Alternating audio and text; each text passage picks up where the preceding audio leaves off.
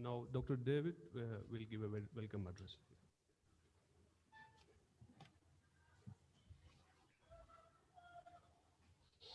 Dear friends and senior entomologists, and I'm very happy that God has blessed me to be with you on this, my 87th year of my birthday.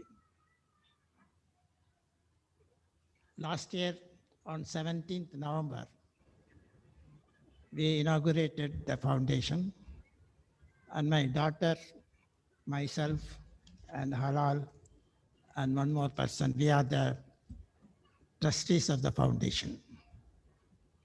And this year, all the entire arrangements have been looked after by my daughter only.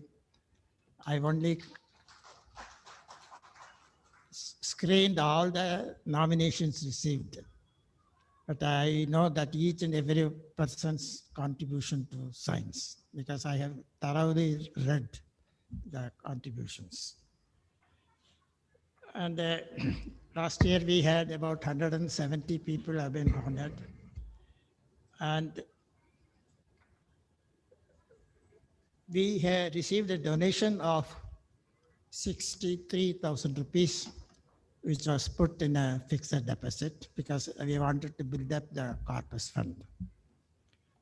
And out of the donations or registration fees received, we made donations to 2 societies, scientific societies. We donated a sum of rupees 55,000 towards creating from the foundation for an endowment with Society for Advancement of National Resins and Gums, Numkum Ranchi, for awarding the Dr. B. Vasantaraj David Foundation Award for outstanding contribution to advancement of research and development of natural resins and gums. So that has been, we have paid the money to them and it has been done.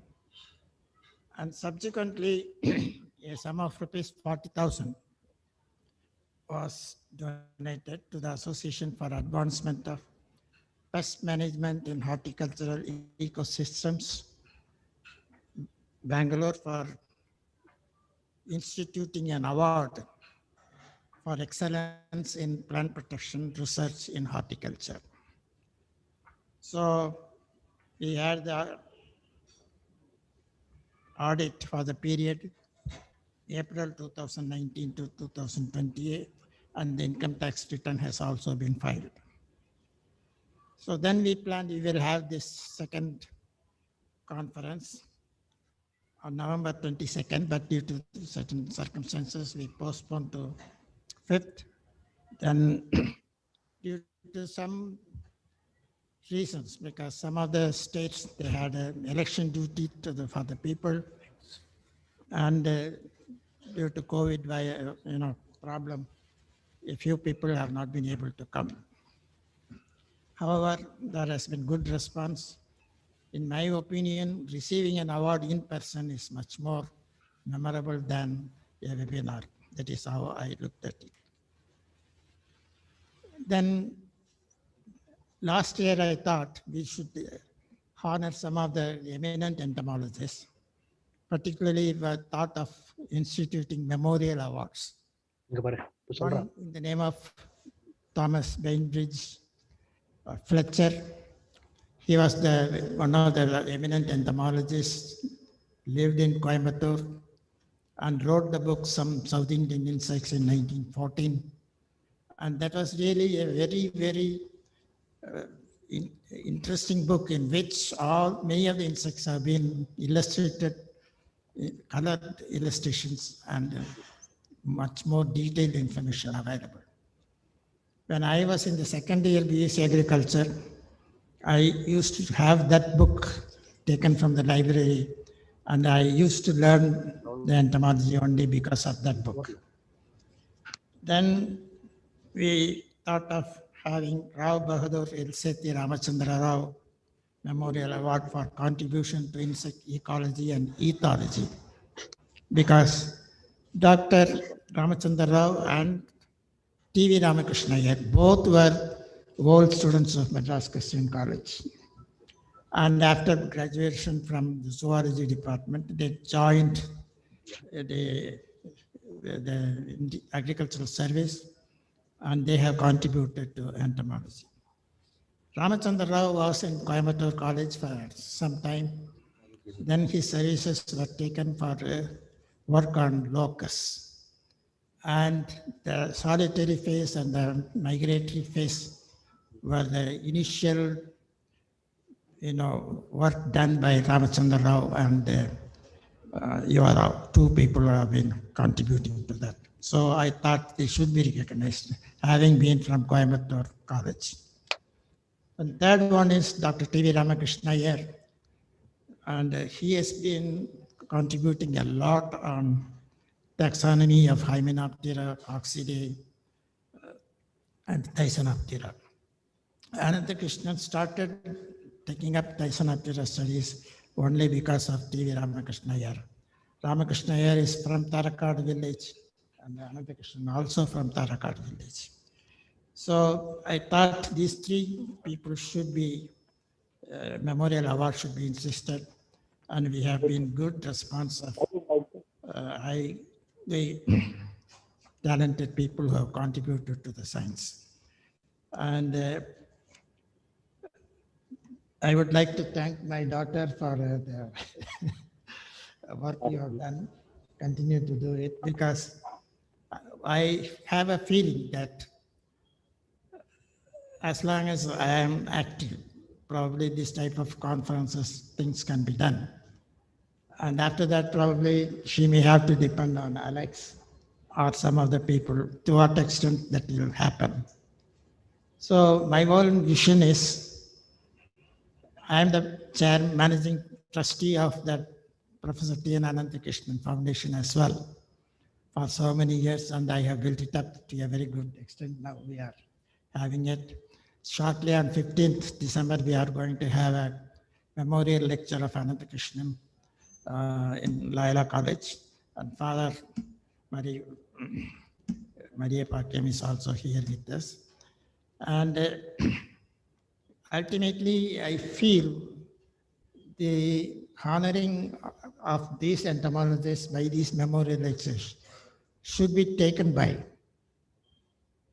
Ananthakrishnan Foundation, because he is the entomologist who was associated with Ramakrishna Iyer and all these people, and he is also honored Ramachandra Rao, because the Bulletin of Entomology, there was a big article on that. So I feel that it should go on to that. Actually, the Entomological Society of India should have done this, but unfortunately, I don't find any type of activities, excepting for some Pradhan Memorial Lecture and all. Even that is not being done regularly.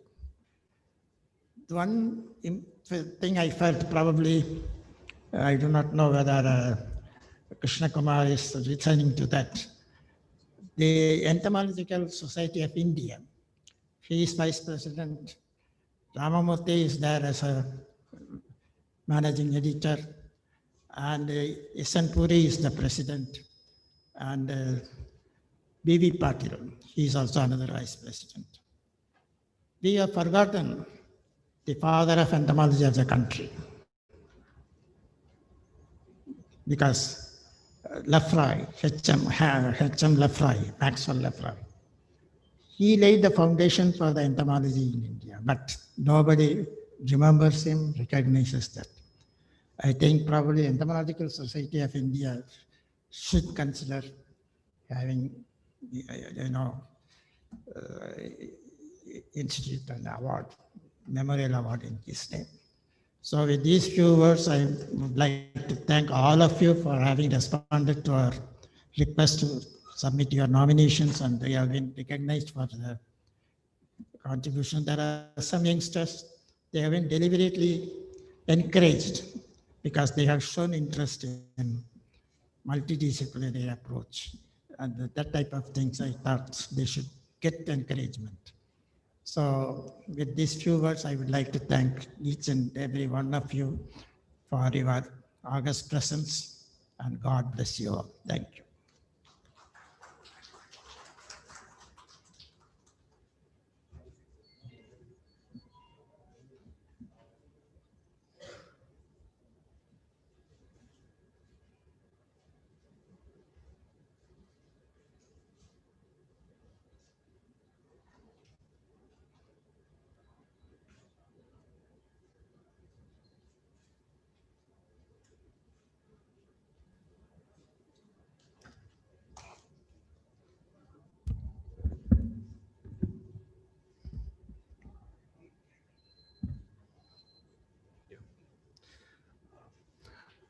Thank you, David, sir, for this insightful and very rare historical experiences and the build-up that was happened in this previous past you have shared with us. Thank you for that. Now I request Dr. R.W. Alexander Jesudasan, sir, for introducing our chief guest of the day. I request Alex, sir.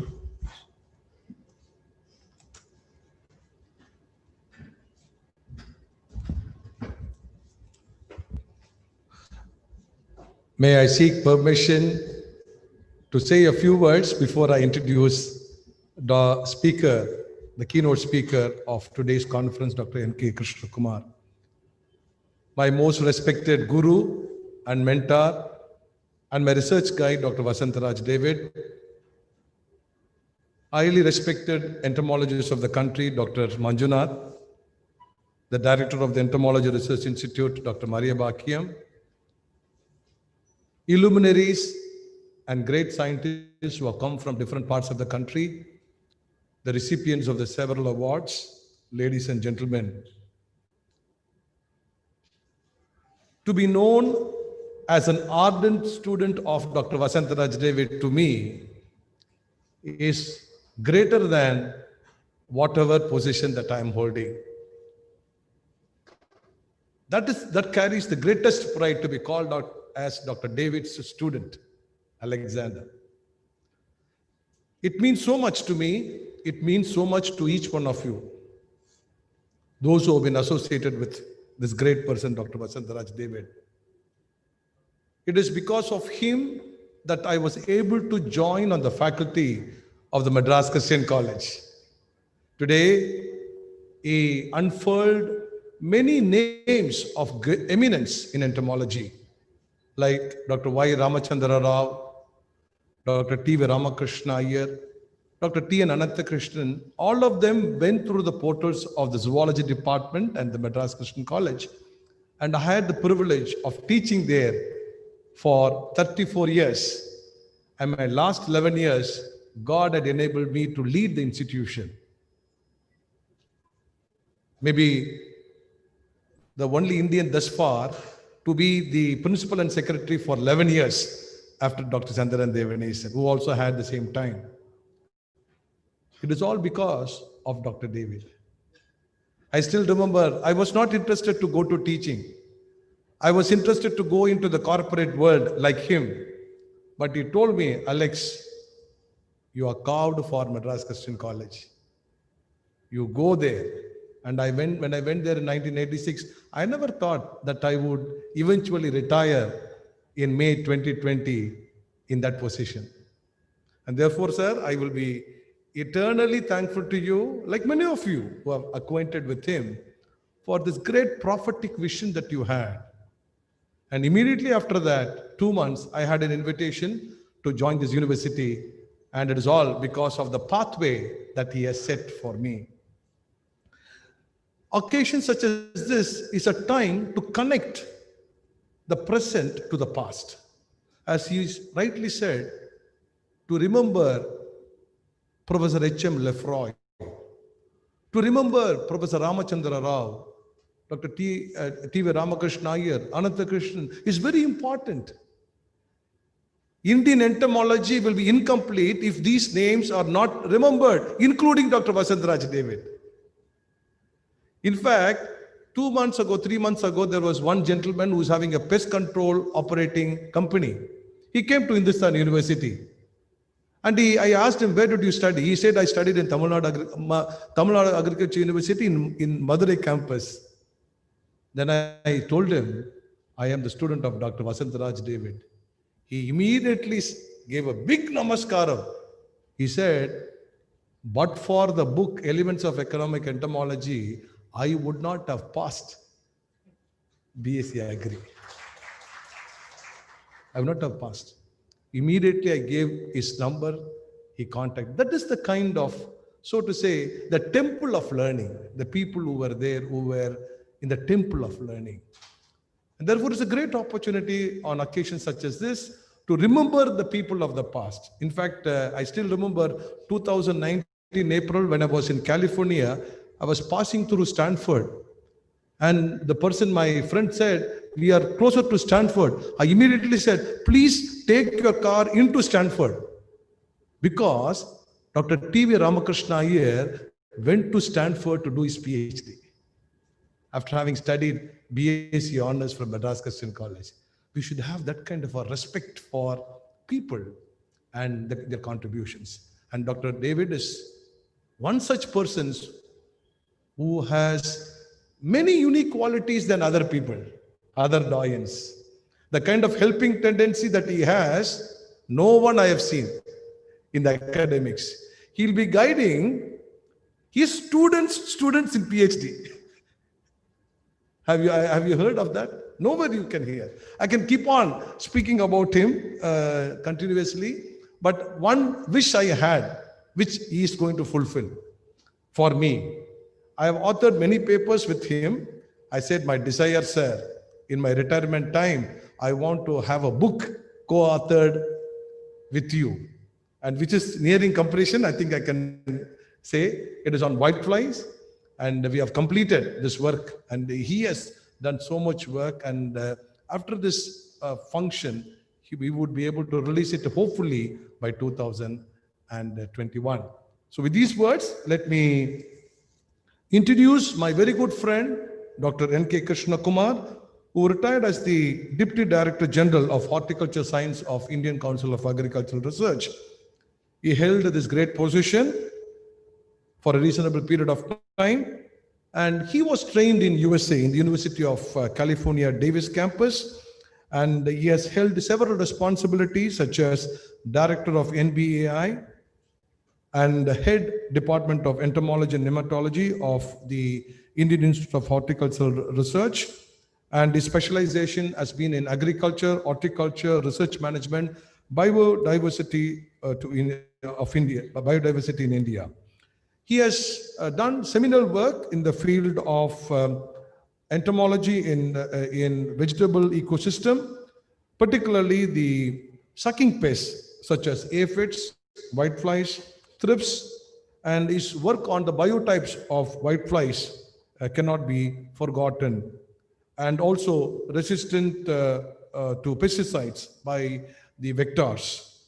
He also has done remarkable work on the leaf miner of the serpentine leaf miner of tomato, and in fact one of my students was associated with that important project. During his time as the Deputy Director General, he organized one of the largest meetings of entomologists in the country in 2011, where a lot of discussions on the frontier areas of research in entomology such as bioinformatics, insecticide resistance management, and many other areas have been brought to light with a specific emphasis on species-specific markers. Dr. Kumar has worked at Biodiversity International for 4 years, from 2016 to 2020. And as was mentioned by Dr. David, he is the present Vice President of the prestigious and very old Entomological Society of India. He has organized many conferences, and he has held several responsibilities. For want of time, I'm not running through all of them. And he has been the recipient of Dr. Prasad Memorial Award, Dr. Rai Chowdhury Memorial Award, and he has been also a very fine motivational speaker. I had the opportunity of inviting him to deliver the convocation address at the Madras Christian College, which he beautifully did. In conclusion, Dr. Kumar has several awards to his credit and also more than 100 research papers, and he has also edited a book on advances in IPM for horticultural crops. With these words, it is my immense pleasure to invite Dr. Krishna Kumar. Due to certain exigencies, he is unable to be here physically, but he'll be now speaking to us on the virtual mode, which is rather not uncommon these days. Because of the pandemic, I think every conference is on the web mode, and therefore we call it as webinar. And I take immense pleasure in extending a hearty welcome on behalf of the BVD Foundation, Dr. David, and all those who are present here. Thank you.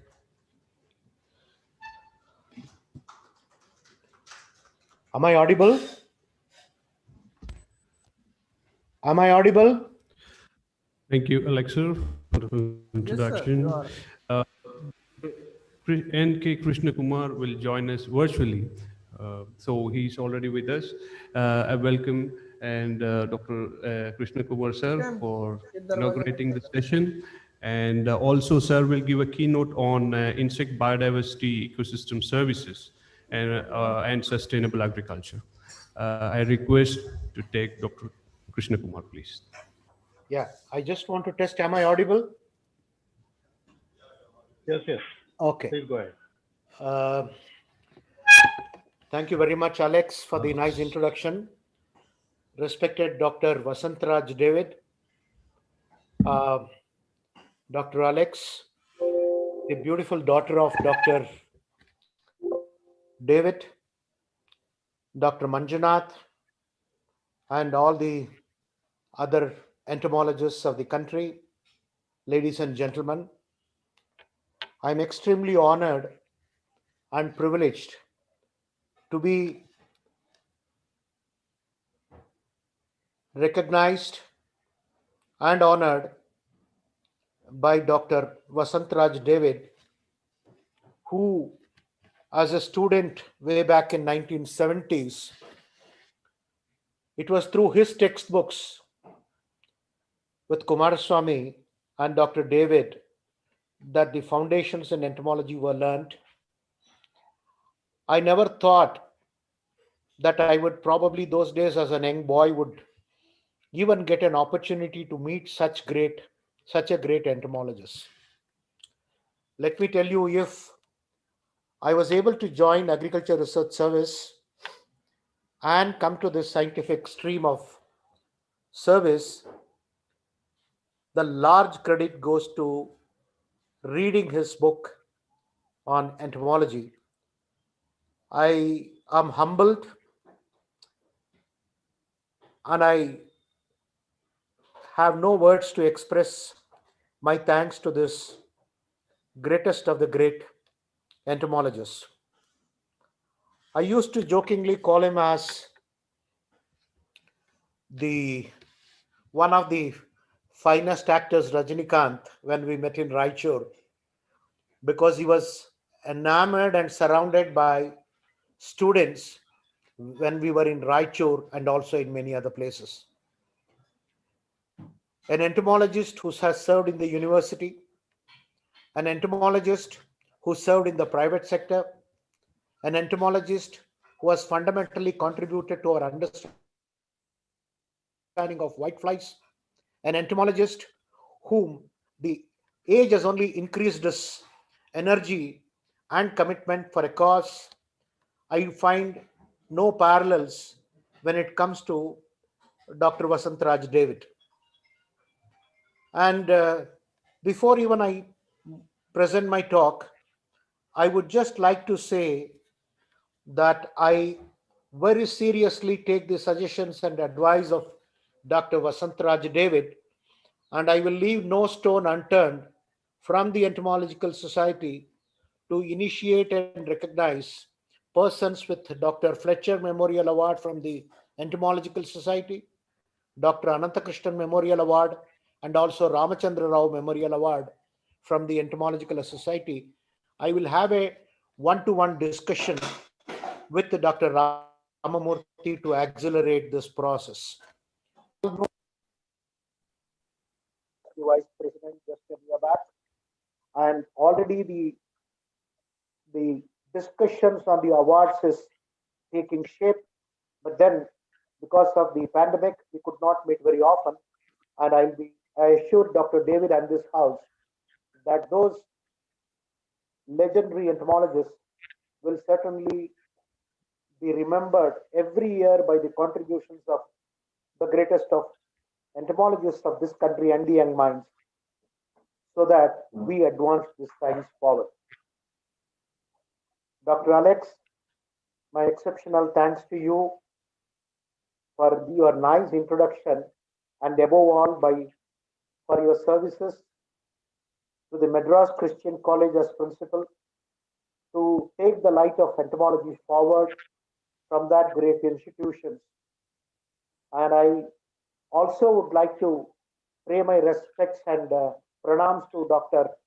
Manjunath, the person who institutionalized biological control by taking a step when others even did not have the courage to take a first step in biological control. Without wasting much time, I would like to share some of my thought processes on agricultural entomology, specifically insect diversity, biodiversity, ecosystem services, and sustainability. I'll just share my screen for the. I am told that the host has disabled the participant from screen sharing, but if they can enable me, I'll be able to share. Otherwise, I'll be speaking extempore. Can you facilitate my sharing?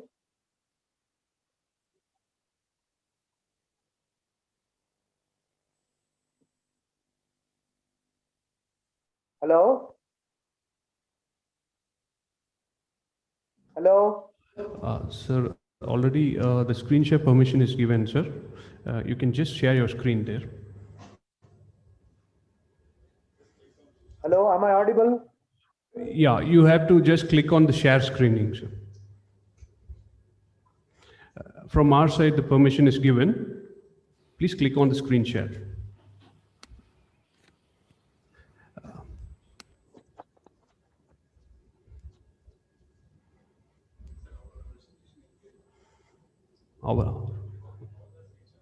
Sir, you have to open the presentation and share the screen, sir. Are we audible, sir? Hello? Am I audible? Sir, you're audible, sir. You're audible, sir. Sir, you are audible. You're audible, sir. You are audible, sir.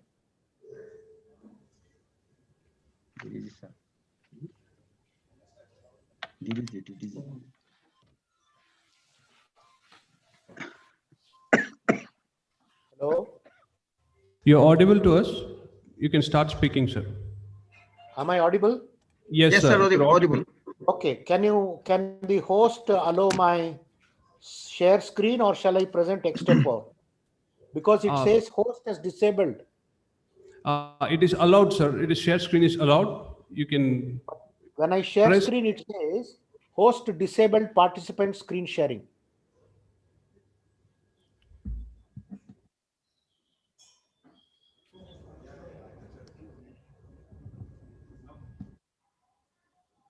So can you try now? Yeah. Okay. Was I audible till now, or was I not audible? You're audible, sir. Yes. You can start presenting, sir. Yeah. So I'll be just briefly telling about the insect diversity, ecosystem services, and sustainability. Okay. Let me just go through. Just 1 second. Hello? Hello? Hello? We can hear you, sir. Please Hello? go ahead. Am I audible? You're audible. Sir. Okay. Because it is. It's audible.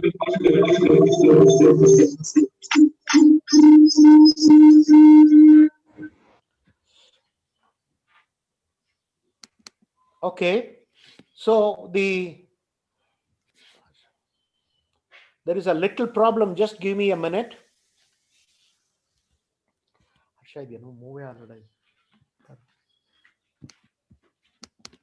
Okay. There is a little problem. But I would start my lecture by saying that I would feel more optimistic about a bright future for man if he spends less time proving that he can outwit nature and more time tasting her sweetness and respecting her seniority.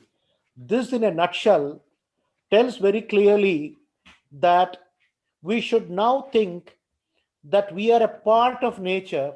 We don't control the nature ourselves, and we should rather appreciate nature and her seniority than by thinking that man can conquer everything and in the process also sow the seeds of his own destruction.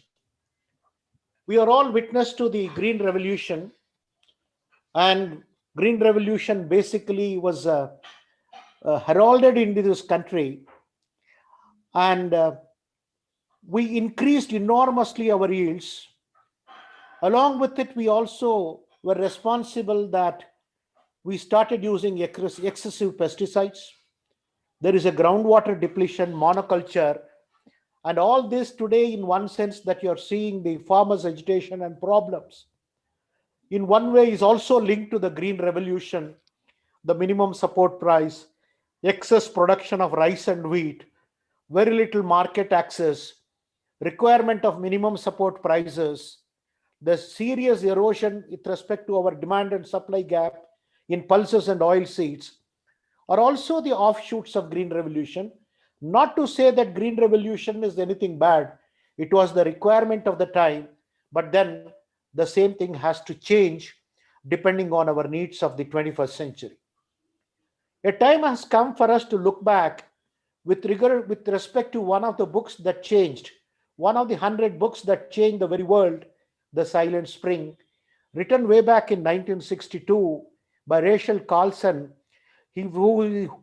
She said, the more clearly we can focus our attention on the wonders and realities of the universe about us, the less taste we shall have for destruction. That means, very clearly understood way back in 1960s, there was a lady who was criticized left and right along with many others that she was unscientific in her approach. But today, when the world talks about environment and ecology, the seeds of this was actually sown by Rachel Carlson in resistance to the misuse, indiscriminate use, and excessive use of pesticides. If you take the world population, we are expecting the world population to increase to around at least by 9 to 10 billions by 2050. The factors of production, that is land, labor, water, and also investment in agriculture, is declining. The climate change is a reality. We are all seeing you are witness to the two super cyclones that blasted in the last immediate past, and also the kind of destruction we are seeing in Karnataka, Maharashtra, Orissa, many other parts of the world. Climate change is a reality.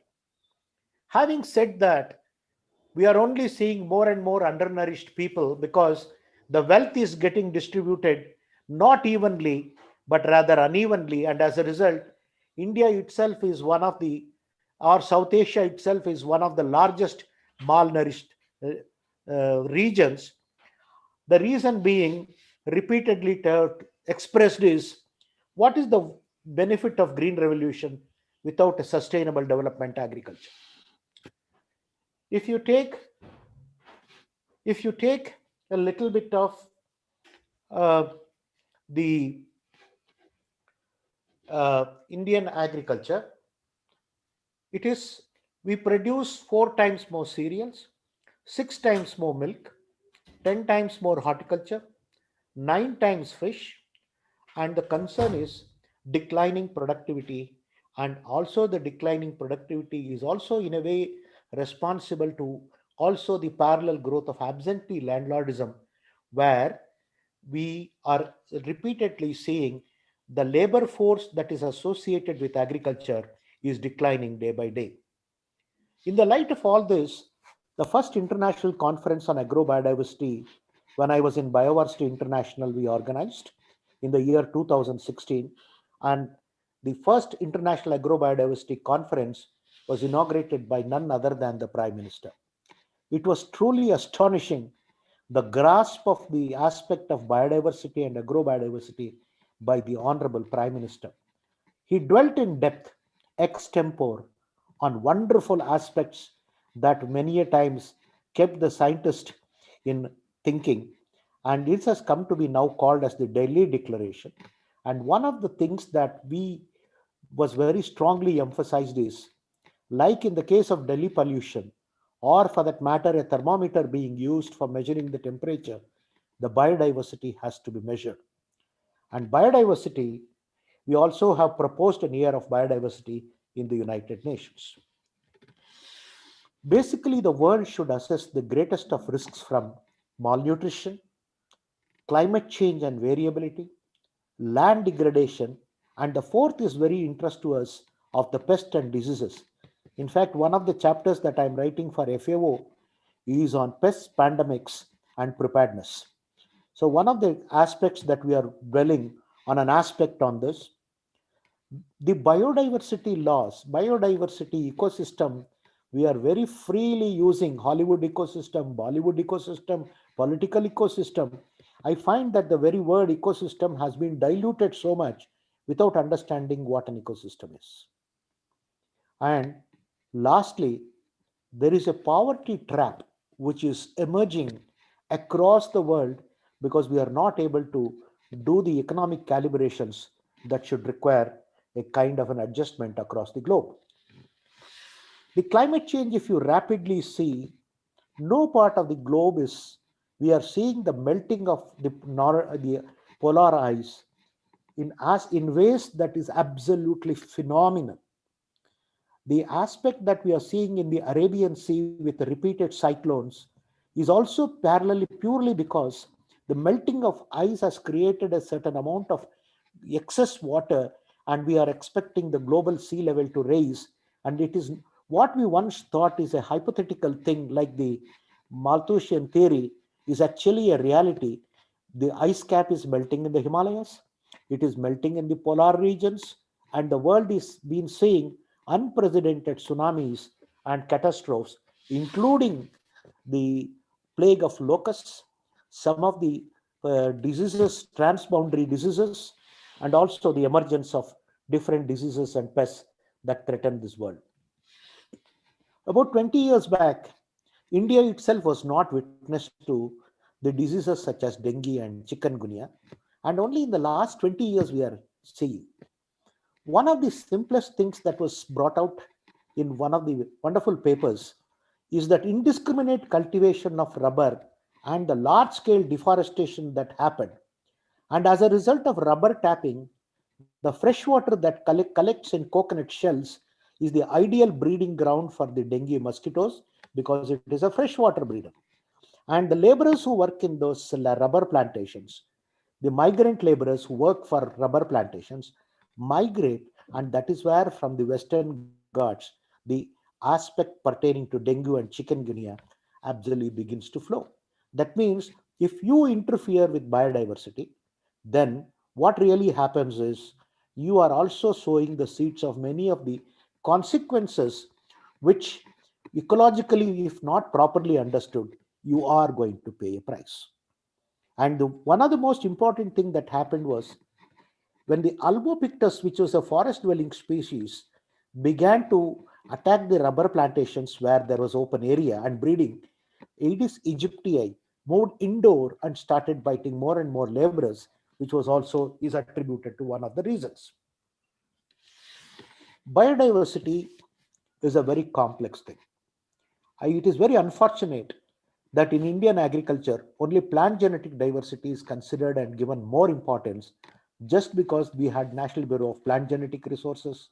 Our National Biodiversity Authority had a series of persons only from NBPGR.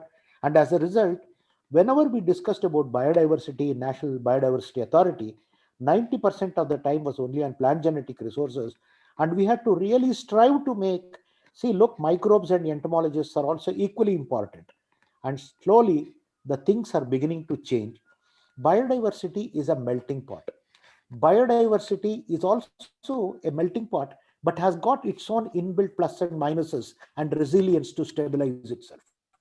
They are also the source of wonderful ecosystems, and they provide raw materials, medicines, they stabilize the climate, they provide pollination services. And the aspect of biodiversity has to be very closely understood even by entomologists, because at this particular point of time, I would like to emphasize that if there are two aspects of entomology which really need attention, one is insect ecology and another one is insect physiology.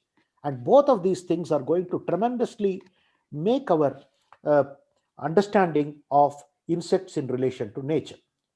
Just imagine if 75% of the animal kingdom is insects, God did not just create them for no purpose. In fact, one of the most famous geneticists, when he was asked, he was not a believer in God, but he was asked a question: what do you think? Why do you think that 75% of the living things are insects? And his answer was, I do not normally believe God, but if he were to exist, he had a tremendous love for the beetles. That means what I am telling is the insect diversity, there is a purpose for which 75% of the animal kingdom is, and also the large part of the nature are arthropods and insects, and the class Hexapoda is probably very much a vital key in our stabilizing of biodiversity and understanding the ecosystem. I will not go into this except telling that the biodiversity itself is the key for many ecosystem services. Changes in biodiversity can affect the ecosystems, and biodiversity itself is the foundation of our food security. Biodiversity bugs pest. Now, biodiversity bugs pest is a very simple term. What it means is the pests which are normally what we considered as serious, if you enrich biodiversity, then they are going to really will be hindrance for the pests becoming a, a, a real. I'm not able to move my slide for some reason.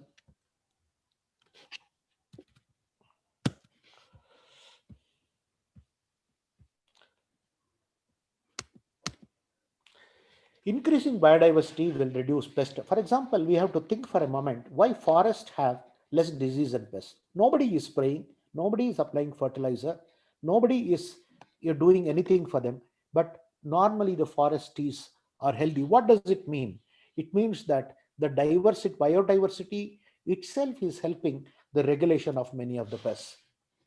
We are all appreciative of the role of biological control. I don't have to go, and some of the best examples of biological control, I don't really would like to go, but I would just like to flag this by saying that we are all witness to, in our generations, to the wonderful biological control of the papaya millibug using the exotic parasitoid Acirophagus papaya. That means when no chemical, no insecticide, no resistance, nothing was available, the answer to the pest problem actually was in the nature itself. I remember still when the truck drivers blocked the highway of Tamil Nadu Agriculture University for the management of this pest, and in a matter of 2 years, similarly with the use of Encarsia, Guadeloupe, and Haitiensis, we were very successfully able to manage the spiraling whitefly. But one of the other aspects, these are biological control is one of the classical examples of the ecosystem services that the nature provides. What is an ecosystem service? Ecosystem service is a service that is provided by nature for which you don't pay anything, like free air, fresh water, and pollination services, biological control. To put it to the common man, if I ask somebody, what is the value of your mother's love? What is the value of a neem tree in a desert? What is the value of a simple glass of water in a desert? I don't think we will be ever able to really attach a value for that. And that kind of a services that we have taken granted, for example, the Delhi pollution, how much is being spent, how many persons are getting diseased, just because we really screwed up with the air quality, is something that we had taken it for granted. Today, everybody is drinking mineral water, and I often ask, what is the value of one water bottle? Usually, the answer comes is 10 rupees or 20 rupees. The ecological value of a mineral water bottle is something to the tune of 1,000 to 2,000 rupees if you address the aspect of plastics, the value, the problem of plastics to ecology, and the absence of natural water, which we have really spoiled. One of the other classical examples of ecosystem services through insects is the pollination. Pollination, it is normally said, is 10 times more valuable than honey. Irrespective of it, we have never been able to quantify the value of pollination because they are extremely necessary for the maintenance of medicinal plants, the future security for our health. They are very essential for so many hundreds and thousands of plants that nature is abundant with, and they would be lost with without the absolute pollination. Unfortunately, the pollination services across the globe is very seriously threatened, and our understanding has been very little. The same thing applies for fruits and vegetables. I don't want to go into too many details. But when it comes to pollination, we are always thinking only about Apis cerana indica, Apis mellifera, and whatever that we can. But one of the most important pollinators which play a vital role is Apis dorsata. Very little work is being done on Apis dorsata, one of the most dominant pollinators, and all the aspects that happen to we are slowly seeing in Apis cerana is also true, whether it is pesticide pollution, whether it is absence of nesting sites, whether it is absence of foraging plants. We have to understand that insects are part of a nature, and nature also is very much composed of insects. Plants cannot exist without bees, and bees cannot exist without plants. And for us to exist, very much plants are essential, and for which pollination is essential. Unfortunately, extreme deforestation and the loss of habitat is driving the Apis dorsata to almost near extinction. I remember there was a tree in GKVK Bangalore which was housing about something like 500 nests or more, and today it is bereft of even a single hive because of the progress of so-called urbanization. In a simple study carried out by one of my colleagues in biodiversity, it is very clearly demonstrated that in Robusta coffee, about one third increase, that means 30 to 33% increase in coffee Robusta can be had if we are able to maintain and conserve Apis dorsata. They prefer a large canopy, large forest, open forest, and unfortunately, if you are not able to manage the landscape and factors that influence them, Apis dorsata colony, you may have the same number of colonies, colony size may reduce, or you may have colonies, but the number of colonies itself may reduce. So one tree, you can imagine how vital it is for coffee production. And they follow a particular calendar. And if this particular calendar is little bit affected due to any aspects of climate change or excessive moisture or excessive precipitation, you are going to pay a price with regard to the pollination services. One of the key things that to understand about the pollination services is also understand about entomologists cannot be just entomologists if you are a pollination ecologist. You have to understand the aspects of tree and amalgamate it in the dimensions of pollination for us to understand this. For example, we analyzed the last about 50 to 75 years of work carried out in different parts of the world, and it was analyzed in biodiversity that in the Western world, the logging, indiscriminate fire, deadwood retention, grazing, natural disturbance, and invasive species were mainly responsible for pollinator decline. But in the last 20 to 30 years, habitat modification, fragmentation, loss and shortage of nesting sites have been some of the main reasons for this. So what I really would like to say, I will just go. In addition to that, the dimension that is coming is the climate change. Global warming, indiscriminate rain, and many other factors contribute to the problems associated with pollination. Other aspects which I would like to say is whenever we talk of silk, we always talk about mulberry silk. But there are other aspects of silk. For example, you can see tassar silkworm, then oak tassar silkworm, muga silk, eri silk. Many of them are dependent on different kinds of plants which exist in nature. There is a wonderful ecology that is operating between these two. Unless we don't address these things, and the primary host plants understands the difference between what happens to the host plants, what happens to the silk, what happens to the quality of silk, how to conserve the diversity of these species, we are going to pay a very heavy price with regard to one of the most precious commodities of this subcontinent, the silkworms. One aspect which probably the entomologists of India and to a large extent the world over have forgotten is the role of insects in the soil health. Soil biodiversity basically consists of soil microarthropods and some of the uh, microorganisms that are associated with it. And when the Prime Minister talks about soil health, it is very unfortunate that we only talk about soil nutrition and health, which is basically a component that comes from soil microbes and arthropods. There is no real research work, and I would request all the entomologists to seriously consider the, the work that has to be initiated on soil biology, soil microarthropods, organic matter conversion, and many of this. Without soil organic carbon of around 1.5%, forget about your productivity and sustainability. And the key to that kind of a soil health lies in the interaction between microorganisms and soil health. And when we talk about soil health, we always say that earthworm is the farmer's friend. But nearly 75% of the soil microarthropods are in the range of zero point 0.1 to zero point 0.8 millimeters. They are extremely microscopic, but doesn't mean that their importance is microscopic. We have totally not really put our efforts in understanding the soil microarthropods in relation to the soil health. For example, the soil microfauna and the macrofauna can very wonderfully determine in association with microorganisms the type of soil health. And soil microarthropod community, they understand. It was just one of the slides which I borrowed from our biodiversity, and this probably I'm willing to share, and they can use these slides for the advancement of this.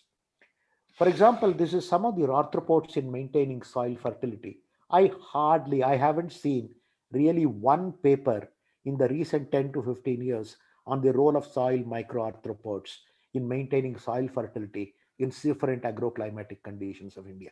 And how are we going to have soil health, the Prime Minister's concept?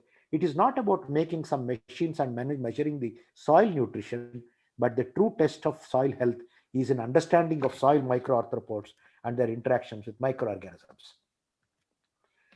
The soil health not only impacts, but it is also really impacts the availability of micronutrients.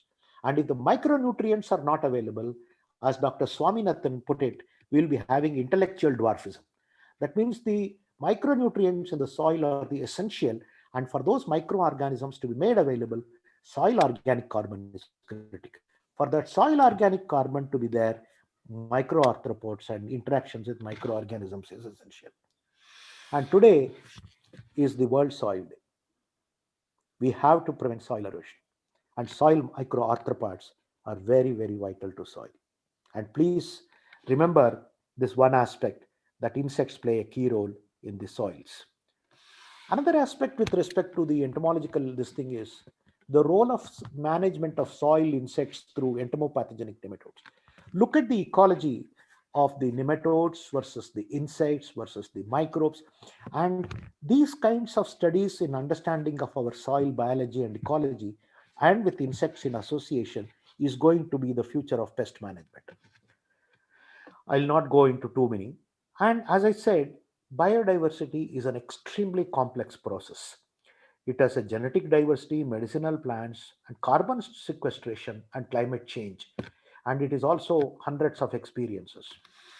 This is one slide which I would like to show with respect to biological control of coccinelles.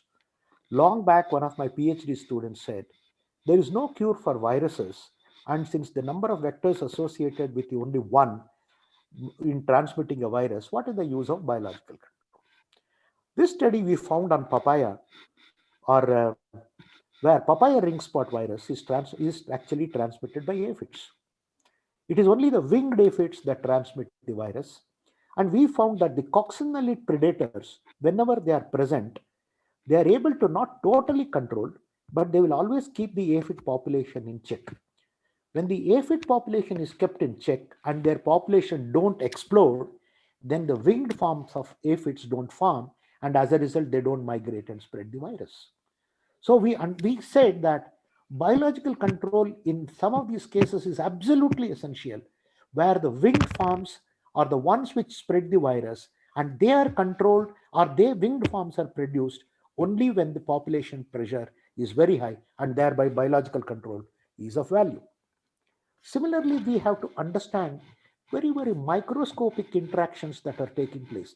For example, in the case of ecology, honeydew is one commodity, whether it comes from leafhopper, whiteflies, millibugs, but there are thousands of species of ants, thousands species of things which excrete honeydew, and the interactions between the insect, the honeydew, the fungus growth, and the parasitoid complex that exists is a wonderful ecology that operates at a microscopic or at a less microscopic level. And these are the things that need to be understood both at the micro level and the macro level if we have to manage the sucking pests, which are many of whom are also vectors and need to be understood. Sorry, I think some of the things. The other aspects which I would like to briefly touch upon in the insect ecology is the invasive pests in horticulture. Whether it is the world has become a global village, there is a tremendous change in the climate, and as a result of the movement of persons and other things, invasive pests can totally destroy the biodiversity. We have seen it with Parthenium, we have seen it with Lantana, we have seen it with a number of other pests which can totally impact the ecosystem. Among all these things, again, one more aspect which entomologists at large and plant entomologists, agricultural entomologists should see is that whitefly is breaking out all barriers and is infecting more and more and more number of viruses into plants which were largely unknown. And what is really happening both at the microscopic level, we saw the Punjab whitefly problem. There was a tremendous incidence of whitefly, very little disease of the whitefly transmitted cotton leaf curl. But there are other times when the whitefly is low and the leaf curl is very high. And we had citrus blackfly, which is also a whitefly group, allurodid, but suddenly it all of a sudden disappeared. There are certain species where Encarsia plays an excellent role, as in the case of spiraling whitefly. When it comes to Bemisia, the same parasitoid is ineffective. Now, these are all some of the things that we need to understand at a microscopic level, and the microecology is important. Same case with thrips. 20 years back, we never had the seriousness of tospovirus, but today the world is paying a very heavy price, much more than the leaf curl virus. The tomato tospovirus transmitted by thrips has become rampant. And what is strange is I would like to show a slide. This is very closely associated with Tamil Nadu. Now I don't mind openly sharing. These were some of the chrysanthemum plants that were imported for one of the gardens of the previous chief minister of Tamil Nadu without proper quarantine, and along with the chrysanthemums came the western flower thrips as well as the new tomato spotted wilt virus. And for reasons which are political and partly others, the chrysanthemum flowers were taken and marketed in Salem and many other places without bothering for western flower thrips, Now Western flower thrips has been introduced, as well as tomato spotted wilt virus, even to Karnataka and Maharashtra and many other places. It is very unfortunate that we don't sometimes lack the political will and the boldness to say this is a problem. The lessons of the COVID is transparency is the key. When you have a new problem, you better say there is a problem instead of brushing everything underneath the carpet. This is the watermelon bud necrosis transmitted by Thrips palmi. You can see that 100% of the plants can be absolutely wiped out. Insect diversity, we don't have enough taxonomists. We don't have many Vasantaraj Davids in the country. We do not have many Ananta Krishnans in the country. Taxonomy has become a challenge, but there is a need for molecular taxonomists or along with traditional systematics to work under one common roof. In fact, one of the meetings that we are proposing from the Entomological Society is traditional and molecular systematics of insects. We would like to bring both of them under one roof so that the benefits and the weakness of one can each one appreciate and together can contribute to more science. For example, only molecular biology could say very clearly that the Thrips palmi population in India is different from the world's population. This was mine and Dr. Ashokan's work. One of the few slides which I would like to say is the floriculture industry is one thing which is tremendously increasing and probably the fastest growing sector in the entire horticulture segment. But in spite, when the floriculture industry expands, what we are bringing is new pests and new diseases and new vectors. You go to citrus greening is a problem. You go to coconut in this thing, coconut lethal wilt is a problem. You go to many other these things, we have phytoplasmas, we don't even have, after Rai Chaudhary, there has been really no progress with regard to phytoplasma, and most of them are transmitted by leafhoppers. Many of the diseases that we have, we don't have the vectors in India, but the disease is there. It is still a lot of investment has to take place, because once it comes, it will wipe out most of the things. Sandalwood, I would just briefly say that everybody thought sandal spike, which is a phytoplasma, absolutely was not a major problem. But what has happened is, with the cultivation of sandalwood coming in an organized way, the new plantations are all infested with sandal spike. And what the saddest part is, one of the recommendations of the sandal spike management is cut the diseased plant. And all the persons, so many Veerappans, they use this law to cut indiscriminately the sandalwood, saying that it is infected by spike and cause the destruction of the sandalwood. Another microscopic interaction is with regard to the aphid, honeydew, and the ant interaction. The sugars that come in each of the insect is different and cannot be bracketed underneath. We clearly saw again in one case that each of the volatiles emitted by different host plants is the key to understanding of the host versus non-host. I'll not go into too many details. I'm coming to just in 1 or 2 minutes, I'll finish. We did some kind of work with regard to the analysis of aquatic system when I was in biodiversity on the Godavari Basin. We took Godavari Basin in Andhra Pradesh very specifically because the Adilabad is a forest ecosystem, Karimnagar is a paddy ecosystem, and the West Godavari is absolutely a fisheries based ecosystem. And we saw the flow of water from one region to another region, both with respect to fish diversity, aquatic diversity, contamination of pesticides, as well as the insect fauna. And what really surprised was that the pesticide was detected at all levels in the Godavari Basin. Even in the Godavari River, which is flowing at a very microscopic level, pesticides were present. And the dissolved oxygen is also gradually decreasing as you approach an industrialized area. And the fish diversity, there has been a decline as compared to the natural vegetation, as compared to some of the intensive vegetation. And there was a significant difference with regard to many of these across the Adilabad to come this, district Karimnagar to the lower downfall. Now, water as a component of an ecosystem, both for insects and others, is very, very important. I will be used for many of the fishes, but fishes again are dependent many a times, whether it is gambusia or many others, the planktons, the insects, and many others are also the source of many of these fishes, and the fish diversity is decreasing. But what one thing that I would like to go very critically from an entomological perspective is carboxyl, propoxur, fozolon, and ethion were detected in many of these populations, in the rivers at large. Carbaryl is a banned pesticide, but still it is able in addition to many of the water samples. We analyzed, I don't want to go into this, but we developed a beautiful modeling system as to whether it is what is the influence of topography, rainfall, land use pattern, soil characters in many of this.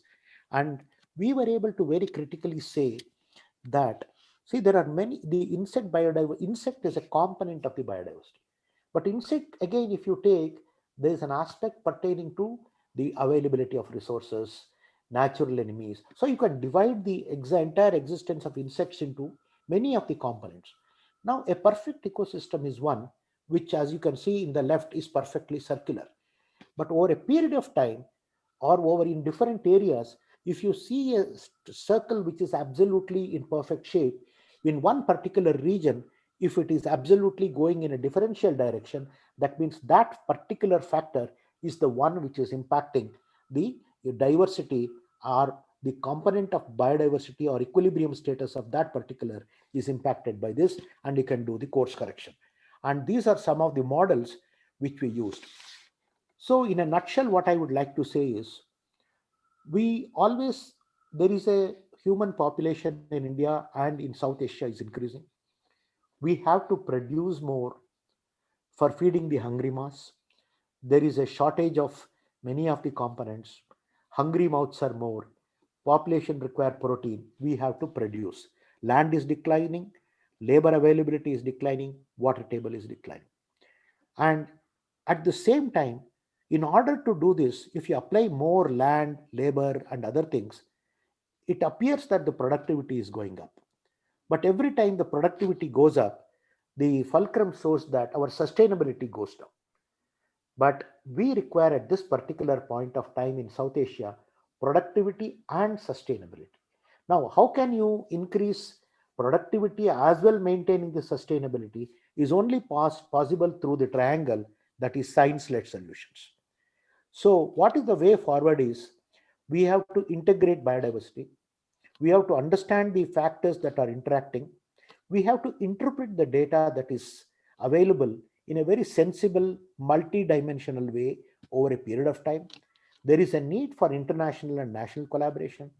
There is a need to understand the indexing, that means measure what is the quantum of columbolens, what is the keystone species, what is the Apis dorsata, what is the availability of a key insect species in case of in water, or what is the availability of a coccinellids. Now, these are all the parameters with which we can understand the insect biodiversity. And we have to inform both in terms of our persons who are basically responsible for economics, ecology, and this will all lead to sustainable development. So with this, I would like to I have shared some of my views with regard to the insect diversity. It's a large subject, insect ecosystem, and the sustainability. Sustainability is not a fancy word, neither ecosystem is a fancy word, nor biodiversity. We have to scientifically understand, appreciate. Just one simple COVID made us to understand the importance of the nature. Persons began to appreciate nature. Persons began to appreciate transparency is the key. Persons began to appreciate that international collaboration is the key. Persons, today everybody talks about RT-PCR, and that is because molecular biology and management of many of these is an essential component. We really understood that virtual is as beautiful, as successful as simply commuting from one place to another. We have understood the policy aspects are more critical. Mr. Trump lost purely because of policy paralysis or wrong policies, whereas many other countries like the New Zealand Prime Minister succeeded only because of sound policies. So whether it is agriculture, whether it is ecosystem services or agrobiodiversity or sustainability, we need sound policy strategies advised by scientifically led process. Lastly, it is also important that we communicate what we do. Communication is one of the most important aspects that is also the COVID has taught us. And the lessons from the COVID should also be understood in order to progress the, the ecology, the sustainability, appreciations of biodiversity ecosystem services, and certainly, and entomologists have a very, very key role to play in the future sustainable world. Thank you very much.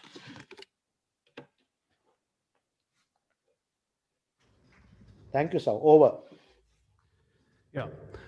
Thank you, sir, for your wonderful presentation. We are honored with your esteemed experience and connecting the dots between different ecosystems. And you have told insects as a major component of the ecosystem.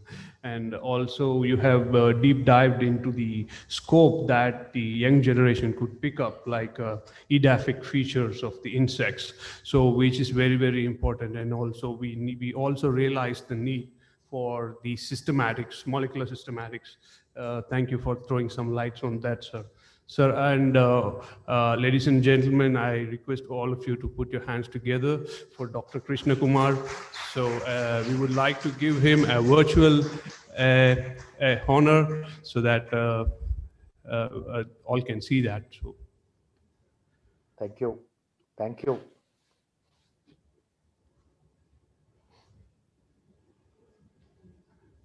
So actually, Dr. David would like to hand over this in person, but due to the situation, we're doing this virtually.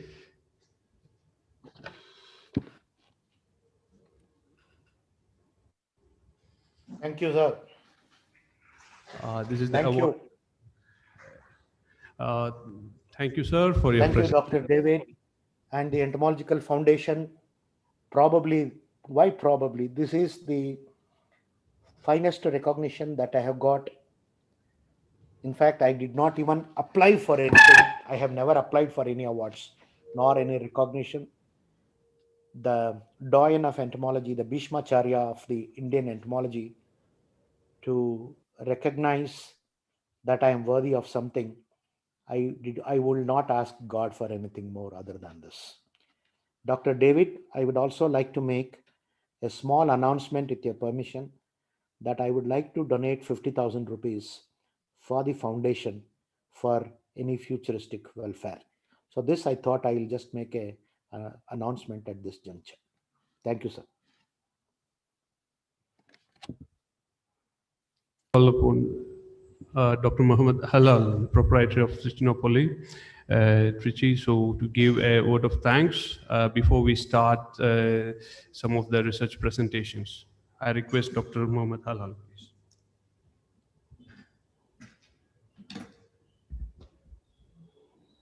Yeah, good morning to all. I'm honored and lucky to have the opportunity to give a vote of thanks on behalf of Dr. B.V. David Foundation. Let me first of all start by giving glory to the Almighty God for making today's occasion resounding and success. First and foremost, I thank our honorable chief guest, Dr. N.K. Krishna Kumar, former Deputy Director General, ICER, New Delhi, for his inaugural presentation. And I also express our great heartful thanks to Dr. Alex Jesdasan, Pro Vice Chancellor, Hindustan Institute of Technology and Science, Chennai, who blessed us with his presence. I would like to thank our distinguished speakers, Dr. Hazarika, Dr. Rakesh Kumar Seth, Dr. Pradeepa, Dr. Silvarajan, Dr. Mailappa, Dr. Y. Shinde, who are going to present the papers today for making this function very interesting and meaningful. I must not forget thankful to GLR Laboratory, Dr. Murugan, and Palamuru Bioscience, Dr. S. Ramamurthy, and Diligence Bioscience Research Foundation, Dr. Prabhu, for their support in providing advertisement for the conference souvenir. I also express my thanks to Ms. Namrata David, Managing Trustee of Dr. BVJ Foundation, for your excellent arrangement and contribution for this conference, successful event. And I want to thank the Executive Council members and friends, Mr. William, Jeevak, and Mr. Vishnu, who contributed to organize this conference until last night. I want to thank the Executive Council member I also would like to thank the Hotel Lee Palace management and conference hall in charge, Mr. Marikani, for providing best facilities and arrangement. And thank Dr. Santakumar, Entomology Unit Head, Recognition Delhi for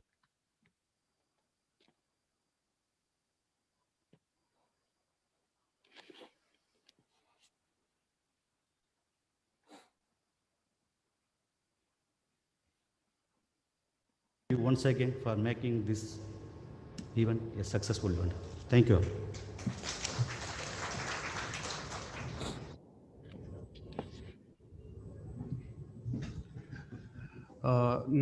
Before we break for the tea, so we have one presentation. We would like to see the presentation of Dr. Rakesh Kumar Seth, one of the esteemed eminent scientists and the professor. He will be delivering his speech on exploring nuclear technology in integrated pest management, a boon for Indian plant protection. I request Dr. Krishna Kumar Seth.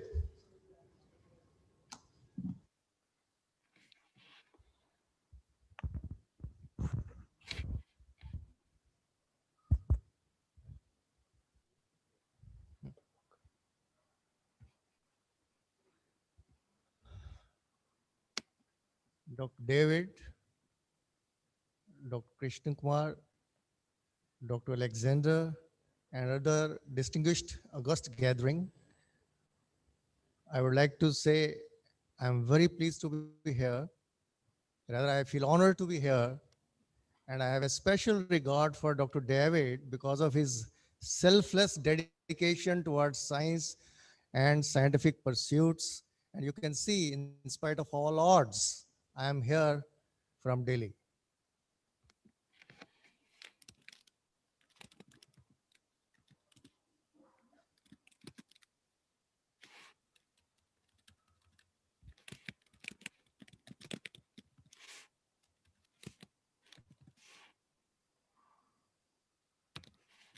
Well, yeah,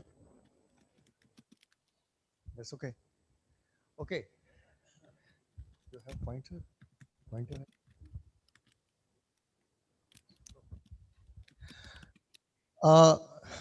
I've been pursuing nuclear technology in pest management for the last 3 decades. It's difficult to, complete the story in 15 minutes, but I'll just like to give you a glimpse of that so that people should know the role of nuclear technology. It has immense role, but we are unable to tap all over the world. But at the same time, people are making a lot of efforts to make it sensibly appreciable and acceptable.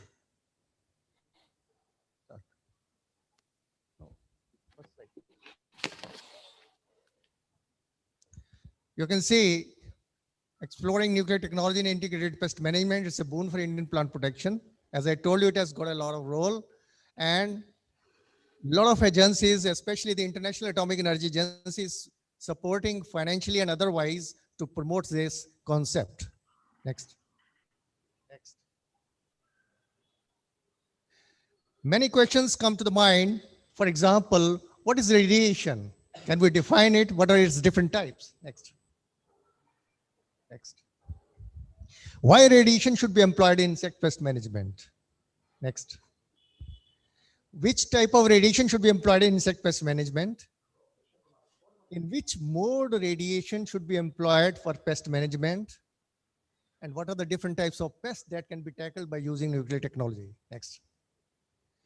Whether there is a national, international acceptance for this concept, that's very, very important, which I could understand only 10, 12 years back when I started popularizing this concept, because that was equally important. I was sitting in my lab, I was sitting in my institution and doing all this collaboration, cooperation, working all these things. But at the same time, people must know it, that this is important and it should be used. It should be used. Nuclear technology is not a standalone technology, but it should be taken as an important component in integrated pest management. We should understand, even in the different institutions, people are not taking a lot of care to even disseminate the information properly. Next. Radiation, we know radiation is energy traveling as a waves of the particles. It has got two types, the ionizing radiation and the non-ionizing. Ionizing radiation has got more energy to ionize the electron from an atom, and it can cause a lot of change in the chemicals. And mostly this energy is coming out from the radioisotopes. Radioisotopes, basically, if you see the chemical property, they have same atomic number, but a different atomic mass, same protons and the different neutrons, and they are unstable. In a property, when they try to become stable, they release energy, and that energy as a radiation, we use it for our purpose. Next. We have more than 3,000 radioisotopes known. They emit alpha, beta, and gamma radiation, but we use gamma radiation because it has got a maximum bioefficacy. Next.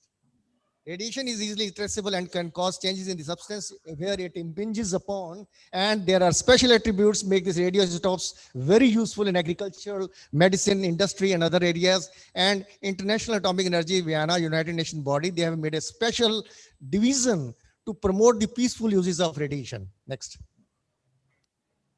As I told you, radiation dose here, because the story is too long, so I want to give you a glimpse. So I'll be tackling only important points here, since I don't have the pointer. Radiation, the dose unit is rad, radiation absorbed dose, rad, and modern unit is gray. 1 gray is equivalent to 100 rads. Next. You see, why radiation should be employed in insect pest management. There's indiscriminate use of the chemical pesticides, which can cause insecticidal resistance, environmental residues, environmental and adverse health effects. All of us, we are tackling this. But how should we tackle? It is not a single strategy. It is a multi-pronged strategy. We need to go for ecologically compatible strategies. We need to go for non-chemical control. We need to go for something like biological, biorational. And what I am trying to do is through a parabiological control where we are using the same species against the same species. Next. The advantages are they are ecologically compatible, parabiological approach, no transgenic involved because there is no ethical clearance required, environmental safe, no radioactivity, no residue. Next. If you see the characteristics of the electromagnetic spectrum, gamma rays, X-rays, UV rays, if you go from top to bottom, the frequency is decreasing. Maximum frequency, minimum wavelength. It means we can have the maximum bioefficacy. The gamma rays, X-rays, and the UV rays, they are ionizing. We can use it in a different way. They are more effective, but other ranges can also be used, which I'll just give you a glimpse. Thank you. Next. Now, in which mode radiation should be employed? We can use the 100% sterilizing dose. We can use the partial sterilizing dose. We can use the lethal dose. We can use the visible radiation. Even this light is good enough. Even this light has got some wavelength which can cause some effect. The only thing we should know how it is to be used. Next, sublethal. And in the last, we can augment the biocontrol agents to augment the biological control strategy. Lastly, the most important domain, most interesting and recent, since the conference was national conference, so we have started this. I didn't want to give the lot of details, but this is a recent and very upcoming domain. This is called radiation hormesis. We use a very low dose, and that can, instead of giving a stress, it can stimulate the system within the living organism, and we are using it for our purpose towards pest management. Next. These are the different domains we can use: insect pest control, pre-harvest pest control, post-harvest pest control, and radiation hormesis. I'll just take few important points regarding each of these domains. Next. If you use the 100% sterilizing dose, that is what the mostly people they are aware of. This is called sterile insect technique. What is this? Next. Use of high energy radiation, that is the nature we use, gamma radiation. Release of fully sterile competitive male insects. Competitiveness is the most important. Radiation is the use for transmitting. See, here we are not using radiation only for sterility. We are using the radiation for inducing the sterility and transfusing the sterility in the wild population by releasing the sterile insects. And target is dipterans, insect pests of the standing crops and the pre-harvest pests. Next. You see, this is basically a genetic method of pest suppression involving mass release of compatible but sterile insects to overwhelm the reproductive capacity. Here, the mating competitiveness is the most important. Next.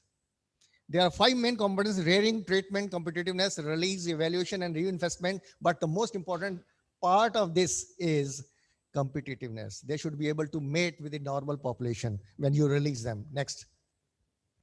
Sterile insects, they are not self-replicating, they are species specific, and we are not introducing any exotic species. Next.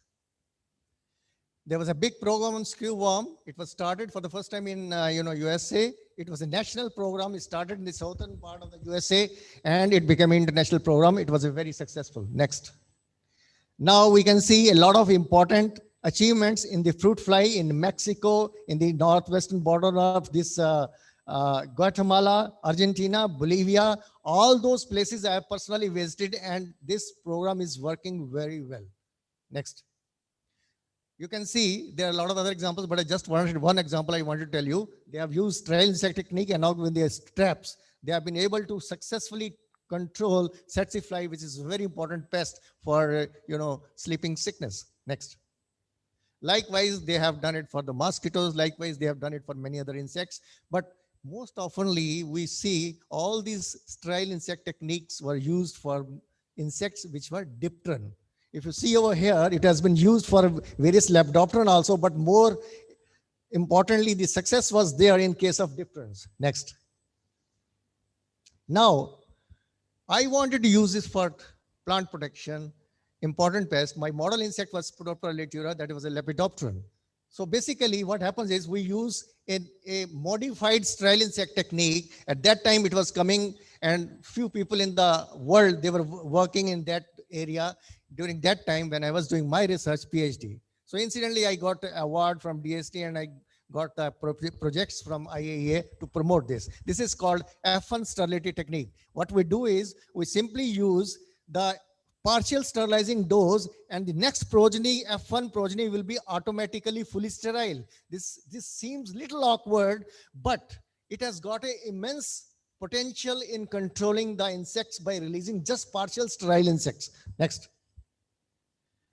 You see, we release, next. Mating competitiveness of the fully sterile moths is drastically reduced. That is the reason we don't use completely sterile insect technique, means complete sterilizing dose. We don't use it in case of lepidopterans. Second, this feasibility, SID feasibility is limited in Lepidoptera because they are highly radio resistant. See, this is a very important aspect, highly radio resistant. They can withstand a very high dose of radiation. The moment we give very high dose of radiation, mating competitiveness gets decreased. The moment mating competitiveness gets decreased, it is very difficult to implement this sterile insect technique for control. So what we did, we reduced the dose to half. We could only produce partially sterile insects. But when they were released into the population, the next progeny was automatically fully sterile. It was amazing. I kept on repeating my results, but it was the same. But there was something coming up at that time. We got project in 92 to 99 from IAEA, International Atomic Energy Agency, and we could prove that the F1 sterility technique is important for having a potential for pest suppression. And my model insect was Spodoptera latura, which is a very important pest in India. Next. You see, in a very short, very briefly, I would like to tell you, mostly all organisms, and in case of insects also, which is the biggest taxon, we have monokinetic chromosomes. When the radiation goes, we get dominant lethal mutation. But there is only one kinetochore. But in case of Lepidopteran, we have holokinetic chromosomes. Kinetochores is diffused. Whenever radiation goes, we don't get dominant lethal mutation. There is no deletion, no nothing. There's a translocation because kinetochore is there. And that shows its effect in the next generation. That was the reason we were getting more sterility, enhanced sterility in the F1 sterility, F1 progeny. We call it a inherited sterility technique or F1 sterility technique. It is a modified SIT, but it is very, very appropriately used and has a good potential in case of lepidopteran pest suppression. Next. This is how we can compare Diptera. In the first generation, we can control them. In Lepidoptera, in the next generation, we can control them. Next. Next. Then we got another project in 2009 to 2015. We tried to establish some, fitness traits to improve this technique. Next. We had a very interestingly, sometimes the nature helps. I had very big project with because they said we wanted to use your technology in agriculture university, provided there should be some partner from the agriculture university. Then fortunately, I came in contact with Professor Patil, B.V. Patil, Vice Chancellor at that time, the then Vice Chancellor of the Raichur University of Agricultural Sciences. And we had a wonderful, result of that. Next. We successfully demonstrated the potential application of the radiogenetic F1 sterility technique in the management of Maruca vittata, which is a pod borer. And we established a phytosanitary radiation as a post-harvest quarantine treatment for the Calasobrucus species in pulses. And next. Interestingly, we got recently in 2020 very interesting two papers which could demonstrate the potential of these techniques in pre-harvest and the post-harvest disinfestation. Next. Then at present, I'm running the on F1 sterility technique from IAEA. This is in continuation my fourth and fifth projects. So we are improving the quality of the mass-reared moths so that they should be released and we could get the important, effective potential. Next. This is the program which is going on in the Canada, South Africa, USA, North Africa, Vietnam, North America. Next. Now, we can use the lethal radiation dose for post-harvest quarantine treatment, and the target is the quarantine insect pest, post-harvest pest, stored grain pest, stored agro-commodity pest. Next. You can see there is a need for such type of treatment because we are having frequent misuse of the pesticides in this. And benefits is the radiation plasma is compatible with the 100% control. It is hazard proof. Insects are not known to develop any radiation resistance. And FAO and IAEA, they have said 0.5 kilo gray is very safe for the treatment of controlling pest, stored grain pest, and 0.6 to 0.7, it is recommended for noxious stored grain, product mites. But if you see on the right side, the 10 kilo gray is safe. People have this notion whether we can use this radiation. See, we have a problem with our mindset. Initially, when electricity came, people were, scared. My father used to tell me, my grandfather used to tell me, oh, electricity. If you put your hand into the, wrong place, you are going to get electricity shock. Here also, if we use it properly, we can use the radiation. Only thing is, we have to use it in a proper way. Everything has got some limitations, some precautions. We have to measure it. And another thing is, tomorrow, even electricity you are going to get out of this nuclear energy. What to talk of anything else? Next. So ionizing radiation is an ideally regulatory tactic, and we can facilitate trade and facilitate the passenger traffic by using this. Next. We had this project again, fourth project from IAEA from 2009 to 2016, wrongly placed. This is 2016. And we could, at that time, there was a big problem in our country regarding the mealybugs. And people said 400 gray should be used as a generic dose. But we did the research, we could find that most of these mealybugs, they are having parthenogenesis. And their next generation, first and star nymph, if you can check the transformation, metamorphosis of that, even that dose can be used as a generic dose, and that is very well acceptable in the community of nuclear scientists. So 200 gray is good enough to use as a generic radiation dose. Now, interestingly, solar radiation. Can anybody think we can use solar radiation for our pest management? Next. We use sunlight and UVA. Along with sunlight, UVA automatically comes. Next. Next. You see, there is a coevolution between plants and insects. Plants have been developing some sort of strategies to develop some sort of compounds which are photosensitizers.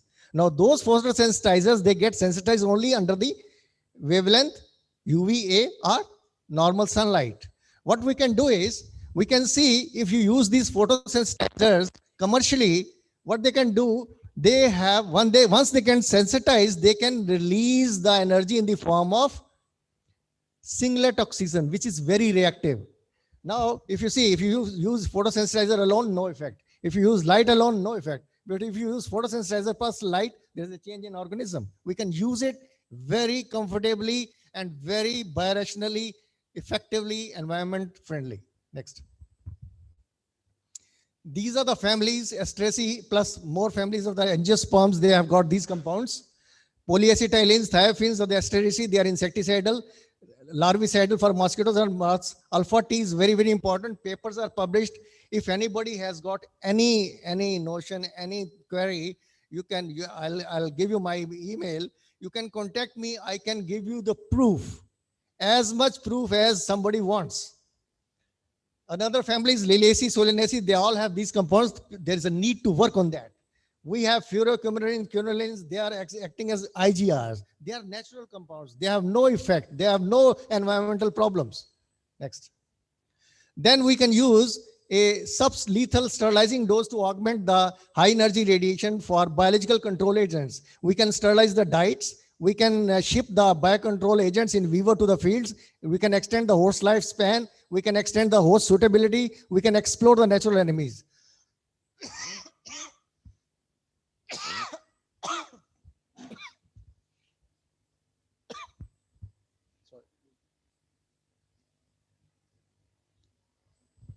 Next.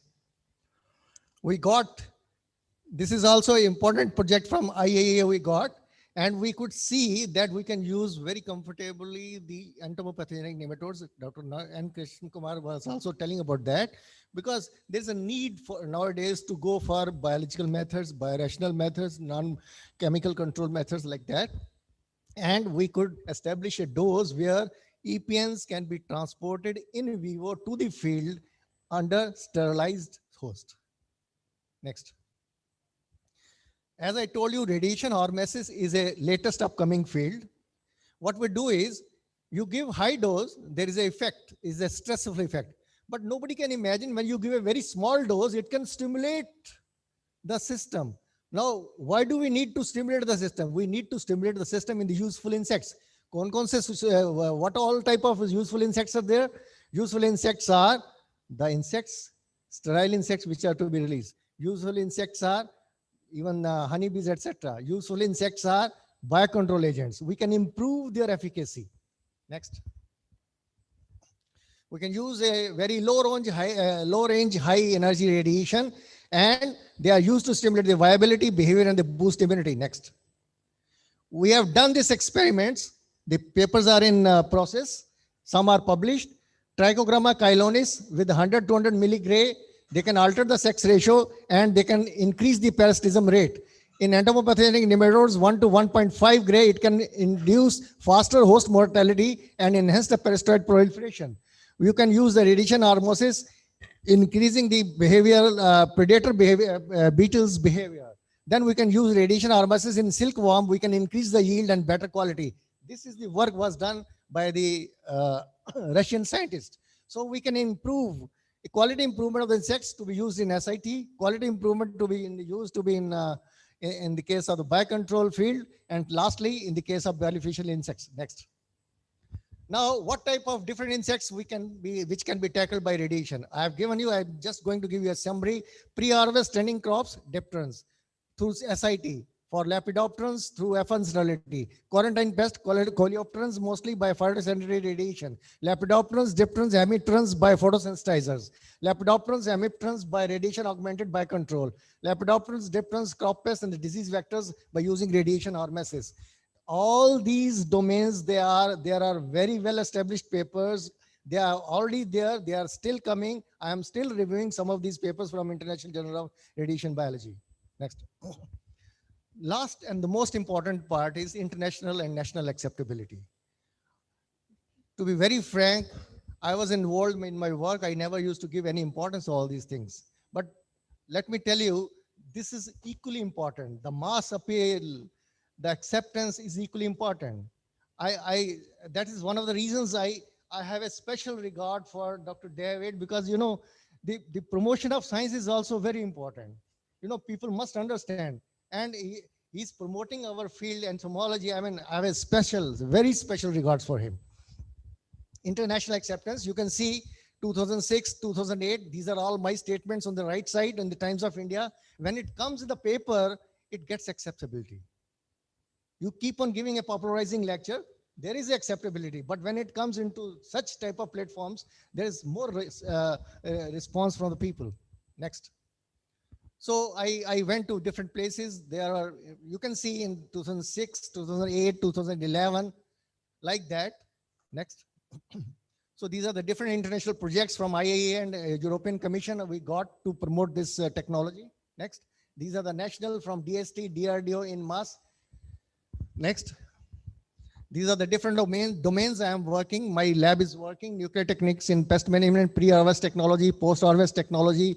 We are working on the mosquitoes. We are using techniques in biological control. We are using radiation entomology. Let me tell you, there is a very interesting role of this applied radiation entomology in biomedical science, because this insect cell line is so radio resistant. We are trying to find out why it is so resistant. Can we use these parameters in treating the cancer patients? This is giving us very good results. I have series of paper published in this. I don't have time to elaborate all that, but if somebody is interested, I can always give that information, because we had a collaboration with the INMAS, Institute of Nuclear Medicine and Life Sciences, and incidentally these things worked out. And insect was a model for them to understand, to compare it with the mammalian radio sensitivity, which is very, very low. So in the last, I would like to acknowledge my university, IAEA, for financial support throughout, and still I am having. And by the time this support is going to end, maybe I'll be getting the superannuation. And INMAS for radiation facility. Then we had collaborations with Bath University, ICJB, INMAS, NRL, NIMR, NCIPM, and Professor Kazui Mita is a very known person in molecular biology from Japan. Thanks for your kind attention. Next. Next. Please use me in mankind. Thank you very much. I again say I feel honored to be here in promoting the science, and a special regard. I need his directions, Professor David's direction, and need his blessings. Thank you. I would like to address any query, if any quick query is there.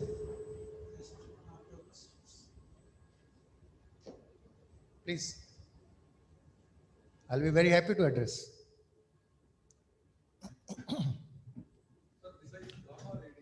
Yeah. Are there any possible candidates? Because all along we've been finding only that being extensively used. Are there any new candidates? Because in science and technology, always there is exploration of new molecules and new candidates. See, the point is, when you use radiation, say for example, if you can remember Professor M.K.K. Pillai's name, he was our teacher in Delhi University. He started using chemosterilization. So they started using some molecules for chemical sterilization. But the unfortunate part is the chemical sterilization, they are the mutagens. When the people started using it in the villages, they used to put it in the wells. And that used to create to the problem. And radiation has got a very important property. Radiation energy, it is given and dissipated, that's all, no residue. The only thing is we have to be careful. But I want to ask, you tell me any one domain where we don't have to be careful. That's a different thing. We don't understand the ultimate, prognosis of that. Thode din baad pata lagta what happened. So it is safe, provided it is used in a safe mode. And that is true for every other thing. It has been done. See, everything has got some limitations. As I told you, this is now we cannot say this is a standalone technology. There is no standalone technology for pest management or noxious management of the insect vectors or important communicable diseases. The only thing is it should be used along with other biorational tactics in such a way that there should be a proper output. Yes. It has been used. There was a project in India also. Yes. But that was in biocontrol agent. Yeah, because what happens is in biocontrol agent, when we use a very low dose radiation, hormetic dose we call it, it use the ratio in towards female, and that is very important for using biocontrol agents. It is under progress. Yes, it is under progress. Because I told you, since the uh, name is recent trends, I thought I will definitely include this radiation hormesis. This is a domain which is coming up in the last couple of years, and it's coming up like anything, whether it is a field of medicine or whether it is a field of pest management. So the only thing is we should know how to use it.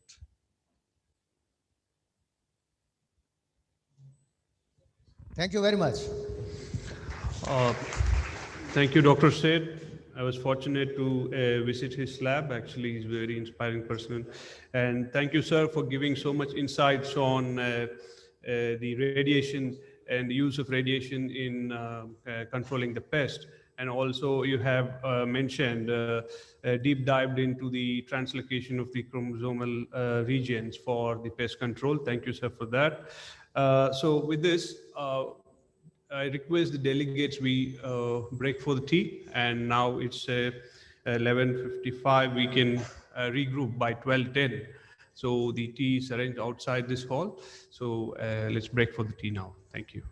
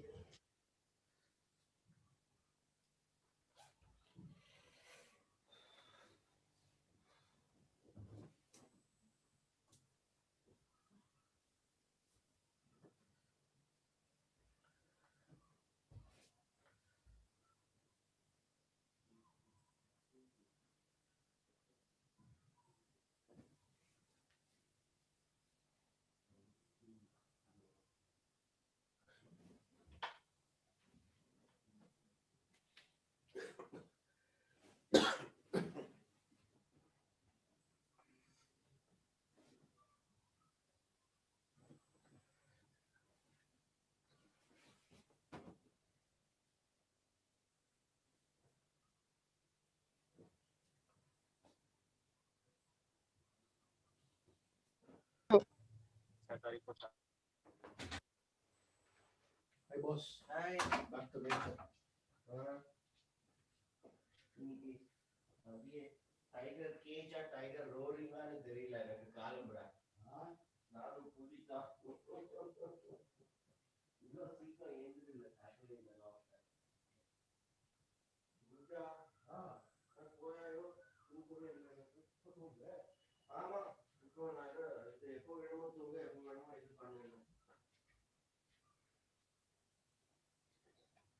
You are saving humanity, man.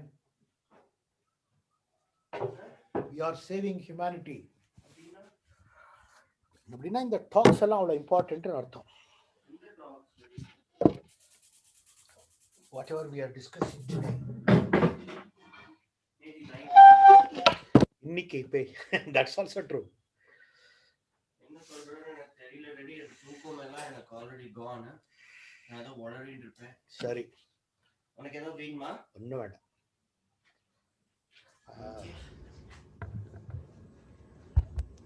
So let's start with the next presenter. Our next presenter is eminent scientist, professor, and Dr. Hazarika. He will be presenting on agriculture extension and present status and the future approaches. So, Dr. Hazarika, please.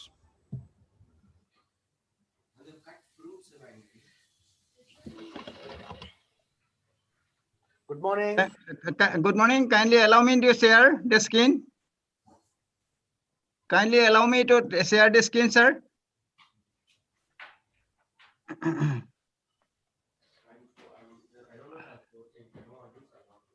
So host disable the screen sharing. At present it is coming. I see. Sound to go.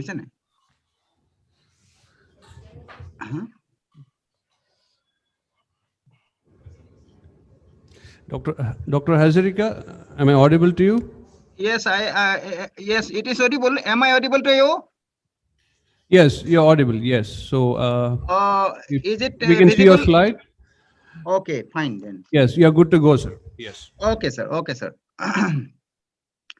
Well, good morning to everyone. Our most respected organizers, David sir, and our very respected Krishna Kumar sir. I am happy to see you, sir, in the picture. So, thank you, sir.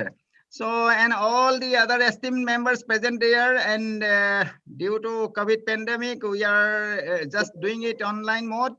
So I was asked to present a small presentation on agriculture extension, present status and future approach.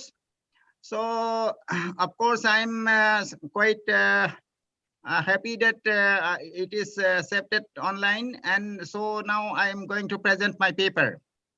So as you know,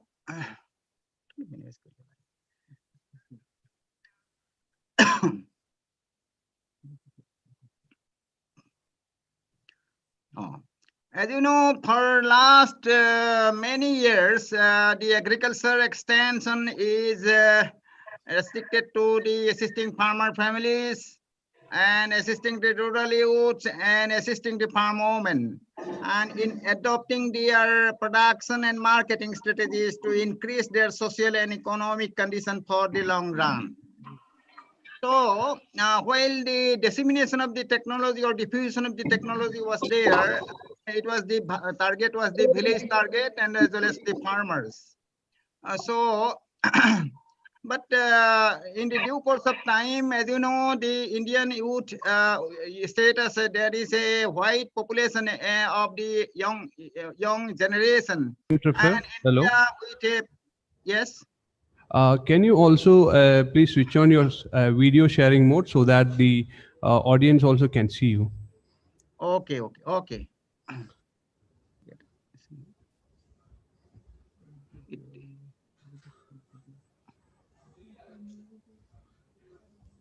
It is already.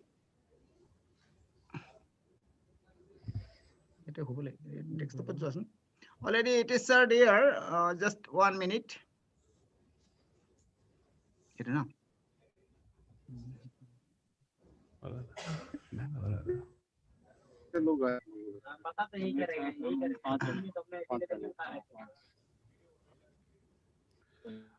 Okay, sir. I think there's a technical glitch. Please go ahead, sir. Sorry for this interruption. Please Okay, go ahead, sir. sir.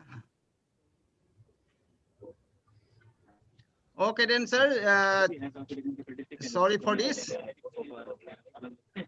So, as you know, the Indian, with a population size of 1.22 billion, of which 6.604 million were under the age of 24, and this is a quite big population. And out of this, it is 35% of the Indian populations are youth. And India has the largest young population, and it will continue so far the coming 20 years too. The productivity of the primary sector depends on the skill and new technology, and it is employing more than 55% of the population, but share in GDP is only 15 to 20%. The primary sector need skilled youth and with business skill to boost the agriculture and other sectors. So as you know, the 35% of the Indian populations are youth, and India has the largest youth population, and it will continue so far for coming 20 years too. The full potential of the resource in India are underutilized, and one of the reasons has been the less percentage of the adopters of agriculture and allied, and since maximum populations are youth. So unemployment is a serious database, serious diseases for the rural youth of India, which causes the migration of the youth, and there is a lot of crimes and waste of human resources and insurgency. So, so there is need of well-equipped and up-to-date motivation extension professionals to motivate and various schemes of the youth in India. So therefore, there should be a linkages. There should be a strong linkages between the research and young the youth, and this can be done only through extension only. Then effectiveness of the research is not the total number of the workshop and meeting held. It is the extent to which research and extension could influence and reinforce the each other of our youth and farmers' welfare. So as you know, the Honorable Prime Minister of India has launched the program like ARIA, attracting rural youth for agriculture schemes, and it will definitely boost the rural economy, and it will help in attract the empower the youth in rural areas for various agriculture and allied services sector enterprise. And it will help in emphasizing on processing, value addition and marketing and network, and entrepreneurship development and valuation management. And 200 to 300 youth per districts are involved through 25 KBKs in 25 states. So this is how the students' academic activities also being moderated for the student ready program, which aim to provide the rural entrepreneurship development and practical experiences in real life situation in rural agriculture, and creating awareness to the undergraduate students about the practical agriculture and allied sciences. So definitely another is your rafter program. So it is also a scheme for the farmers' welfare for funding and boost the youth who are agripreneurs and agri-start across the India. And 29 agribusiness incubators have been established so far in India to train, mentor and fund startup, and all both seed stage and P stage funding. So here our College of Horticulture and Forestry is also having this rafter program. So far 3 years we are conducting it, and our CEO Dr. A.S. Mailappa will be presenting in details physically there. He is present there. So I hope he will be presenting very nicely on that. So like this, another is your NAHEP program is also going on in the College of Horticulture. Under this program, it is a World Bank funded project, and it has been monitoring the agricultural students for own startup by guiding in various agripreneurship awareness, and it gives an ideas and challenges in the field of agripreneurship. So apart from this, now ICTs are also coming up very prominently, through which immediate advisory needs and services through mobile phone can be done. And we are having also a good project on M4 Agri program. And under this, all the villagers of the states are being covered. And there are also possibilities to use the SMS and websites and mobile apps, etc.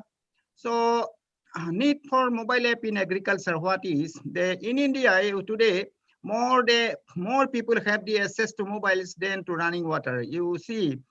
So since all are having this kind of facilities, so definitely this kind of app will communicate with underground sensors to deliver essay to easy to understand and such as soil moisture, mineral level, plant disease, and package of practices weather report to the farmers.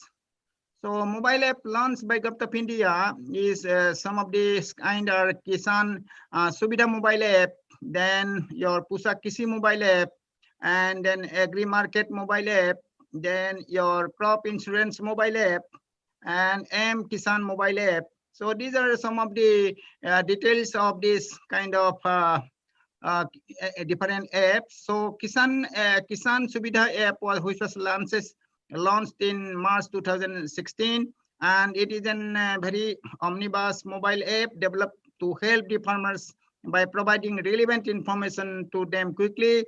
And with click of bottom, they can get the information on weather of current day and next 5 days, and dealers and market prices, agro advisories, and plant protection and RPM practices, and unique features like extreme weather alerts and market prices for community interest areas, and maximum prices in the state as well as India have been added to empower the farmers in the best possible manner. And additional they directly connect the farmer with the Kisan call centers where technical graduates can answer their queries. So another app, Pusakisi, and it is also in the IRI New Delhi is leading the 14 ICR institutes in the North Zone 1. And this unit also strive to be a strong linkages between the research community and the outside world.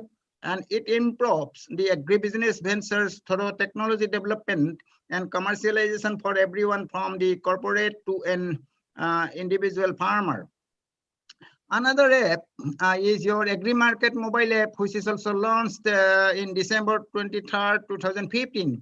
Agri Market mobile app can be used to get the market price of the crop in the market within 50 kilometers of the device location. And this app automatically captures the location of persons using mobile GPS and fetches the market price of the crop in those markets which fall within the range of 50 kilometers. And another app is your crop insurance mobile app, which is also launched in December 23rd, 2015. Here, crop insurance mobile app can be used to calculate the insurance premium for notified crops based on the areas and coverage amount and the loan amount in case of the loany farmers. And it can also be used to get details of the normal sum insurance and extended sum insured premium details and subsidy information of the any notified crop in the notified areas. And currently this app is available in Hindi and English. So these are some of the in details. And so far activities are concerned, extension activities under the college of horticulture and forestry. We are regularly organize this kind of agri expos to motivate the farmers to disseminate the new technologies and demonstration, etc. So this is how we are also organizing different kind of shows and melas for the farmers. So this is how we are working on extension. We are having different projects also. For example, Archivoi Raptor, it was being started from 2019. And another project, your IBDC project is also, and another project, TSP project, and PKVY project, and NCIPM project, and ARIA project. And these all projects are working under the College of Horticulture and Forestry, Pasighat, on this direction. And we are having the frontline demonstration of also, and these are the number of demonstrations so far conducted. During 2015-16, it was total number of FLDs conducted is 204, and 16-17 it is 529, and 17-18 it is 465, and 18-19 it is 963. Number of FLDs has been conducted. And like this, your training, so far training for the farmers as well as rural youth as well as extension personnel. So these are some of the good numbers. As for example, around in the year 2015-16, we have covered around 3,000 farmers, and rural youth around 453, and extension personnel is 186. And in case of 2016-17, these are some of the data, that is around 7,000 farmers has been covered under beneficiary of this scheme. And like this, this is how the different kind of trainings are being organized in the farmers field as well as on campus. So these are some of the success stories so far we have been documented for disseminating the technology to the farmers, and the pamphlet and bulletins are being prepared on this and disseminated to the farmers in their various training programs. So this is how we have organized various kind of melas, Rabi Kisan Sammelan as well as Arunachal Agri Expo.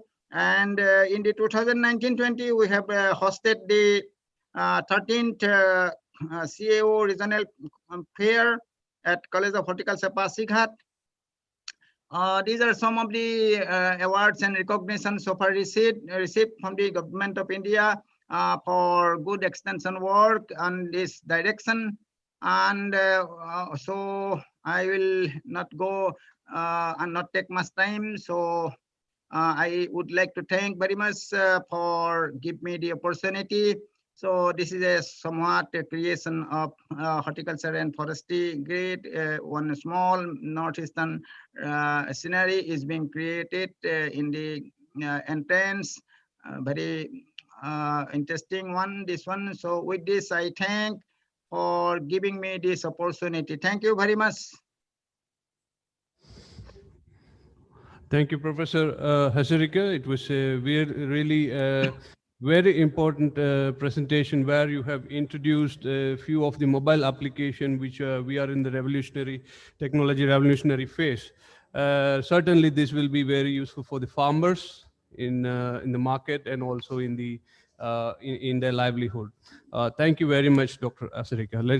Ladies and gentlemen, let's put our hand together for Hazarika. So our next presenter is Dr. Pratibha. She's a principal scientist in the Division of Genomic Resources, ICAR. So she's from NBIR, Bangalore. I request Dr. Pratibha, please, to come on stage.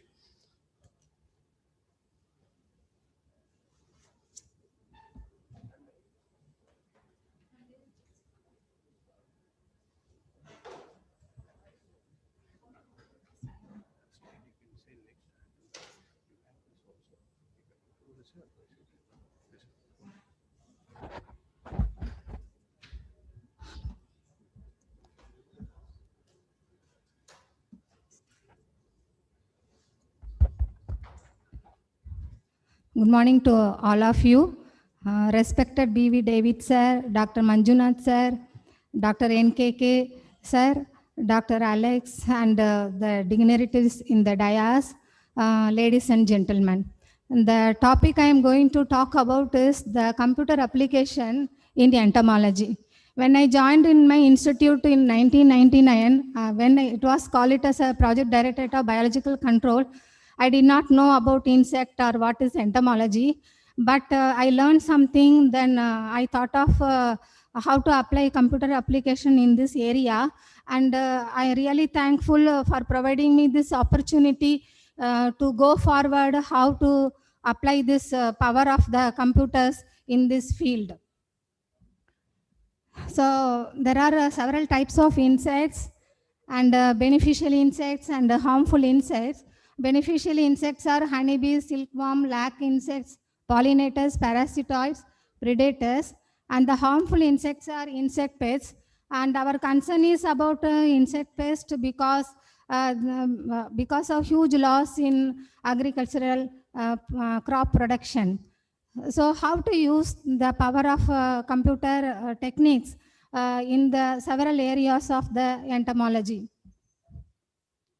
There are several areas, and the first one is the insect identification, which is on the taxonomy aspect, and the next one is the pest management as an advisory system, and the insect bioinformatics, knowledge management, and the pest forewarning models where we can use IoT and artificial intelligence, and biological control as a decision support system, and insect image classification where we can use artificial intelligence or CNN, and another one is the knowledge dissemination. So the IoT enabled forewarning models for pest prediction is required because it uses the real-time weather data as a device in the crop field, and this will be connected to the expert system, and already the expert system will be available in the server or the cloud computer, and the advisory system can be given to the farmers in the form of the mobile alerts. So the IoT is a device. IoT is called it as an Internet of Things and connected with several devices through the internet. This slide it shows the e-crop. Already the e-crop IoT device is available and it is established in some of the centers in our India. The one is in CTCRI, Trivandrum. Here the e-crop device records the weather temperature, humidity, solar radiation, soil moisture, wind velocity, wind direction, rainfall, and the geo coordinates. Automatically it takes all the inputs from the field where we have established in this field. And nowadays wireless e-devices are also available. Then from this input, the data have been sent to through the router to this server through the modem or the internet device. From this will send the information to the expert system where the server is located in anywhere, and then already the program has to be developed and it has been framed, and then all farmers mobile numbers should be linked with that, and automatically the sensory system or the advisory will go to the mobile alerts. And then already nowadays the soil master index sensor is available, and the leaf wetness sensor also available. And the case study what we have taken is the SpotComs model. This is the simulation model they are already using to know about the sweet potato growth. The next is the database. The database is required to store our knowledge, to store the information in the form of electronic. The database may be in any kind. It may be the bulletins, it may be the PDF file, it may be the prints or annual reports, whatever it is.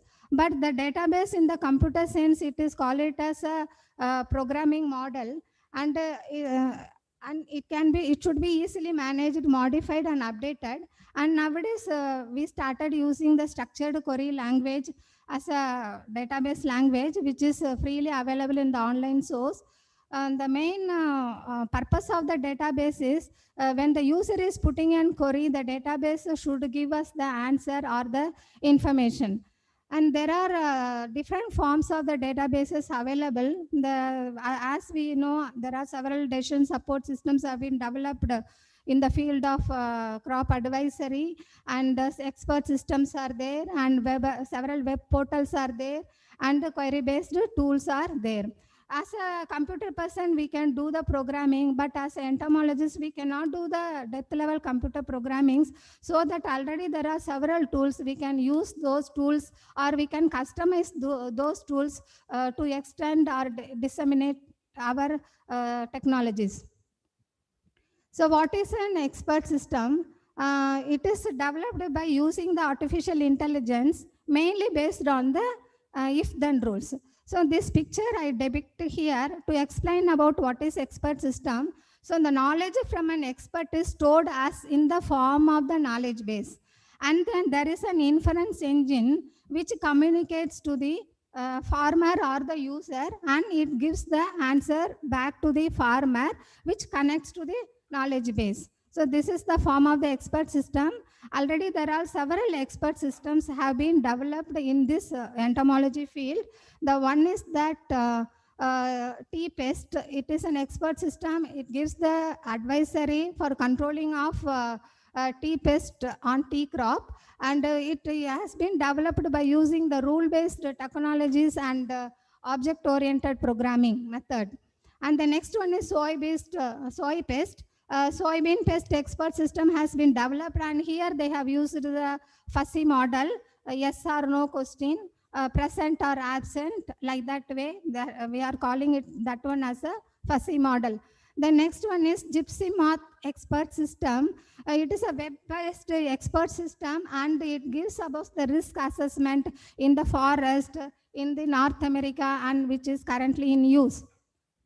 Similarly, the Stored Grain Advisor Pro is an expert system to manage the storage pest, and it gives the recommendations based on the estimates of the insect density. And here they are using as a device that is a vacuum probe, or they are calling it as a grain trier sample. By using that device, they are finding out what is the intensity of the storage brain in the godown, like that. In the godown, this device they are using. And then another one is, this is what the device, electronic grain probe trap. They are calling that device as a OPI insector to use the access the density of the stored grain pest in the large scale. Then another one is rice BPH expert system, which is constructed to diagnose and to determine the insecticide recommendations for brown plant hopper in China. Similarly, there are several expert systems have been developed in India on pest management.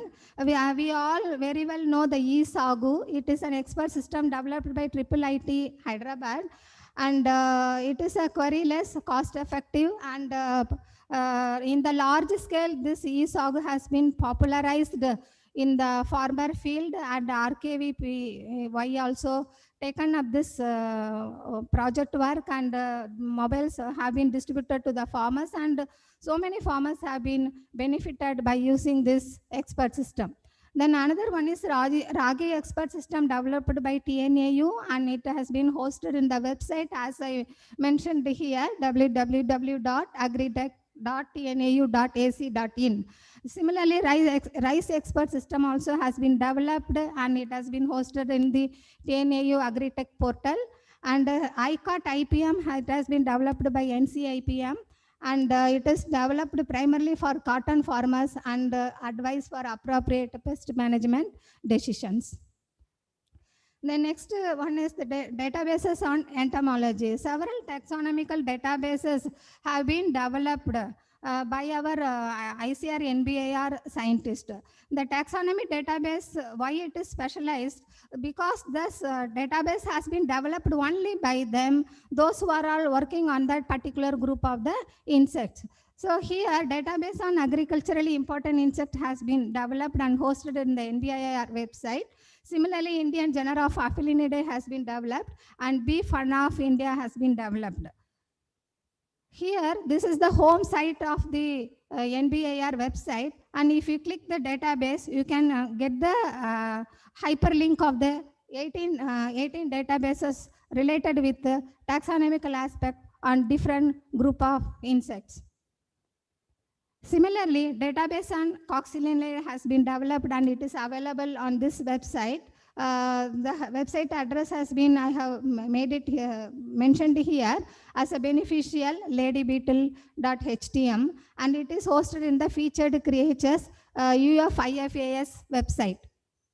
Similarly, other databases, if related with insect taxonomy in the worldwide, Thrips Wiki, which provides the information on world's thrips.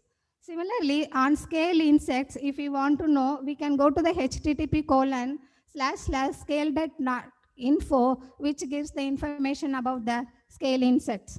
Similarly, several websites are available. I did not mention here. Whatever I know, I have mentioned here. The next one is the specimen database. And why the specimen database is required? To know about the described species in the world, as well as if you want to know about the describe about the unknown species, the specimen database is playing a major role in entomology. Here there are few specimen databases are available on the website. The one is mentioned here, the type specimen database of Museum and Institute of Zoology, PIS.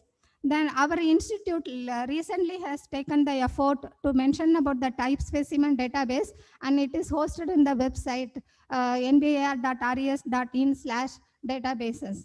It is in the construction stage now. Dr. Angita Gupta is working on that. Here, what are all the key points we should remember when we want to develop the specimen database? That is very important here. Here, as a database administrator or the principal investigator, we should think how to make the user as a entry form to make the data entry. Here, that is what the approaches to the data capture. The data capture is very important and it should not be complex. Most preferably, nowadays, people are preferring as a MS Excel sheet, as a spreadsheet. Just we have to enter all the data, just to upload the file or the entry form to be provided to the user to make the entry of each and every column or each and every fields. The next one is biological specimen data structure that has to be designed. What are all the as a specimen, what are all the key features we have to, the user has to enter, and like that form has to be made it. The next one is data standards and protocols. There are some standard protocols are available like BioLink or Biota or Specify, and like that it is available, and Darwin Core 2 theory also available for the vertebrates. So there are standard protocols are available. So we have to think whether we can apply the protocol for our specimen database, or on entomological aspect, how we can customize and how we can go further. Like that we have to think it here. The next one is the verbatim data. For example, in the specimen, all will have the voucher number, how to transcribe the data from the lab to the database in the electronic form. We have to think about that, how to transcribe or how to design, what are all the designs we have to take. Like that type of thinking should be there with the database administrator. The next one is the user perspective. In the user perspective, login screen is required for security of the data, and we should know who is accessing the data in what time, because the user data also coming into the database, and that is also visibility is there for all the users. And then the data entry, here the user has mentioned as a museum mode. I will, the next slide, I will tell what are all the museum mode data are required for the specimen database. The next provision should be given for editing the data, as well as the report mode. Report mode is to generate the reports based on the query or based on the as the user wants. The next one is, this case study has been mentioned in plant bug planetary biodiversity inventory. This is specimen database. If you go through the paper, they have stressed that if you want to develop the specimen database, we should follow the biodiversity information standard. There are several databases. This database, again, they are discussing about taxonomics database work group. They have developed for plant database, how we can go for our insects. That also, that guidelines also we have to see that. The next slide. So in the museum mode interface, it requires the essential taxon information is required, and we need specimen information, host plan information, and the locality information is required. And the locality information is very much required because the duplication of the work can be avoided. And the knowledge management, next aspect, the knowledge management is the process of creating, storing, and sharing and using and managing the knowledge and information in any domain area. Already the Agrovac is available in the knowledge management. It is like a dictionary, it is a vocabulary. As we all know, it has been developed by FAO, and it presently it consists of 37,500 concepts and 750,000 terms in the 40 languages. It is available, and it can be used if you have a workbench web-based vocabulary software. We can access this.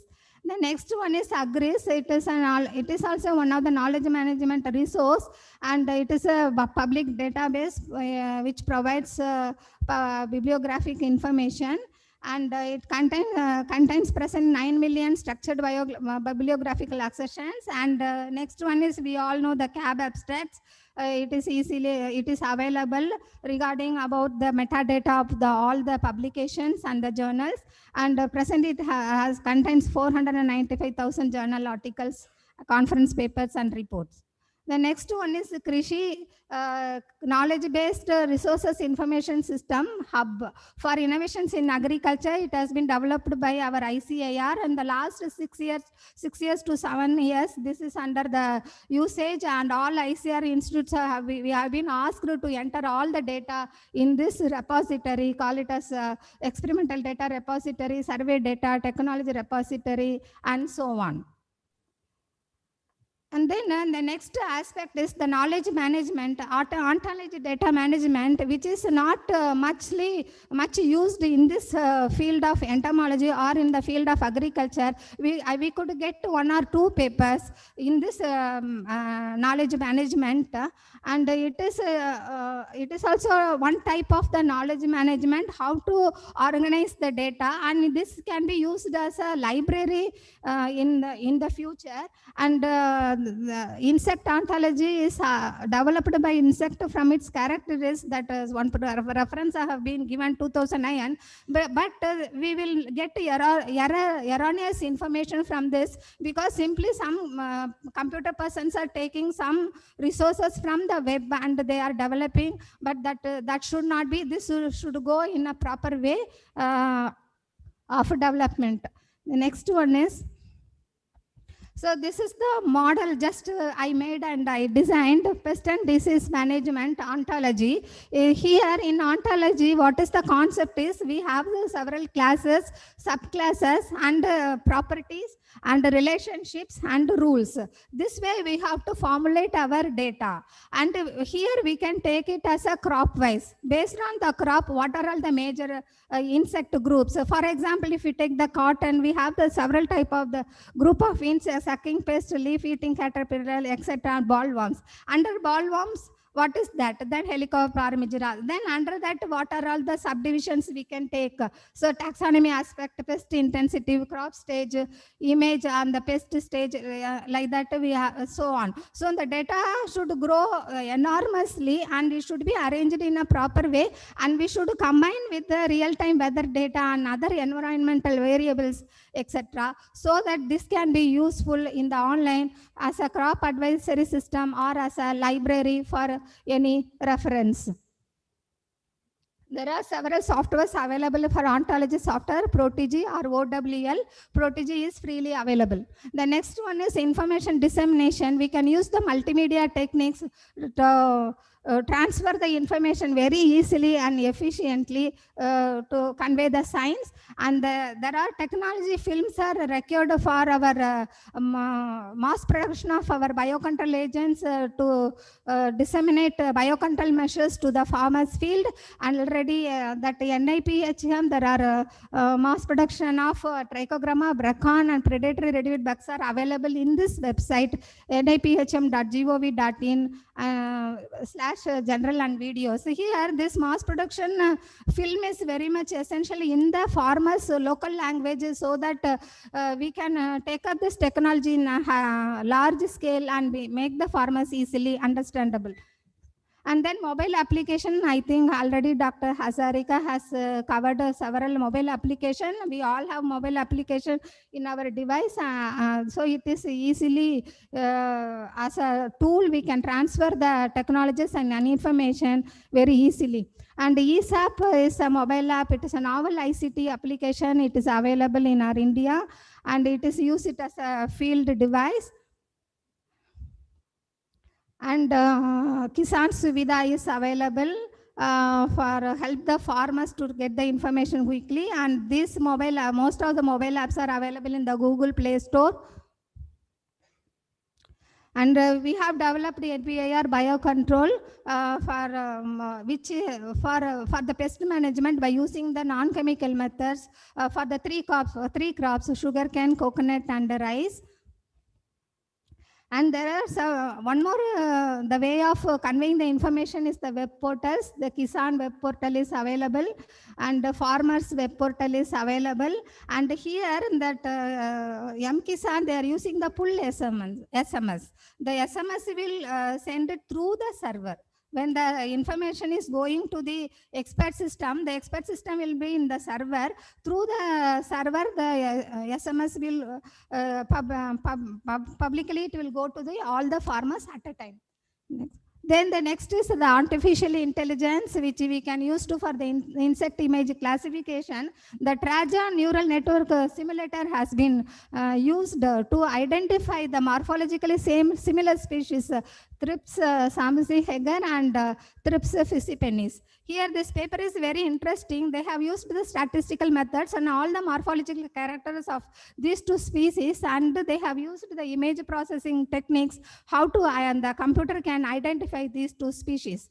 And similarly, the Inception V3CNN algorithm has been used to identify, it is an Android-based application to identify whether the insect is bee, beetle, butterfly, cicada, cockroach, dragonfly, fly, grasshopper, mantis, wasp, etc. So they have used 200 images to identify what is that. Then another one is the support vector machine classifier has been used whether the given picture is a butterfly or a grasshopper. Here they have used only the color and the shape faced images.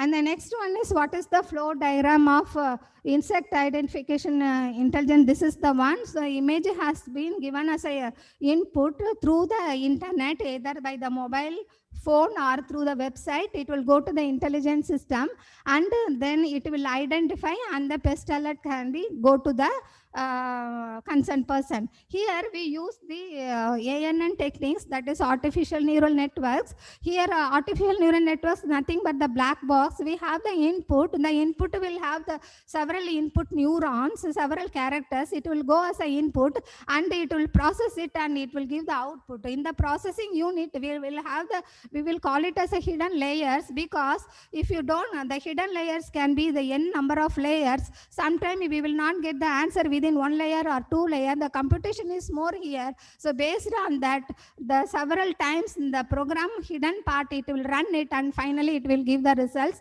Here we have to use to train the model, as well as we have to test the model. Here in the hidden layer, the processing layer, what we are calling it as, it will go as a deep, it will go out as a more number of layers. So we call it as a deep learning algorithm. That is what here today convolutional neural networks is playing a major role in image classification. The next slide.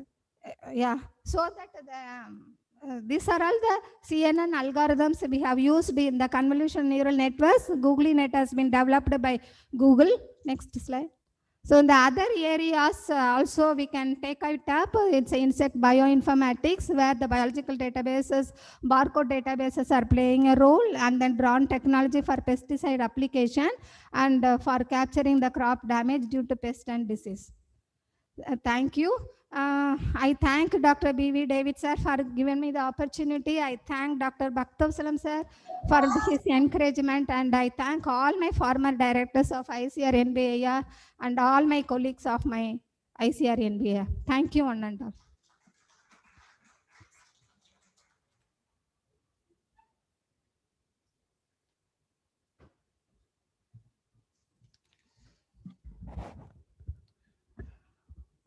all. Thank you, Dr. Pradeepa, for taking us to the next generation technology that we can apply in the entomology, especially on the Internet of Things and various mobile apps using the artificial intelligence.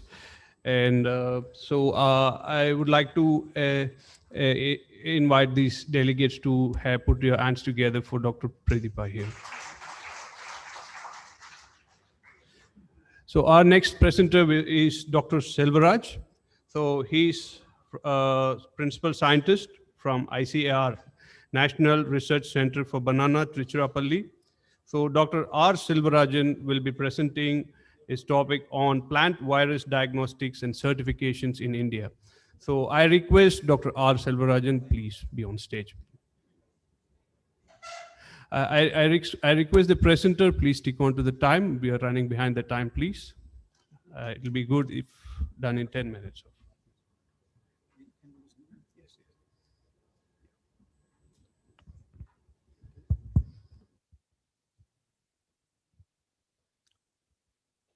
Respected Dr. Vasantrao David sir and the foundation.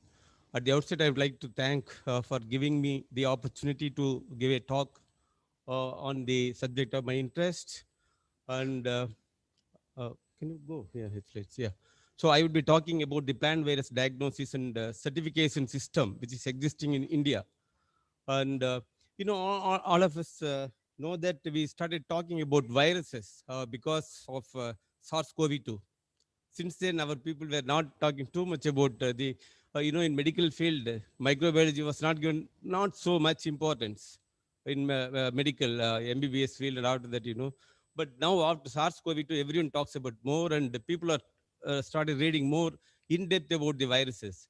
And all we know about Spanish flu, it was in 1918, Spanish flu. Spanish flu was a virus which was not known. That time it was not known as a virus. It's all they thought it was flu. And in 1935 only the virus was really existence of virus was known once it was crystallized by Stanley, who got Nobel Prize and all. So that time Spanish flu, it's the same class of virus which made a very big problem and millions and millions of people it killed, Spanish flu. But now that time, the knowledge about the science and understanding about the virus was not there. And there was no vaccine development programs because it was not known that is a virus. There is a virus in that. They thought it was a bacteria. They thought it was a bacteria. Spanish flu, they felt it was a bacteria and it's a contagious. And why it is Spanish flu? Actually it was in France. It was not in Spain. In World War I, that time, all they kept the news not to leak. They kept everything secret. And though it was found in the France, from there it moved to the Spanish. Spain was not a part of World War I. So that time Spain, they leaked the information that there is a flu which can kill the people. And that's what they call Spanish flu. Otherwise, it originated from France. Okay, next. So what I want to say is the development which has taken place about the virus and its diagnosis is very important. Those days, there was no methodology to diagnose it's a virus. Unless you diagnose it, you cannot take a management approaches.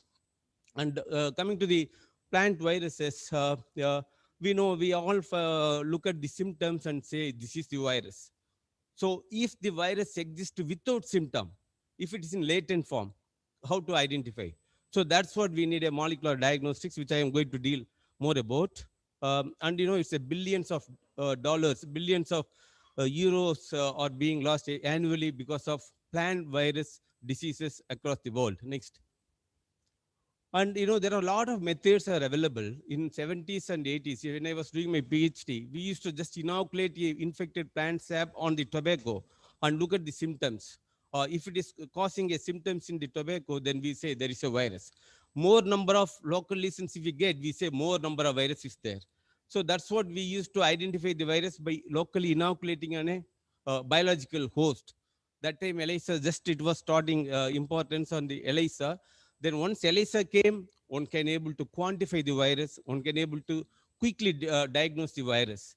And there are many different methods which you can see here. One is serological based, wherein we target the protein, code protein. Another is nucleic acid targeted. You can target the genome based approaches. Once PCR came into existence, a genome based approaches has been utilized, and the diagnosis was rampant, and it was more sensitive. And there are many methods came on PCR based, and there are many more methods I'm going to deal next. And see, nowadays we used to get this WhatsApp era, in the ICT era, many pictures used to come. Okay, many pictures used to come that, what is this disease? Can you identify this disease? What's this problem? Remedies. This is what we used to, agricultural scientists used to get from the farmers, from the scientists, from the different discipline. We used to get a lot of WhatsApp images.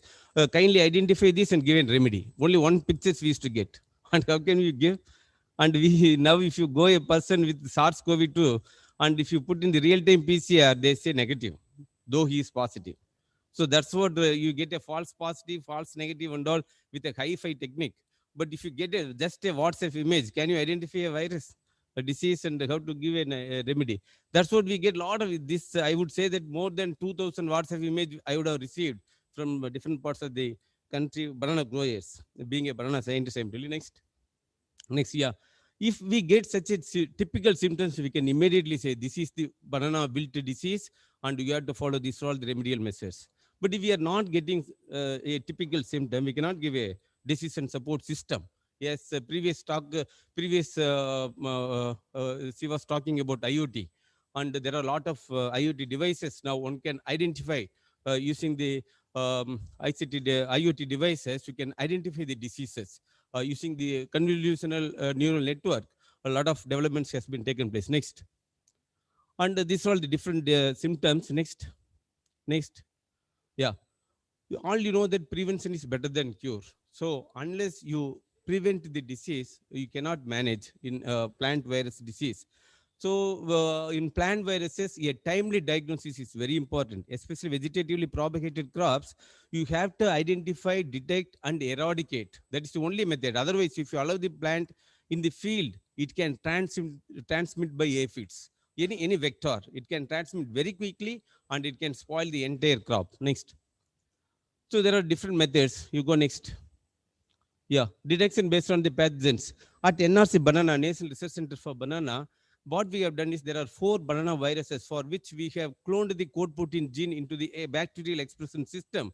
And we expressed the code protein of the gene, and we purified the virus in a soluble form, and we injected into the rabbit and raised polyclonal antibodies, and developed a serological based diagnostic kits, and which we applied for the diagnosis. And we have got a kit, which can detect simultaneously both the different viruses together, because in the, tissue culture banana is one of the very important, and in India, more than 200 million plants are being every year is used.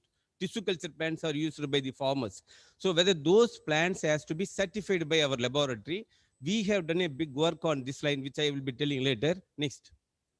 And yeah, this is what we did for banana stick Mysore virus, and for all 4 viruses we have expressed the viral protein. Next, we developed a PCR based diagnostics for some of the viruses, and we also developed the immunocapture PCR. You can capture the virus, then do the PCR, so it gives a more sensitivity. Next. And you can also do multiplex. You can do in a single attempt, all 4 viruses can be detected. If a sample contains 4 viruses, in a single attempt, you can detect all the 4 viruses, and which reduces the cost actually. Next. See, you can see here all 4 viruses we have detected using the multiplex PCR. Next, please. And this again, a different components of banana bunchy top virus, because most of you know about bunchy top. Next. This multiplexing, if you do, you get a very cheaper method. So they applied for in citrus. Next.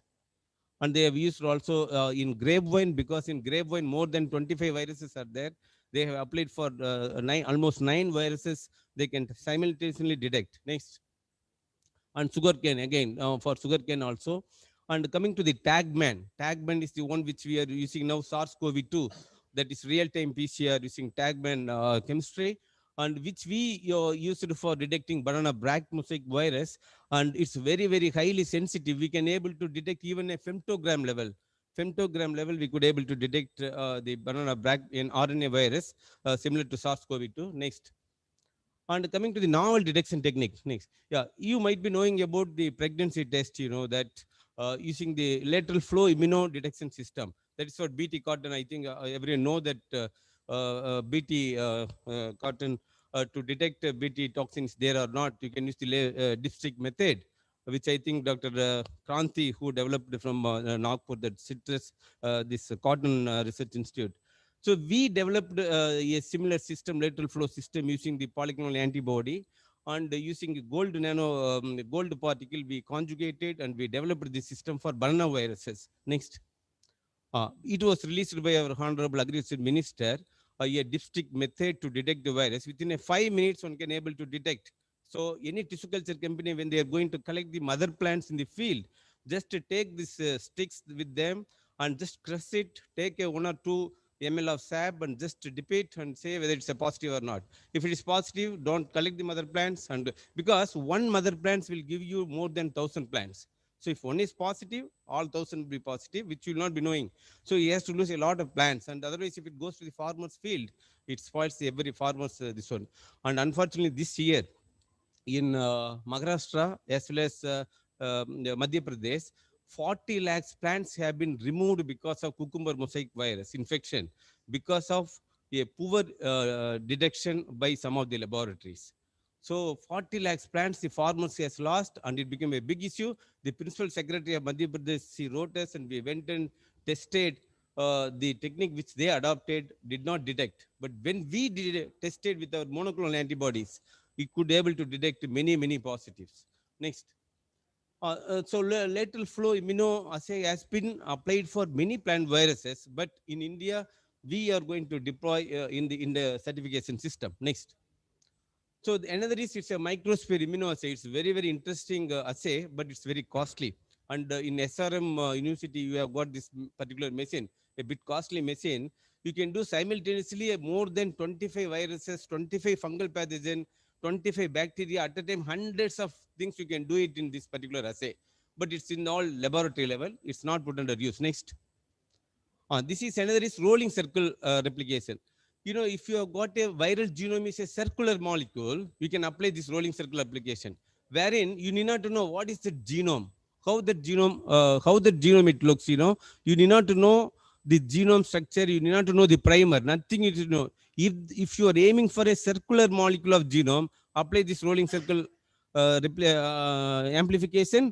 You will get it. So we applied for banana stick Mysore virus. We were also applied for banana bunchita virus, this RCA method, we could able to detect. So you need not to have any knowledge about the virus. If the genome is circular, you can able to detect. Next. This is what we have also done is simultaneously detecting 2 different viruses in banana using the rolling circle approach. Next. And another is LAMP. I think recently in newspaper came LAMP, loop mediated isothermal amplification. It's very, very highly sensitive to detect even SARS-CoV-2. But the problem is easily you will get a false contamination, because one has to you handle this particular thing. Your little laboratory contamination give you a false positives. So this is a method which we applied. Next. We applied for all 4 banana viruses, and we got very high sensitivity in LAMP. You see 1 picogram virus can be detected. Next. Go back. Go back. You can also do visually, you can using the strain, cyber green strain, you can visually see whether it's positive or not. You need not run in the gel. Without running in the gel, if it is, you do the LAMP, you add the cyber green dye, and you get this visible color. So you can use in the field level also. Next. And we have also developed, LAMP, we developed a simple nucleic acid extraction system in banana. Instead of doing a big lengthy method of DNA isolation, we have done a simple method which you can do in the field level. And we have used different methods of detection like LAMP, PCR, real-time PCR. That method of DNA extraction can be used to, that template can be used to detect by all different methods of detection. Next. Okay, there are many, many methods are there. And next. And you can see LAMP LFD has been applied in the cassava mosaic virus. Next. And another is RPA. This is another recombinase polymerase amplification, also another important technique. Next. And we have applied this recombinase polymerase reaction technique to detect cucumber mosaic virus and Bunchita virus. These two are the major viruses which is a problem in the tissue culture industry. Next. And okay, next. Coming to the CRISPR-Cas9, I think Feluda, all you know about Feluda. The Feluda technique applies CRISPR-Cas methodology. So similar methodology also has been applied in recent past in white spot syndrome virus of the shrimp. You know, shrimp industry is a big problem, this white spot syndrome virus. And in banana also, we have now developed a CRISPR-based methodology to detect the virus. It's very, very sensitive, highly sensitive method. Next. Yeah, this, I don't want to tell basics of this method, how it is working and all. Actually, you know, in CRISPR-Cas, it has got once it is recognizing the guide RNA or guide RNA, once it recognizes, immediately it has got a, it will cleave the reporter. If it is not recognizing, it will not cleave. So once it is recognizing its presence, it will cleave the single-stranded DNA, that reporter. Because of this quenching effect, you know, once it cleaves the fluorescence, you will get that fluorescence. Otherwise, it will not be. So you can use it. This has been applied in many techniques. Next. And you can see, that's what I was telling recently, the same group who got Nobel Prize, they just 2 months back, they published in Nature Protocol using the CRISPR, SARS-CoV-2 has been detected. And it's a good technique to, and highly sensitive actually. Next. And the same technique can be applied for a dipstick method. CRISPR-based dipstick one can apply. That already a few papers recently it came. Next. Next, please. That is for shrimp virus they have applied. And here, for that's what I'm telling, CRISPR-Cas9 based label for SARS-CoV-2. It's a very, very recent paper in 2020, Nature Biotechnology. They have published this. And, you know, they converted into dipstick method. Next. Yeah.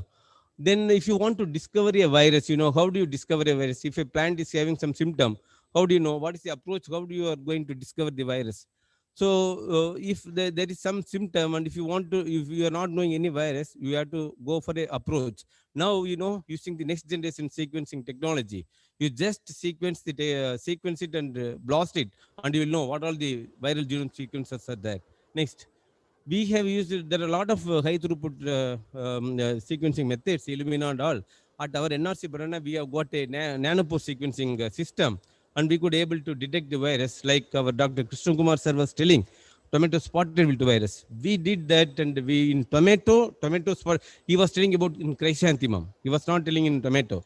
So we at our laboratory received some tomato samples, and we detected tomato spot wilt virus in the nanopore sequencing. So that was the first report in India. Next.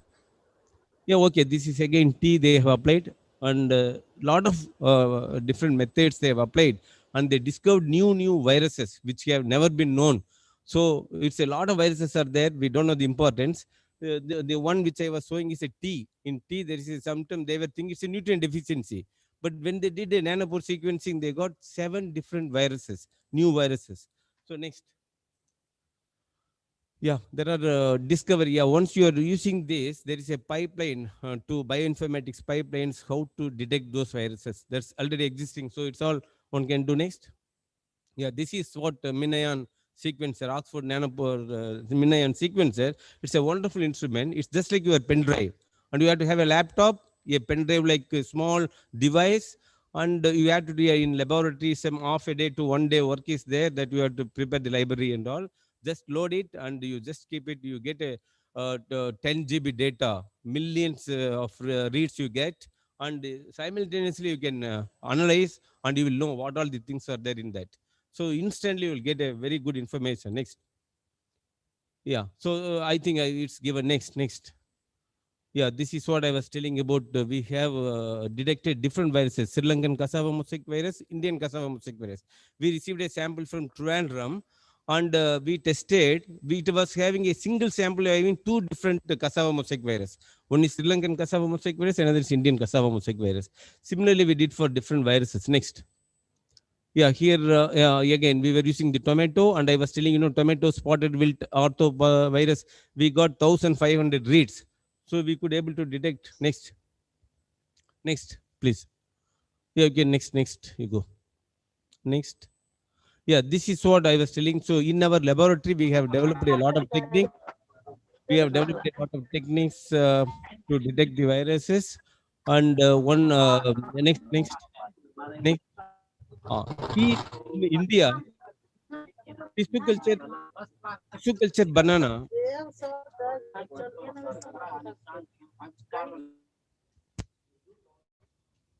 Okay, okay. In India, I want to say in another 2 minutes, 1 minute, 1 or 2 minutes, I'll finish it. In India, tissue culture banana has been brought under Seed Act. Banana, all tissue culture plants have been brought under Seed Act in 2006 by an enactment in the Parliament. In 2006, it has been brought under Indian Gazette. So tissue culture plants, not the sucker grown plants, tissue culture banana plants are considered as a seed, and there is a certification agency.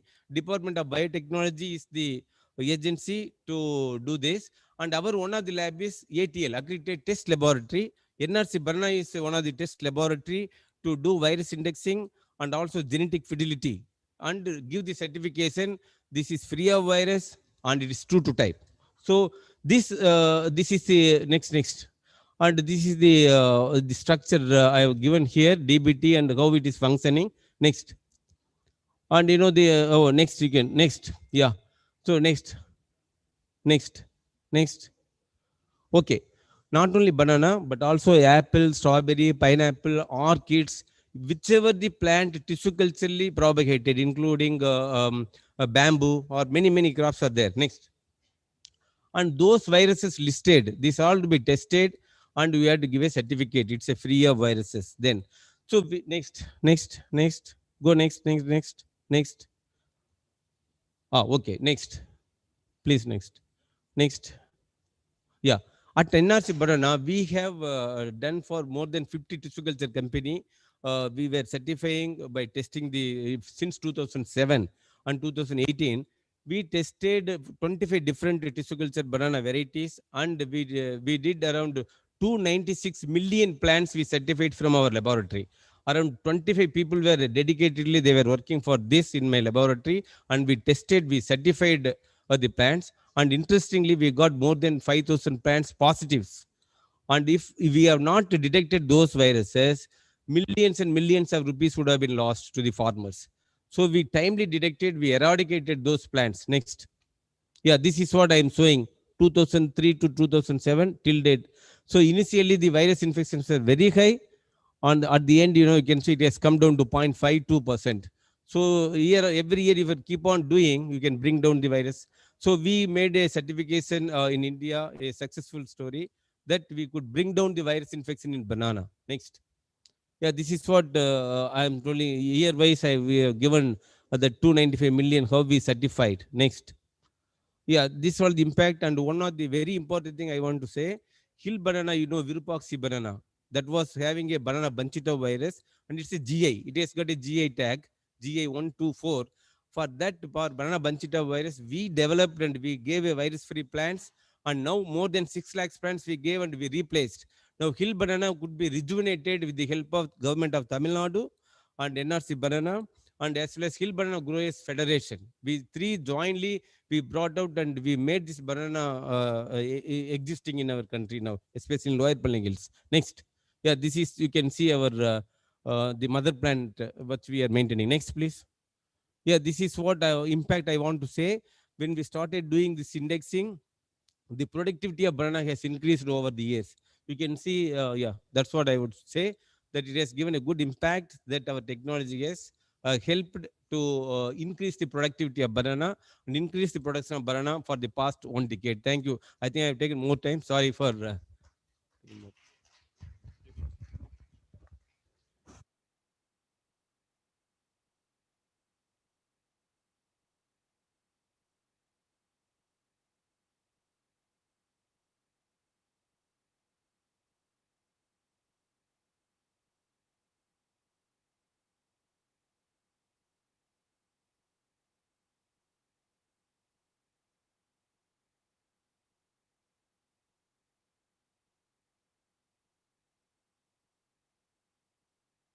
Dr. Mailappa for presentation.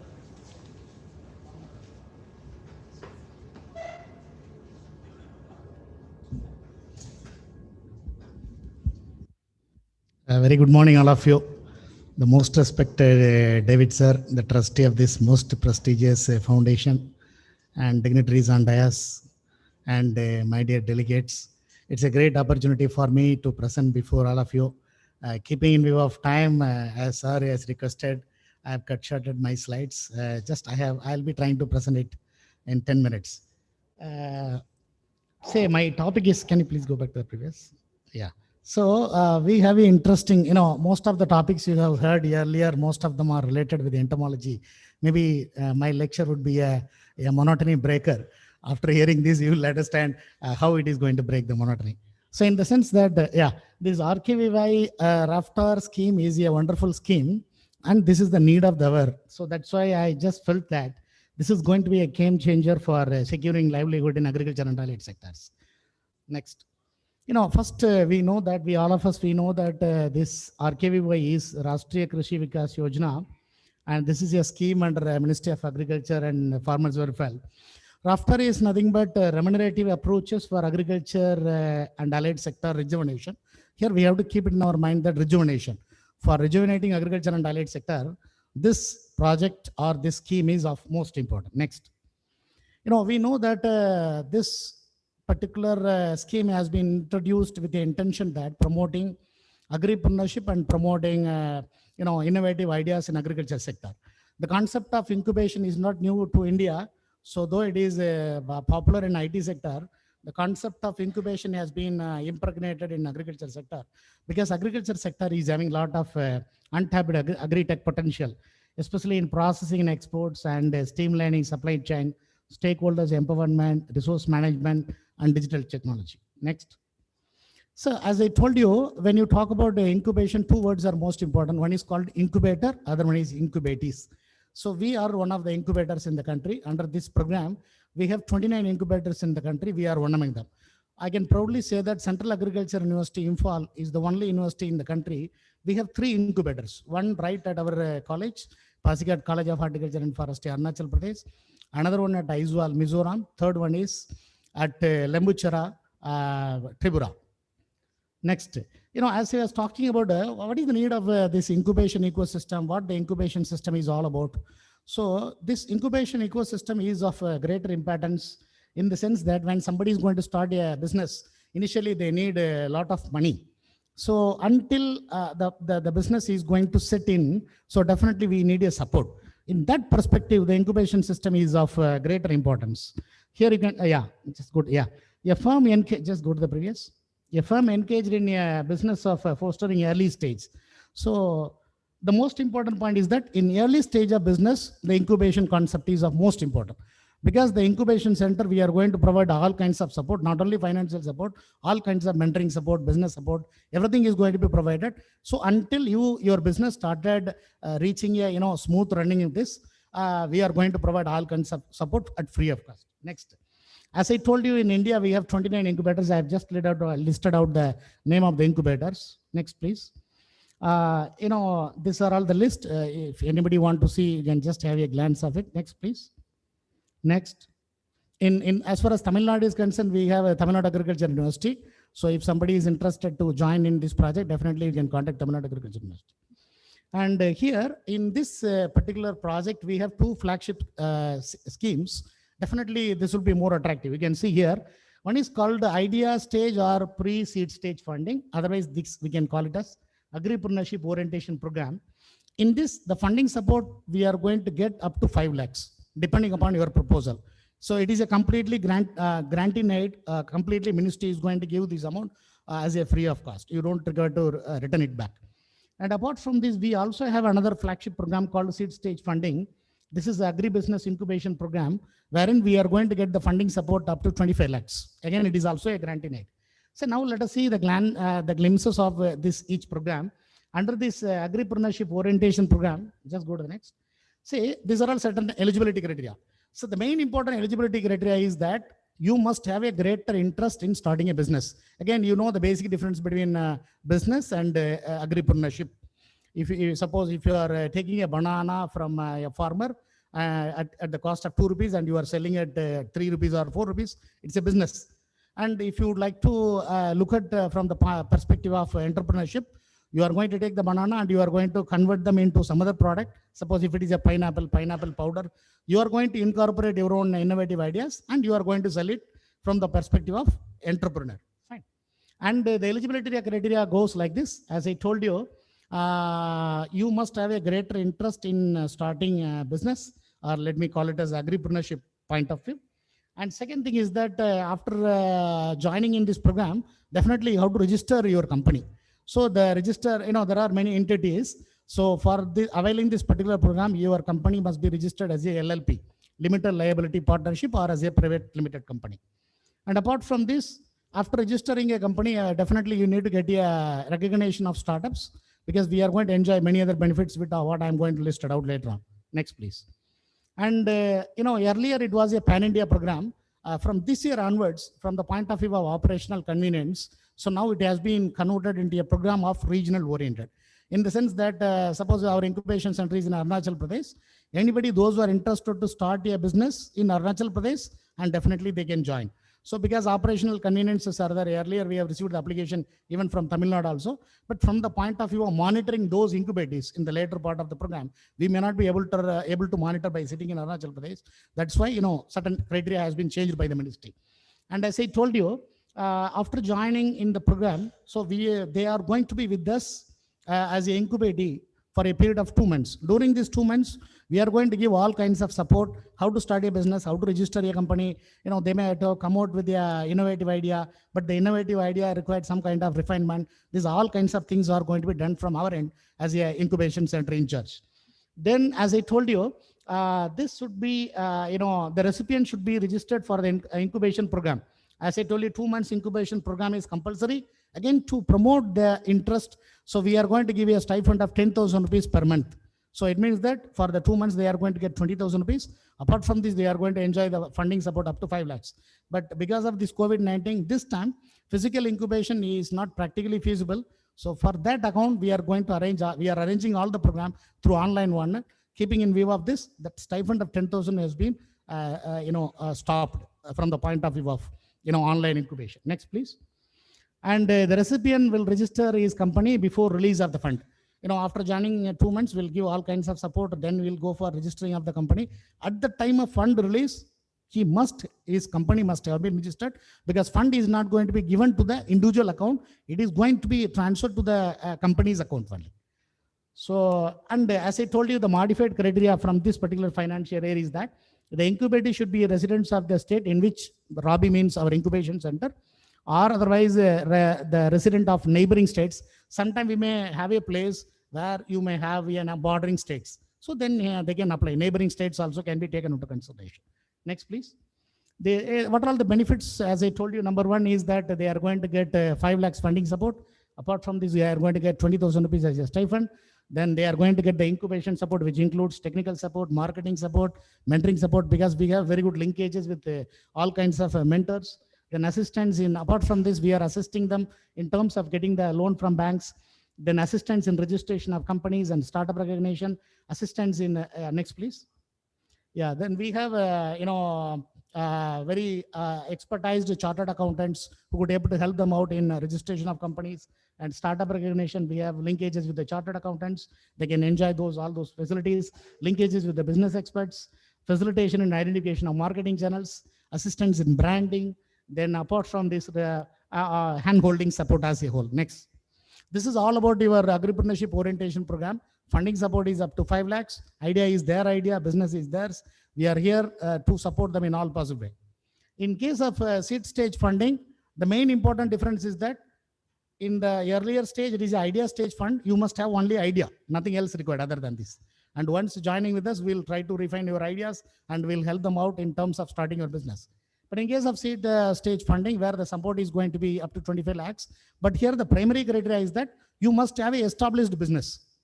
Already you must have a registered company. Already you may have a product in your hand, but you are in the process of expanding your company or expanding your ideas, or you may increase the number of product. In those perspective, this particular flagship program will be very much useful. Most of the criteria, whatever I have told you, all of them are almost will remain same, except that, you must have a registered company already.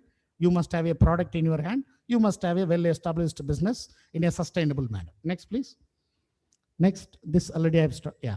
These are all the benefits we are going to enjoy. Please, next, please. Funding support is 25 lakhs. But only another important difference is that you are not going to get the stipend of 20,000 rupees because already you have a established business. Next, please. Apart from the benefits, whatever I have told you, this is a common benefits in both the flagship programs. Whomever are going to join with us, they are going to enjoy. This is, they are going to get tax exemptions. The company might have been started after 2016. And those companies, those who registered after 2016, they are only eligible to avail this income tax exemption. For the first 3 consecutive financial years, completely they can enjoy this, tax exemption. Apart from this, they can attract venture capital. And for enjoying this 80 IAC, so that there must be not only registration of company, the startup recognition is highly required. For getting the startup recognition, though it is online, it is an easy process, but still it requires some kind of strong technical points. Unless otherwise innovative ideas are there in your proposed proposal, it may not be easily given as a startup recognition. These are all additional benefits they are going to enjoy apart from the benefits I have illustrated earlier. Next, please. And these are all the stepwise process for any incubation. These are all the stepwise process. I've just simplified. First one is will be called, launching of the call for application, then screening of application, then we'll call them for a personal interview or maybe online or offline. We'll be asked them to present their innovative ideas before the committee. We have a committee called RIC. This meeting is called first RIC meeting. In the first RIC meeting, we'll be finalizing the candidates who are going to be incubated with us. Next. Then they are going to be with us for 2 months incubation program. Then after completion of these 2 months, again, they will be presenting before the same RIC members. This is called the second RIC meeting. In the second RIC meeting, they will be coming out with their proposal, complete proposal, what kind of business they are going to start, how much money is required and recurring, not recurring. This all will be, they will be coming out with this. Again, our committee will evaluate this and will go for the selection and recommendation. And our committee level, at the college level or at the incubation center level, we are only recommending authority. We'll give the recommendation. Again, the same incubator will be presenting before a committee called RC. That is a ministry level committee. Ministry will take a final decision based on the content. Just one minute. Just go to the previous. Yeah.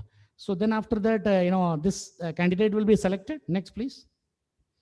Then sanction order will be issued to the eligible projects. The fund will be released. The release pattern will go like this. For the AOP program, out of 5 lakhs, 3 lakhs will be given at first. Then they'll be submitting utilization certificate and audited state of documents. And we will be also monitoring them. We'll be going to the site, what they are doing, how the business is going on. Everything will be monitoring in the meanwhile. And the fund release pattern for seed stage funding is 40-40-20. 10 lakhs will be released. Then by submission of this audited statement and utilization certificate, another 10 lakhs and remaining 5 lakhs will be released at the last. Next, please. As I told you, the fund will be released only to the company's account. Please remember. Then, we will be keep on monitoring their in their project. There will be a timeline and milestone, all will be monitored. And based once upon achievement of this timeline and milestone only, the second release or third release will be released. Then we will be also addressing if they have any other issues in the middle. Then submission of UC, as I have told, the next installment of fund will be always based on the progress they have made, not only simply by submitting this UC. Then, yeah, next, please. And after having in the incubation program, we found that still it requires some kind of points that needs to be strengthened out. So I felt that somebody was addressing, earlier speaker was saying that promoting this kind of program is also most important. I made use of this platform to make you aware that maybe some of your relatives, friends might have been interested. Last time when I came here, some of them, those who met after hearing this, they are more interested. They applied also. Because of this operational convenience, I requested them to apply with the incubation facility that is available at TNAU. So, awareness camps are highly required, and boot camps especially this program under this COVID-19, many of us, we have seen in the news, migrant workers, they are not in position to know what to do.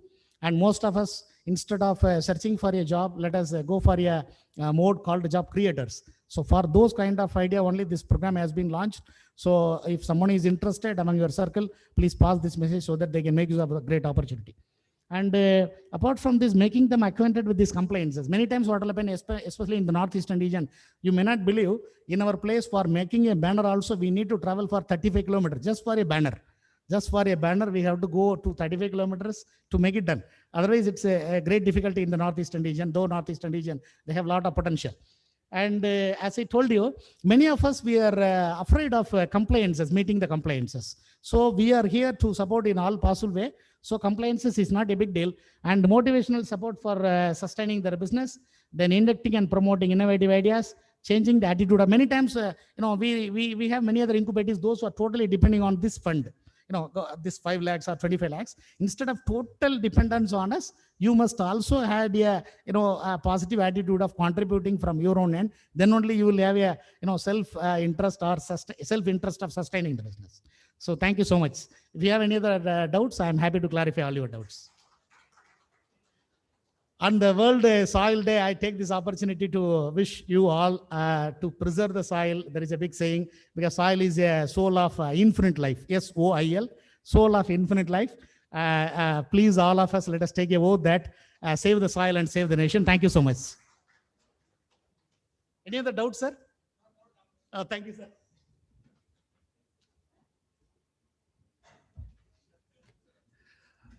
Thank you, Dr. Mailappa, for this wonderful presentation. And really, you have given an end-to-end solution from registration to market and support for the farmers through this incubator program. And next is the last presentation, but not it is not least one, that we have a very important agricultural problem to be addressed. And Dr. Shinde will be presenting on the resistant management in Helicoverpa armigera.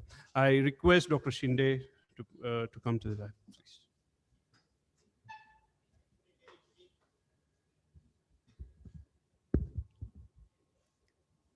Thank you for providing opportunity. I will try to complete it within 5 minutes. Very clear. My topic is biochemical basis mechanism of resistance to Helicoverpa armigera in selected wild and Indo-African genetic resources of PGNP. Next, please.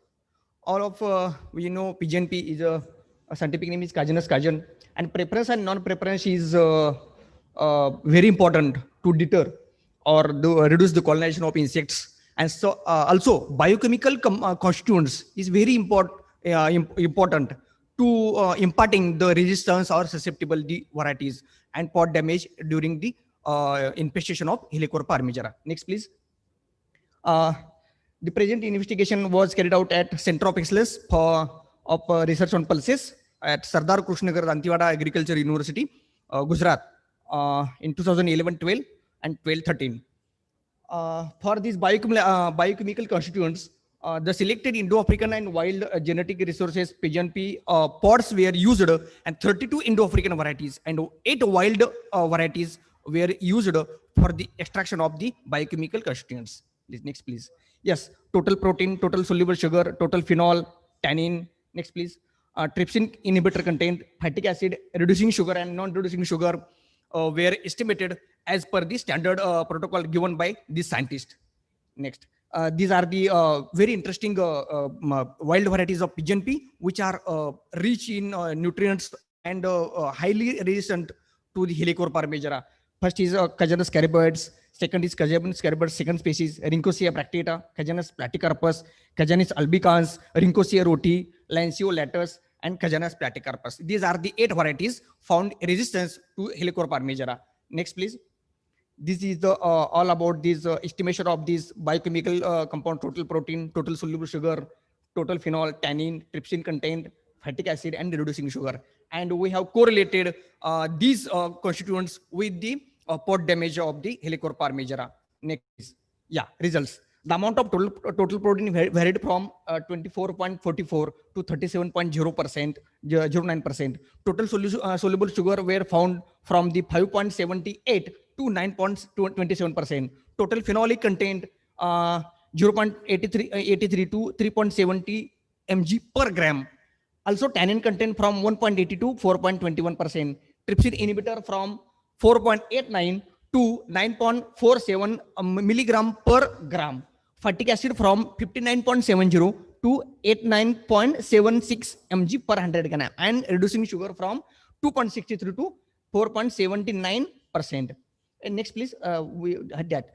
Yes, the conclusion is the biochemical constituents responsible for imparting resistance or susceptibility to Helicoverpa parmigera in selected Indo-African and wild genetic resources of PGNP.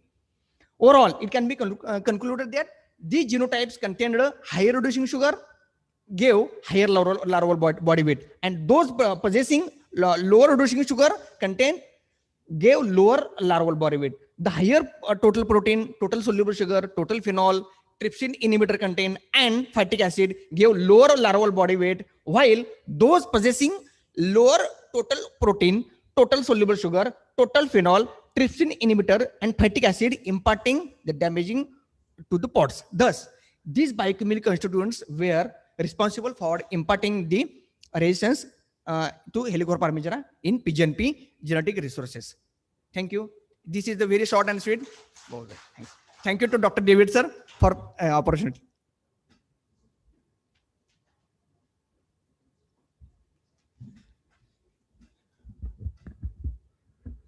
Thank you, Dr. Shinde, for inclining to our request to complete, even though you have extensive work done, but thank you for giving the work in a nutshell. And this is the time we would like to give acknowledgement for the presenters. I would request Dr. David, Dr. Alex, and Mr. Halal on stage, please, to honor the delegates today, those who are presented.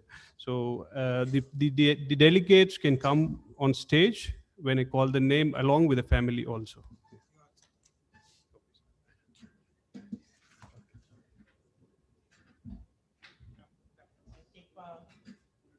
I request Dr. Seth, Dr. Pratipa, Dr.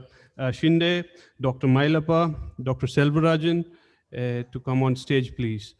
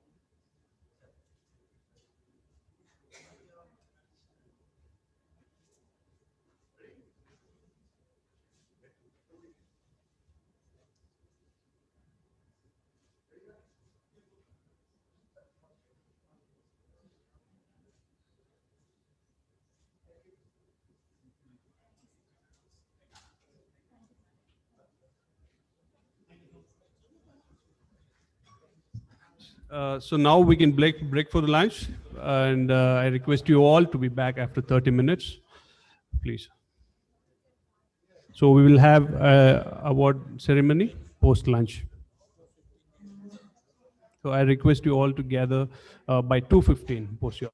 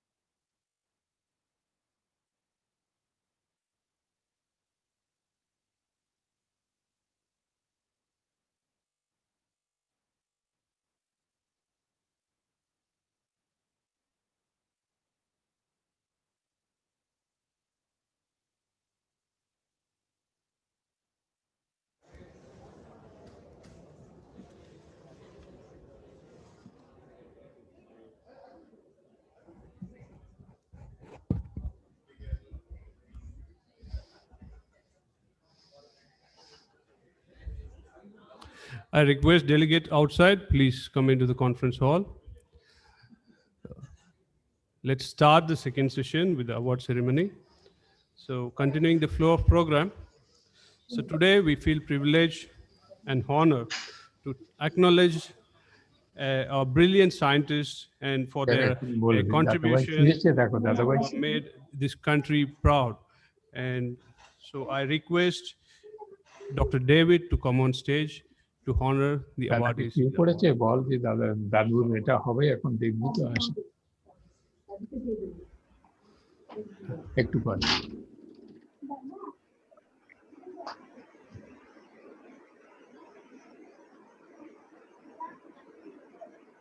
দেখাচ্ছি দাদুকে দেখি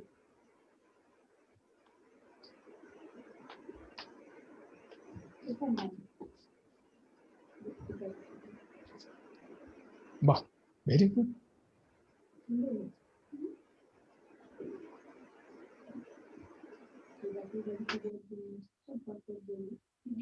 পরপর দেবে আর কি দাঁড়াও হবে First of all, we start with the Lifetime Achievement Award.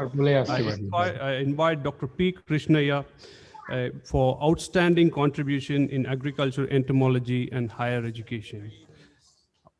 Or anybody representing Dr. P. Krishnaiah can come and collect the award.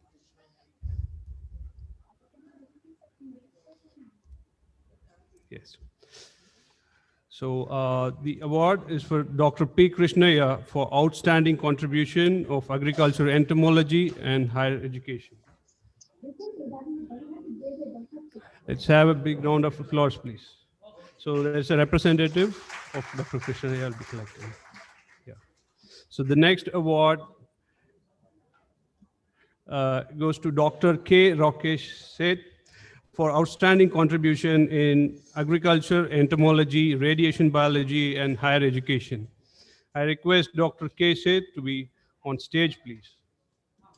ও এগুলো তাহলে আমাদের গুলো থেকে একদম শেষ হয়ে গেল আনমিউট করে দিয়েছি আমাদের তো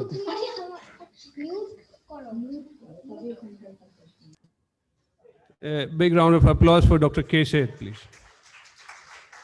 The next award goes to Professor Ram Singh for outstanding contribution in agriculture, entomology, and higher education. I request Dr. Ram Singh to be on the stage, please.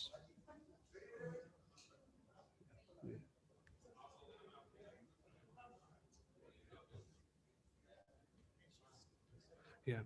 So the delegates can come, bring your families along with you for receiving the award.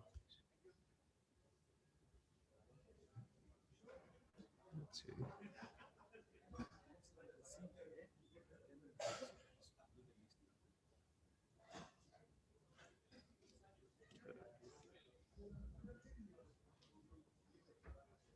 Dr. Ram Singh, please a big round of applause for Dr. Ram Singh.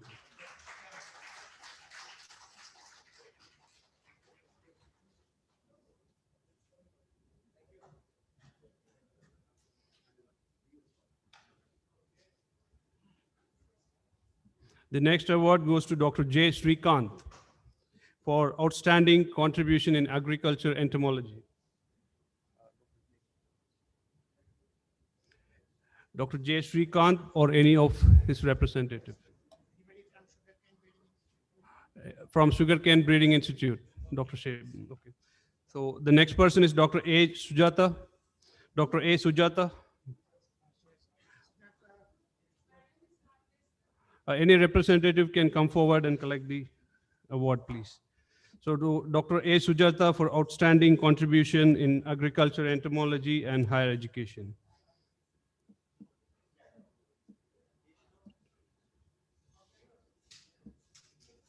A round of applause for her, please.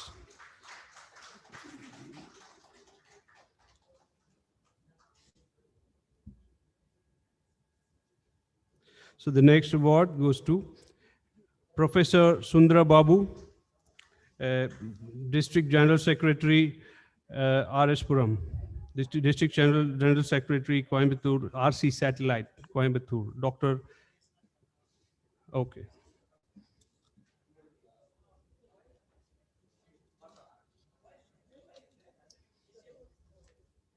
So next we move on to the memorial award. So the first award goes to Dr. Anand Prakash. Okay. So the next one is for Dr. N. Krishna Kumar. Okay. So I invite Dr. Manjunath for receiving the outstanding award in the field of pest management. He had a commendable contribution in the field of pest management. I invite Dr. Manjunath, please.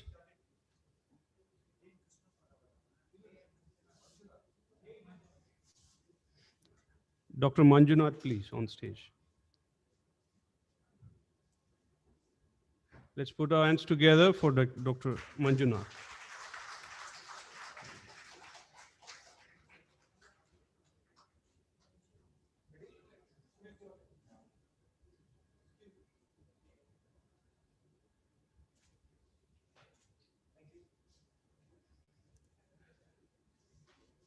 The next award goes to Dr. U. Sridhar for his commendable contribution in pest management in crops. I request Dr. Sridhar to come on stage, please.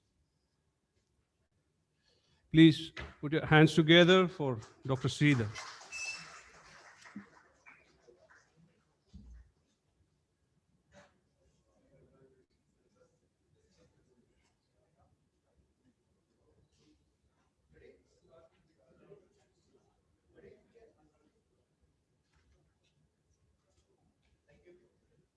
So the next award goes to Dr. Abraham Verghese, Editor-in-Chief, Insect Environment.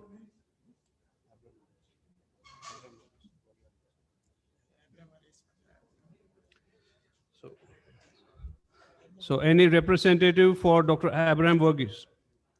Okay. Any representative for Dr. Abraham Verghese? Okay.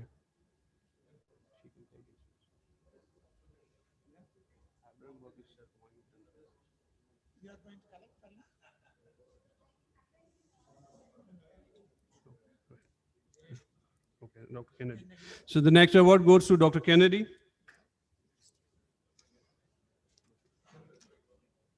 Okay. So the next award goes to Dr. Thakur Vinod Kumar Singh, Dean of Agriculture, former Dean of Agriculture, and retired ANGRU retired person, so scientist. He's an emeritus scientist in ICAR.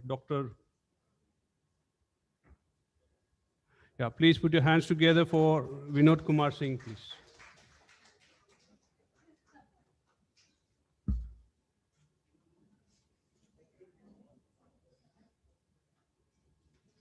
The next award goes to Dr. Kailash Chandra, ZSI. Dr. Kailash Chandra. Request Dr. Kailash Chandra to come on stage, please. Okay, so the representative will collect his award. A big hand for Dr. Kailash Chandra, please. Next award goes to Dr. R. Sundarraj, Scientist G, Head Forest Protection Division. Dr. R. Sundarraj.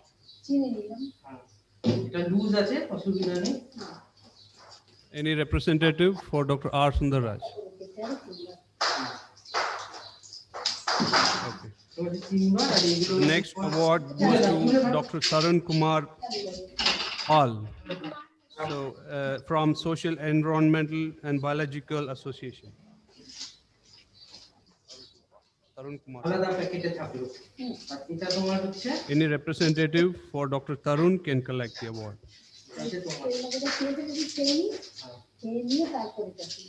A round of applause for Dr. Tarun Kumar Pal.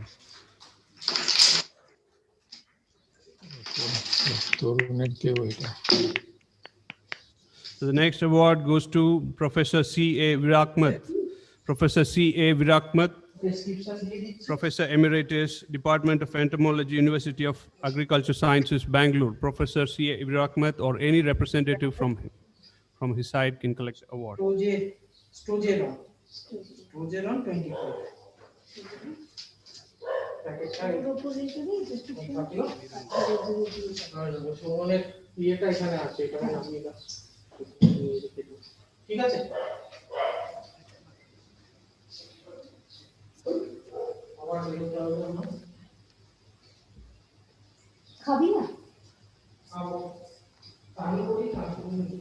So the next award goes to Outstanding Agriculture Scientist 2020, Dr. Alice Retna Pakia. Any representative for Dr. Alice? Okay. So the next award goes to Dr. Anil Dixit. Dr. Anil Dixit, Principal Scientist and Head of Office, ICAR. So National Institute of Biotic Stress Management. Dr. Anil, please be on stage, please. Thank you. Let's put our hands together for Dr. Anil.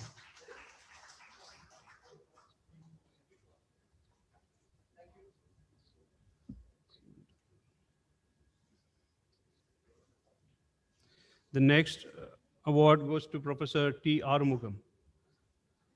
Professor T. Arumugam, Dean Horticulture College and Research Institute, for his contribution in horticulture and higher education.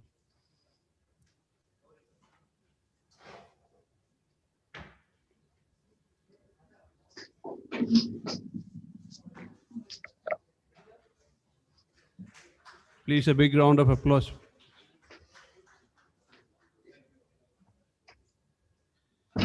Next award goes to Dr. S. Bakirani, ICAR. Okay. The next award goes to Dr. N. Balakrishnan, Assistant Professor, Department of Agriculture Entomology, TNAU, Kilikulam. Let's put our hand together for Professor.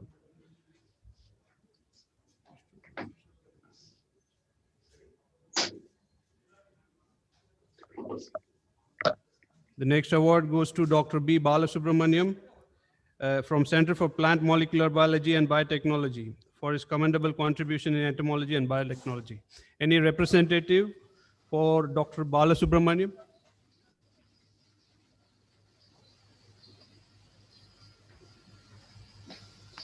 Please put our hand together for Dr. Balasubramaniam.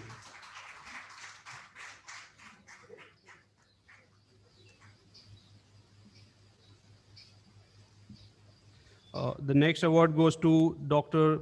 Debabrata Panigari for the commendable contribution in agriculture, entomology, and higher education. Dr. Debabrata Panigari.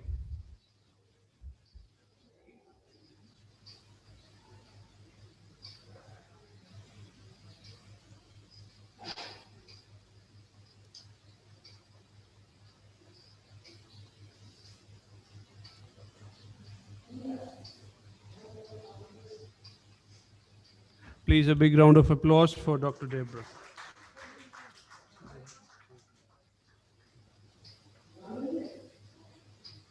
The next award goes to Dr. K. Dhanapal, Scientist D and HOD Crop Protection, Indian Cardamom Research Institute. Dr. K. Dhanapal.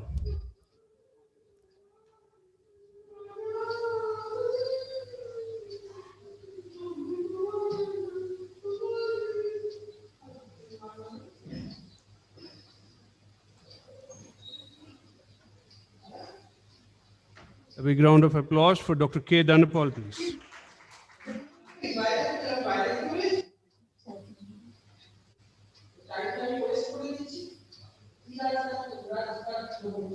The next award goes to Dr. K. Iraivan Arutkani from Thoothukudi Kilikulam AC and RI. Dr. K. Iraivan Arutkani. His representative will collect the award. Dr. K. Iraivan Arutkani.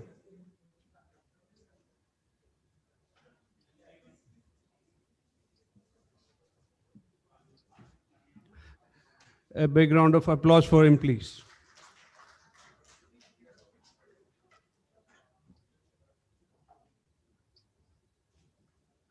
The next award goes to Dr. R. Kannan, Professor, Department of Plant Pathology, Agriculture College and Research Institute, Kilikulam. Dr. R. Kannan, please, on stage.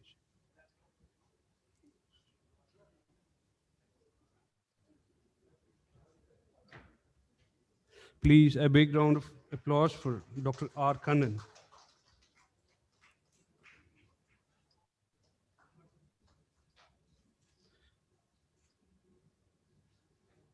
Next award goes to Dr. Niranjan Prasad. Sorry. Dr. Niranjan Prasad, in charge head, ICAR, Indian Institute of National Resins and Gums. Dr. Niranjan Prasad.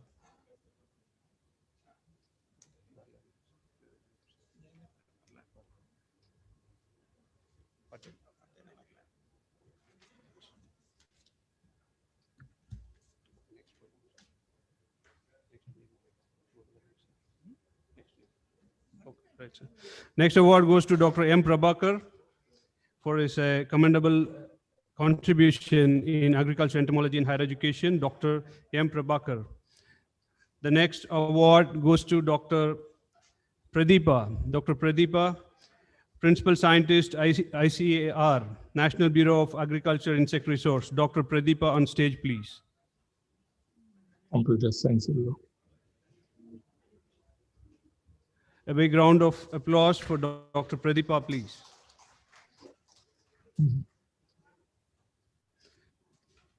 The next award goes to Dr. Rajashree Mandli. The next award goes to Dr. Rajashree. Dr. Rajashree, Professor, SV Agricultural College, Tirupati, for her commendable contribution in agricultural entomology and higher education. A big round of applause for Dr. Rajashree, please.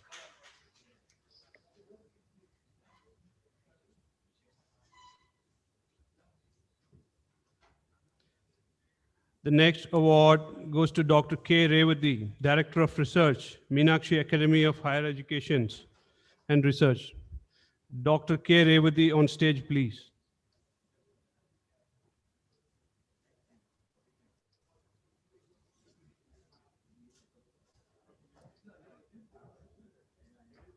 A big round of applause for Dr. K. Revati.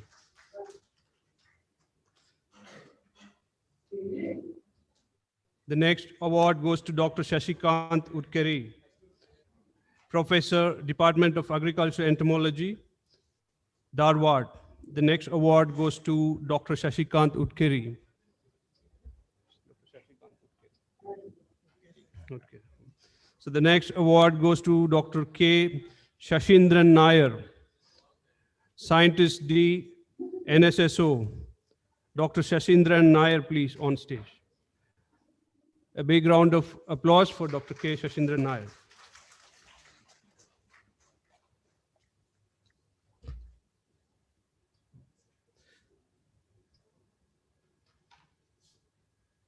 The next award goes to Dr. R. Silvarajan, Principal Scientist, ICAR, National Research Center for Banana. Dr. Silvaraj, please. A big round of applause for Dr. Silvaraj.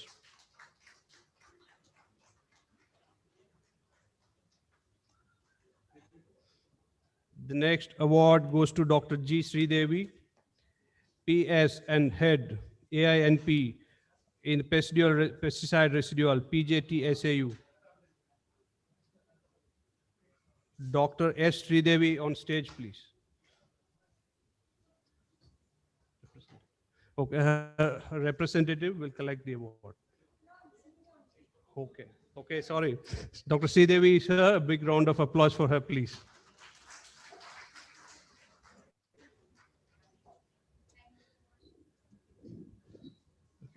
The next award goes to B. Srinath, Research Extension Center, Regional Sericulture Research Scientist. Dr. B.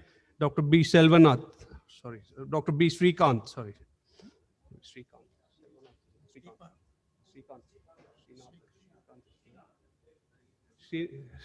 Dr. Srinath is here? Okay. So the next award goes to Dr. S. N. Sushil. Dr. S. N. Sushil, Principal Scientist, Agriculture Entomology. Dr. S. N. Sushil. or its representative. Okay, the next award goes to Dr. R. Vishwanath, Principal Scientist and Head of Division Crop Protection, Dr. R. Vishwanath. The next award goes to Dr. P.R. Zanwar. The next award goes to Dr. P.R. Zanwar. P.R. Zanwar.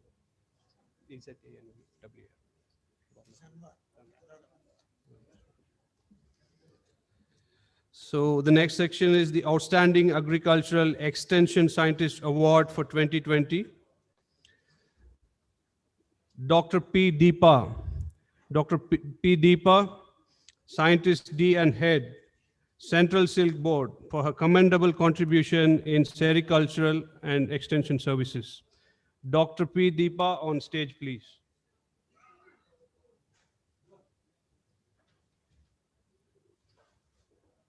A big round of applause for Dr. P. Deepa.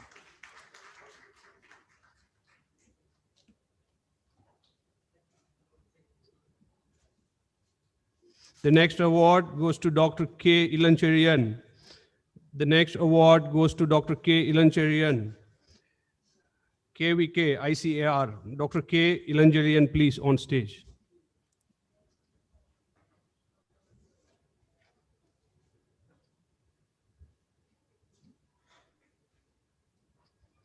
A big round of applause for Dr. Ilancherian.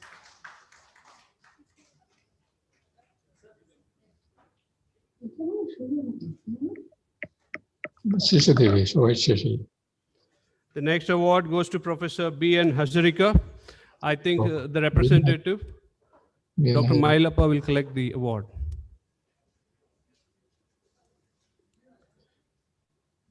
On the screen, This is Dr. P. Hazarika. Hazarika. A big round of applause for B.N. Hazarika. The representative is collecting the award.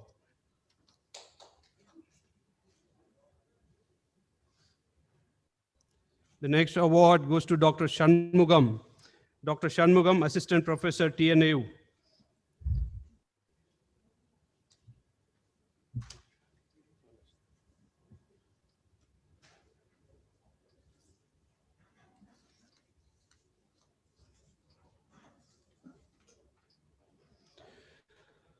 So the next category of award for the Excellence in Innovation 2020 goes to Dr. N. Emmanuel. Dr. N. Emmanuel, Associate Professor, Dr. YSR Horticulture University. Lampur.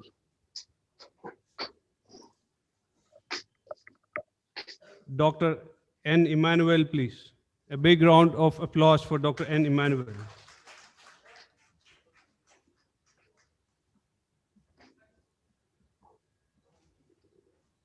The next award goes to Dr. A.S. Mailappa. The next award goes to Dr. A.S. Mailappa for his commendable contribution in promotion of innovation and agripreneurship development. Dr. A.S. Mailappa, on stage, please. A big round of applause for Dr. A.S. Mailappa.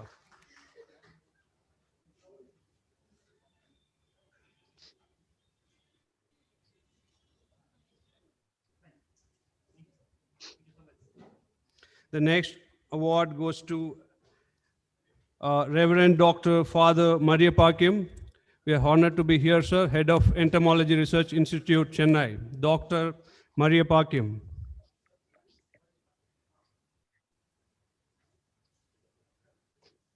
Father Maria Pakim is awarded for his commendable contribution in development of biopesticide and higher education. A big round of applause for Dr. Maria Pakim, please.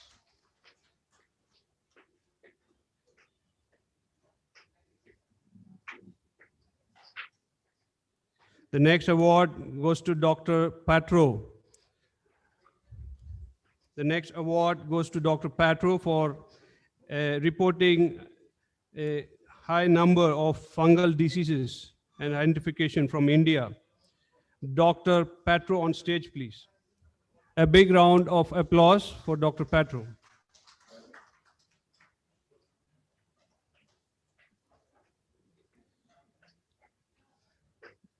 The next award goes to Dr. K. Suresh, Assistant Professor, Department of Agriculture, Entomology and Research Institute, TNU. Okay. A big round of applause for Dr. Suresh.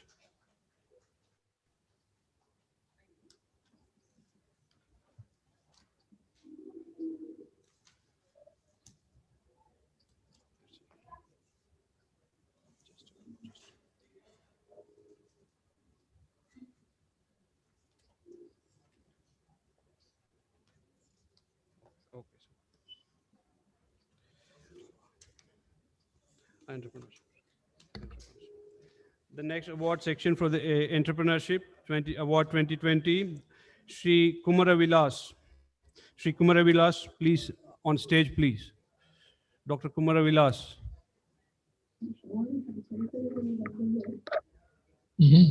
মুখটা হাসি, সারাক্ষণ মুখটা হাসি প্রত্যেকের সঙ্গে, Round of applause. এবং প্রত্যেকের সঙ্গে হেসে কথা বলছে, করছে। A round of applause for Kumaravilas.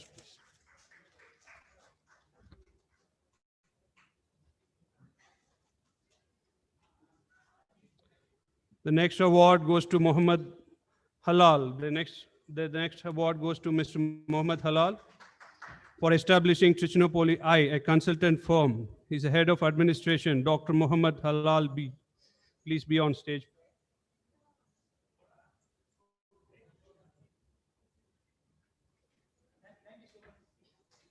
A big round of applause for Dr. Muhammad, please.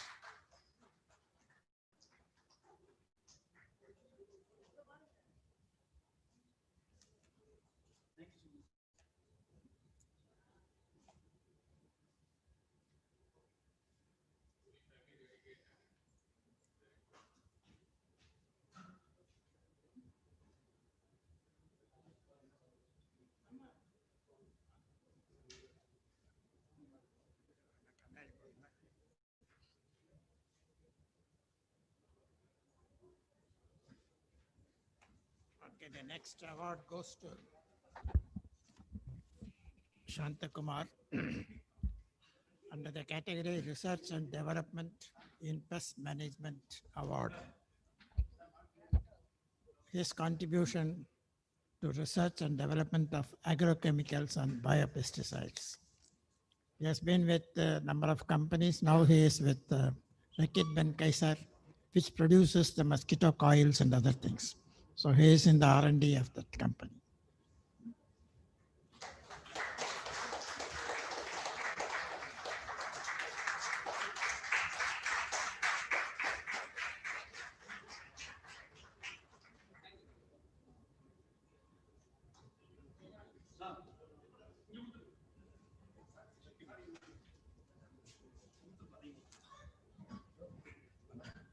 The next award on the regulatory and GLP compliances, Mr. Alphonse Licori Williams. The next award, Mr. Alphonse Licori Williams, on stage, please. Okay. A big round of applause for Mr. Alphonse. The next award goes to Dr. Parthiban Natarajan. The next award goes to Dr. Parthiban Natarajan.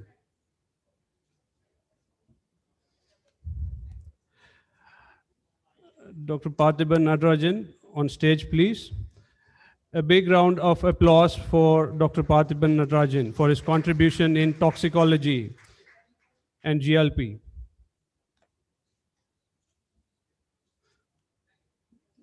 The next award goes to Dr. S. Ramamurthy, Test Facility Management. He has exemplary contribution to the regulatory sciences and the GLP. A big round of applause for Dr. S. Ramamurthy.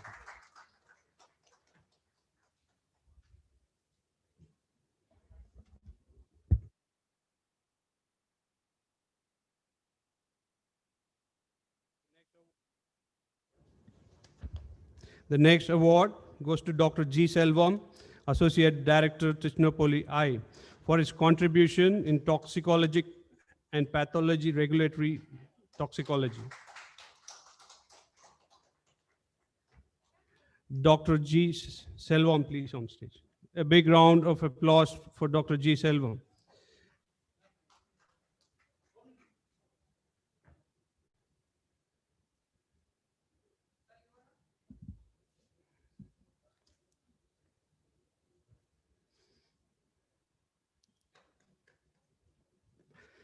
The next award goes to Sri Sivashankar Prasad for his contribution to GLP compliance studies in agricultural chemistry. Dr. Sri Sivashankar Prasad, on stage, please. A big round of applause for Dr. Sivashankar Prasad.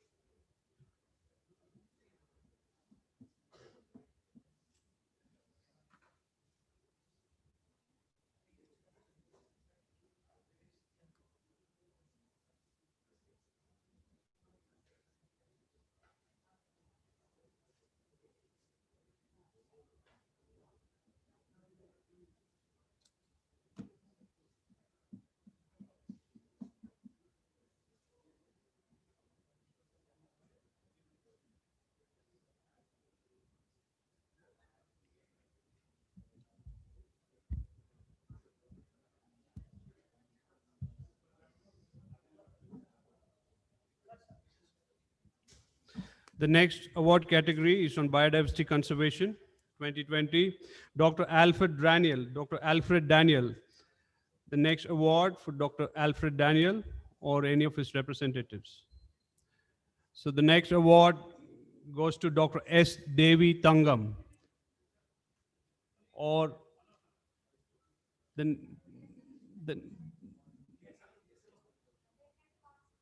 yeah, Dr. S. Devi Tangam, her representative will collect the award for contribution in biodiversity studies in insect. Dr. S. Devi Tangam, a big round of applause, please.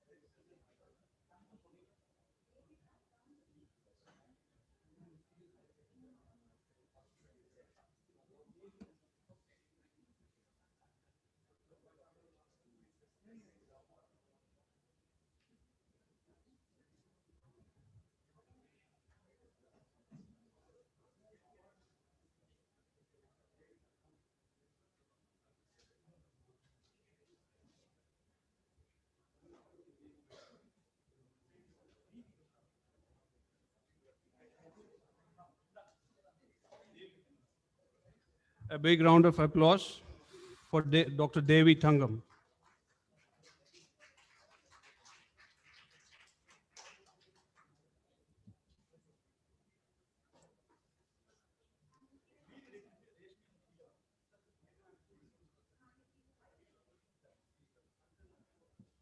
The next award goes to Dr.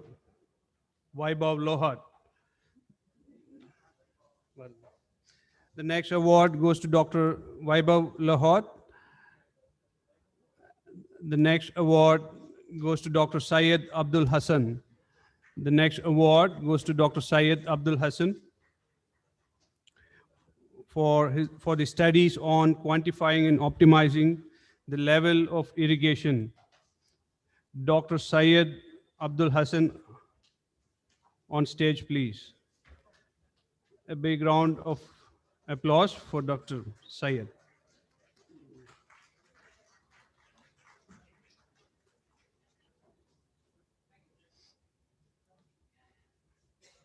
The next award goes to Dr. S. Bhuvana, Scientist, HRD, IIFPT.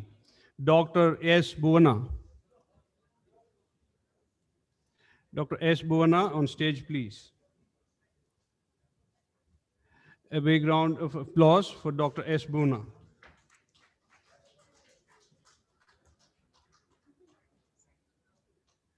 The next award goes to Dr. Arvind Ingle, Scientist Officer G. Dr. Arvind Ingle.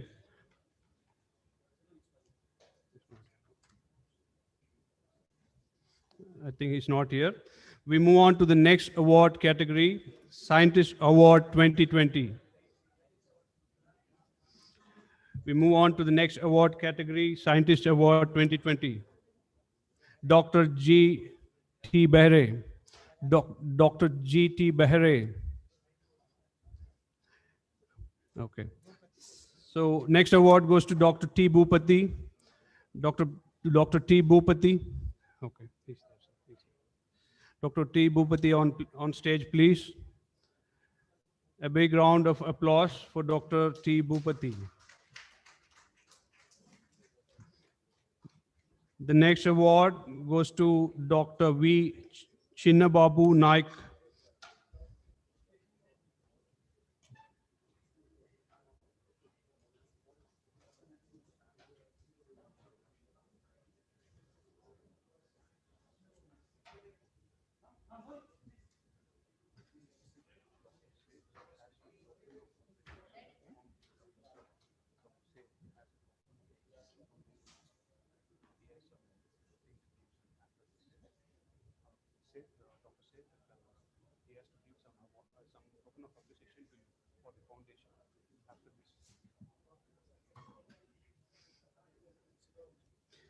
The next award, okay, Dr. Chinnababu Naik, a big round of applause, please. The next award goes to Dr. Clara S. Sargunar. The next award goes to Dr. Clara S. Sargunar. Dr. Clara. Okay. So the next award goes to Dr. P. Durai Murugan. The next award goes to Dr. P. Durai Murugan or any of his representatives. Okay.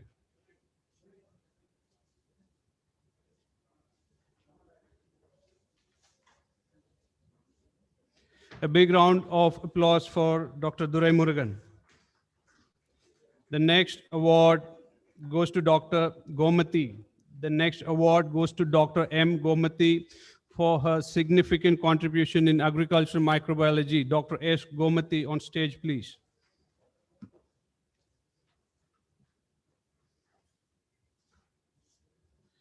A big round of applause for Dr. Gomati, please. The next award goes to Dr. S.V.S. Gopalaswamy.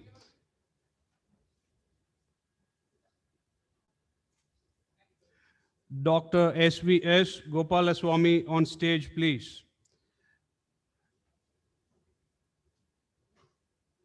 So Dr. S.V.S. Gopalaswamy for his contribution in agriculture, entomology, and higher education. A big round of applause for Dr. S.V.S. Gopalaswamy. The next award goes to Dr. Hemant Sharma. The next award goes to Dr. Hemant Sharma or any of his representatives. Dr. Hemant Sharma. Okay. The next award goes to Dr. P. Jayakumar.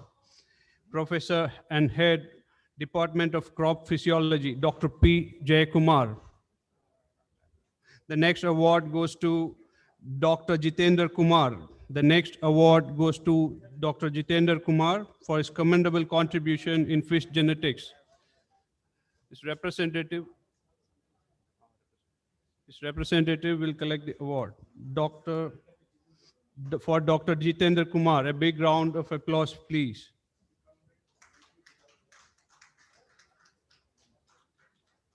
The next award goes to Dr. Kaleshwara Swami. Dr. Kaleshwara Swami, or his representative, please. The next award goes to Dr. Kandi Ben, sorry. A big round of applause for Dr. Kandi Ben, please.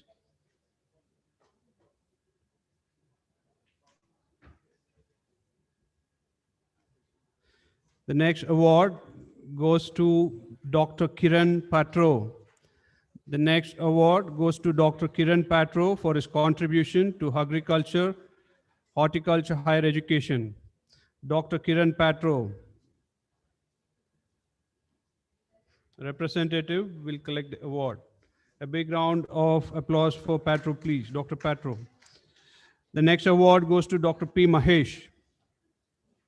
The next award goes to Dr. P. Mahesh. The next award goes to Dr. T. Nalini. Is Dr. T. Nalini is here? No. The next award goes to Dr. P. Malati. The next award goes to Dr. P. Malati. Okay. So the next award goes to Dr. Nishant K. Sinha. The next award goes to Dr. K. Nishant Sinha. Okay. The next award goes to Dr. Raja. The next award goes to Dr. P. Raja.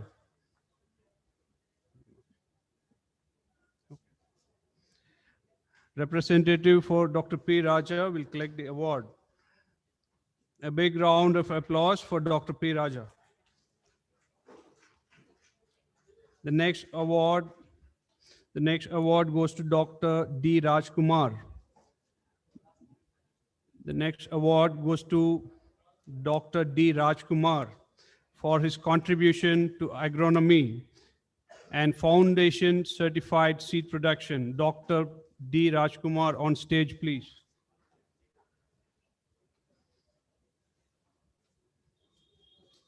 A big round of applause for Dr. Rajkumar, please. The next award goes to Dr. K. Ramesh. The next award goes to Dr. K. Ramesh. Dr. K. Ramesh from Central Institute of Cotton Research, Coimbatore. Any representative for, okay. So representative of Dr. K. Ramesh will collect the award. A big round of applause for Dr. K. Ramesh. The next award goes to Dr. Rishi Kumar. The next award goes to Dr. Rishi Kumar, Principal Scientist, Central Institute of Cotton Research. The next award goes to Dr. K. Sabarinath. The next award goes to Dr. Sabarinath for his outstanding contribution in agriculture microbiology. Dr. K. Sabarinath. A big round of applause for him. The next award goes to Dr. K. M. Sellamuthu. The next award goes to Dr. K. M. Sellamuthu, Department of Natural Resource Management. Dr. K. M. Sellamuthu. The next award goes to Dr. Sharana Basappa. The next award goes to Dr. Sharana Basappa from University of Agriculture and Horticulture Sciences. The next award goes to Dr. P.S. Shera.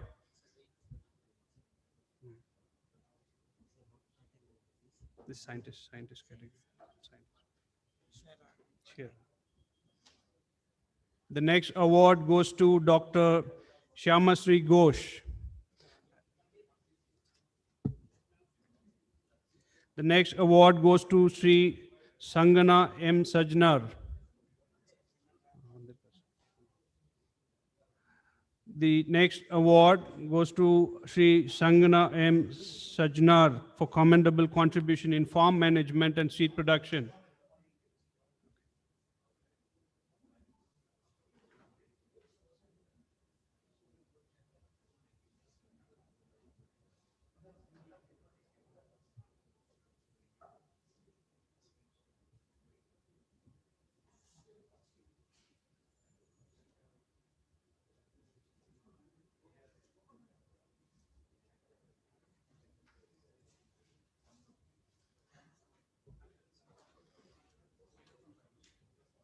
A big round of applause for Dr. Sangana, please. The next award goes to Dr. K. Shankar Ganesh. The next award goes to Dr. K. Shankar Ganesh. His representative will collect the award. Dr. Shankar Ganesh on stage, please.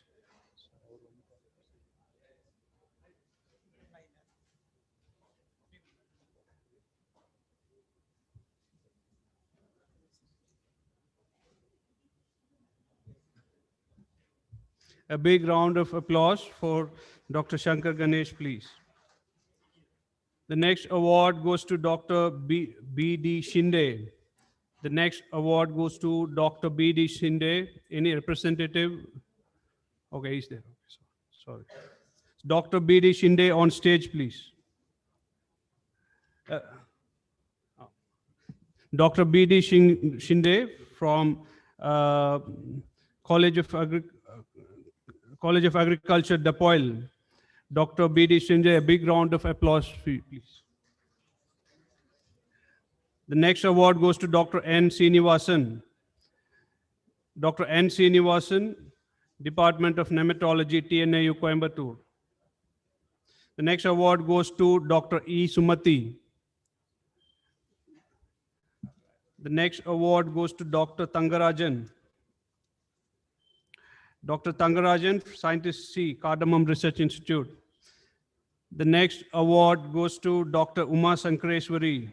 The next award goes to Dr. Uma Sankareswari, Assistant Professor, Department of Agriculture Microbiology, AC and RI, Madurai. Dr. Sankareswari on stage, please.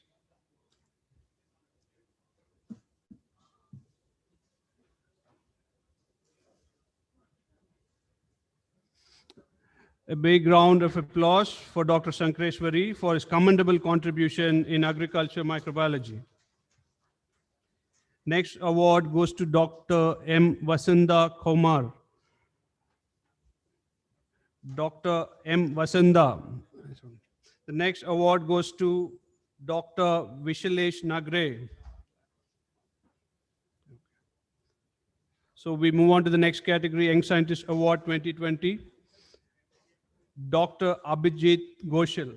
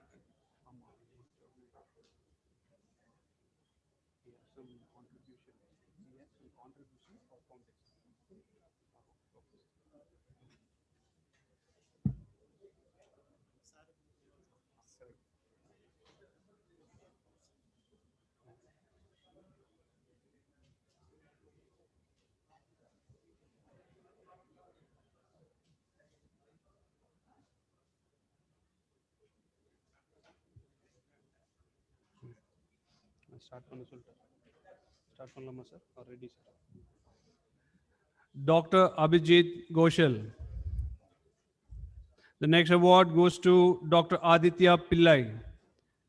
The next award goes to Dr. Aditya Pillai for the contribution in interdisciplinary research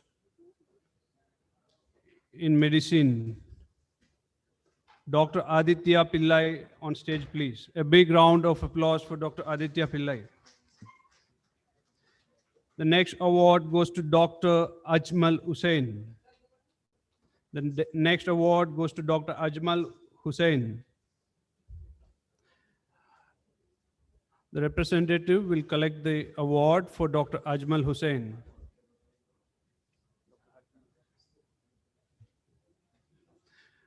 A big round of applause for Dr. Ajmal Hussain for significant contribution in aquaculture fisheries management.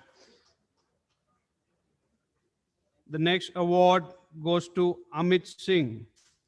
The next award goes to Mr. Amit Singh Makawana. The next award goes to Dr. Anjita George. The next award goes to Dr. Anjita George. The next award goes to the representative from Dr.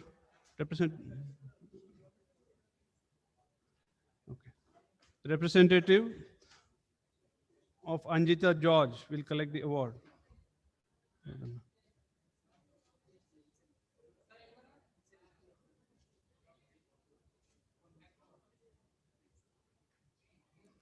The next award goes to Sri Appala Raju Anepu. The next award goes to Sri Appala Raju for significant contribution in agriculture entomology. A big round of applause for Sri Appala Raju. The next award goes to Dr. J. Berliner.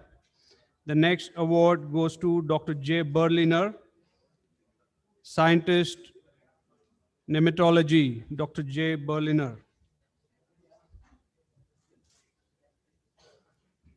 The next award goes to Dr. K.D. Bithen for Berliner. Okay. The representative of Dr. Berliner. A big round of applause, please.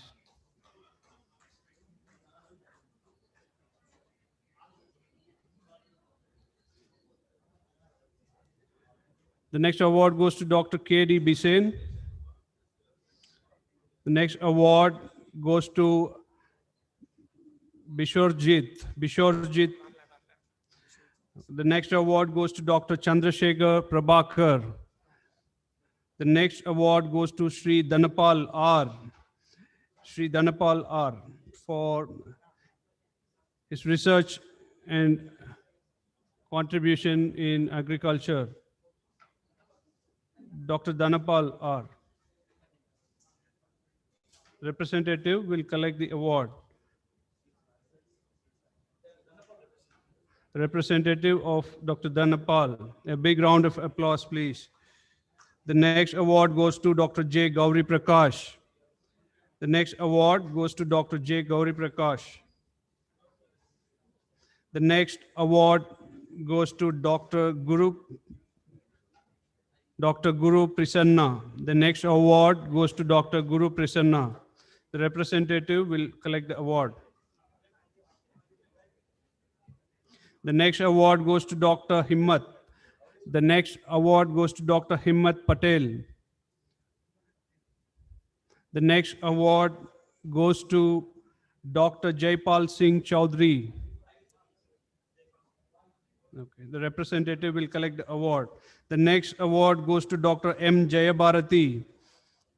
The next award goes to Dr. M. Jayabharati for the commendable contribution in agriculture entomology.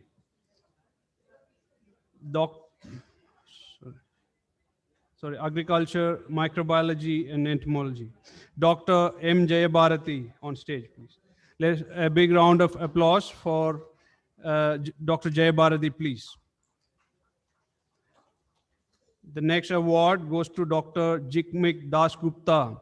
The next award goes to Dr. Jikmik Das Gupta for the commendable contribution in taxonomy of sap beetle.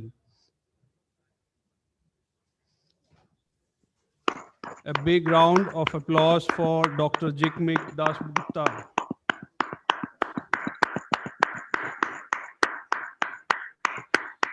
The next award goes to Dr. V. Karupaya for Integrated Pest and Pollinator Management, Dr. V. Karupaya. The next award goes to Dr. Mukesh Siddhapara. The next award goes to Dr. Mukesh Siddhapara for his contribution in agriculture entomology.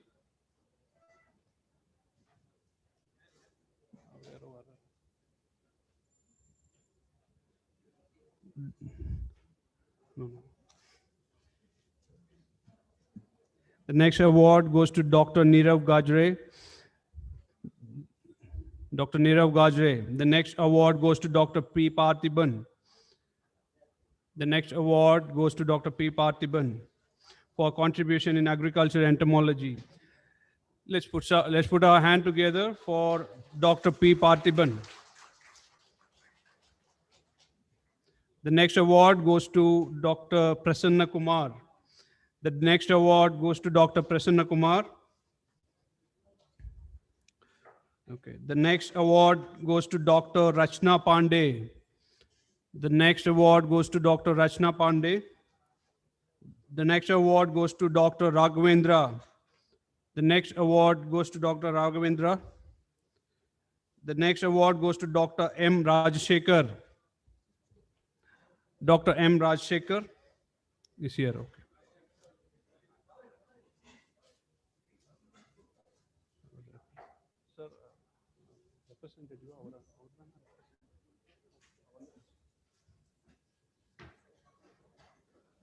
Dr. M. Rajshekar for contribution in agriculture entomology. A big round of applause for Dr. Rajshekar. The next award goes to Mr. S. Ramesh Babu. The next award goes to Dr. S. Ramesh Babu. The next award goes to Dr. Ramya R. NBAIR. Next award goes to Dr. Ramya R. The representative will collect the award.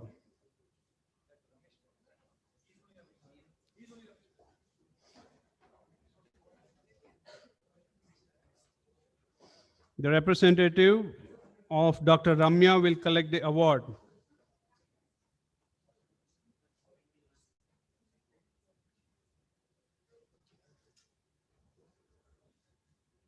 Next award goes to Dr. Rashmi M.A. The next award goes to Dr. Rashmi M.A. The next award goes to Dr. Sagar. Dr. Sagar from Division of Entomology, IARI, Pusa. Dr. Sagar. The next award goes to Dr. Sandeep Patra. The next award goes to Dr. Sandeep Patra. The next award goes to Dr. K. Shankari Meena. The representative of Dr. K. Shankari will collect the award.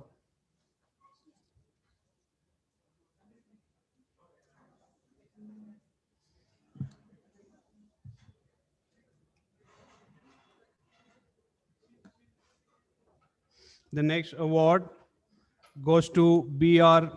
Sai Pratap. The next award goes to Dr. B.R. Sai Pratap for commendable contribution in plant pathology. Mr. B.R. Sai Pratap, a round of applause, please. The next award goes to Dr. Shivakumar. The next award goes to Dr. Shivakumar, CSR and TI, Pampu, Jammu and Kashmir. The next award goes to Dr. Soumya. Dr. Soumya is here. The next award goes to Mr. Stephen Paul Avaru. The next award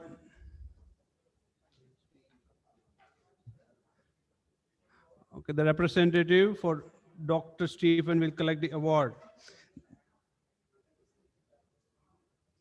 The next award goes to Dr. V. Stephen.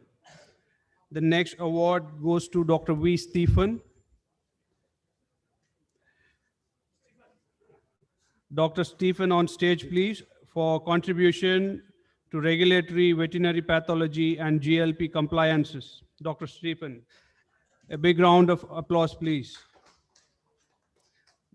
The next award goes to Dr. ARNS Subarna. The next award goes to Dr. ARNS Subarna. The next award goes to Dr. D. Sudharani. The next award goes to Dr. D. Sudharani for commendable contribution in agriculture entomology. Dr. D. Sudharani on stage, please. A big round of applause for Dr. Sudharani, please.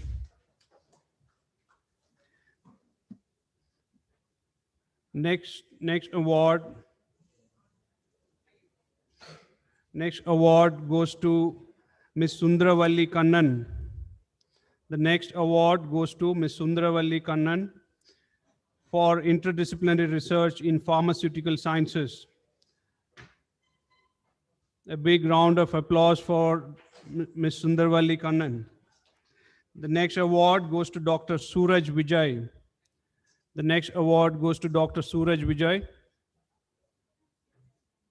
The next award goes to Dr. Tamogna Saha. The next award goes to Dr. K. Vanita.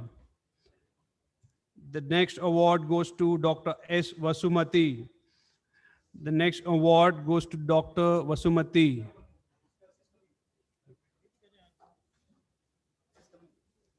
Dr. Vasumati for significant contribution to plant pathology. Dr. Vasumati on stage, please.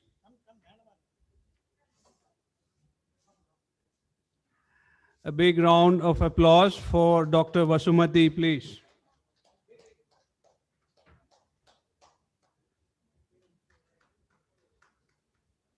Next award goes to Dr. Veeresh Kumar.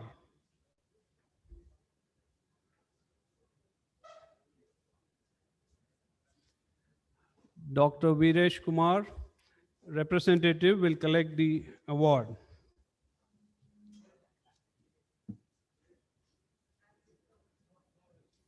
A round of applause for Dr. Veeresh Kumar, please. The next award goes to Dr. Vimala Duraisamy. The next award goes to Dr. Vimala Duraisamy for significant contribution to biosystematics and taxonomy of whiteflies. A big round of applause for Dr. Vimala Duraisamy. Next award. The next award goes to Dr. Vinod Kukunar. The next award goes to Dr. Vinod Kukunar. The next award goes to Dr. Vishwas Vaibhav. The next award goes to Dr. Vishwas Vaibhav. The next award goes to Dr. Prashant Natikar.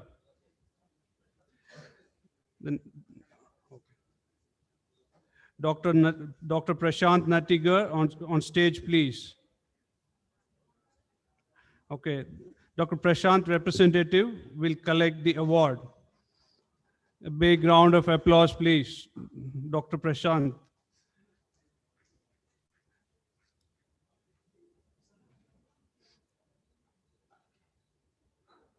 The next award goes to Dr. Suresh M. The next award goes to Dr. Suresh M. from IARI Delhi.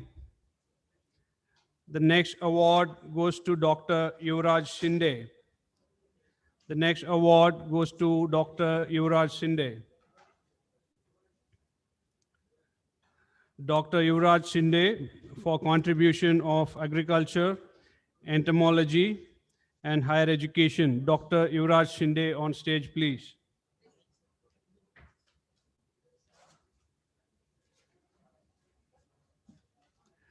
A big round of applause for Dr. Yuvraj Shinde, please.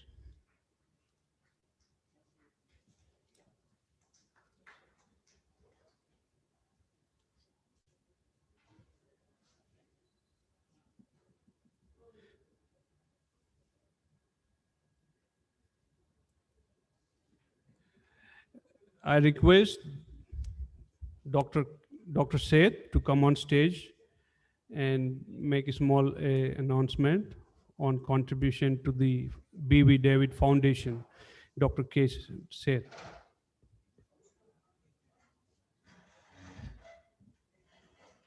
May I take this opportunity to present a token of appreciation from Delhi University towards to Dr. B.V. David, and with a wish and pray that he should lead a very healthy life and keep blessing us with his directions. Thank you.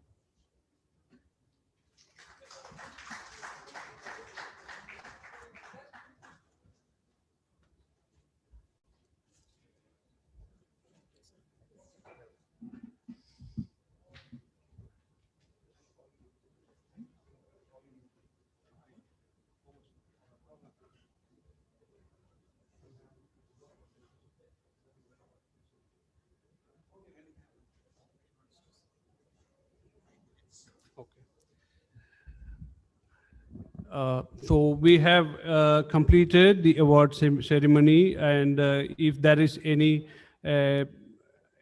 talk or regarding this award ceremony and the conference, if any of the delegates want to talk about the conference or the award function, it's open now. If anybody wants to talk few words about the conference or the award.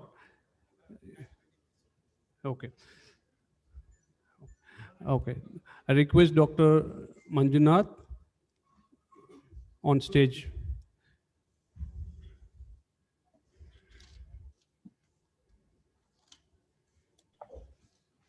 Hello, Solomon. Hello. Oh.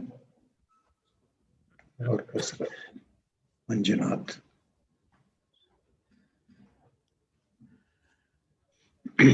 Respected Dr. David and the delegates.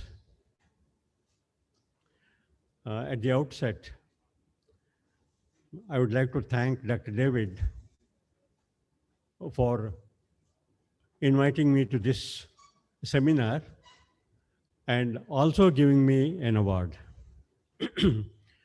When I received the intimation that I will be given an award in the memory of T.B. Fletcher, I was really overwhelmed because I had heard and read so much about T.B. Fletcher, and to receive anything in his name will be a big honor.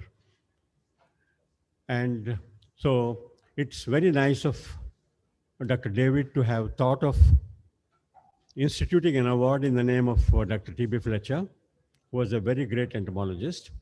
And also after coming here, I learned that he has instituted awards in the name of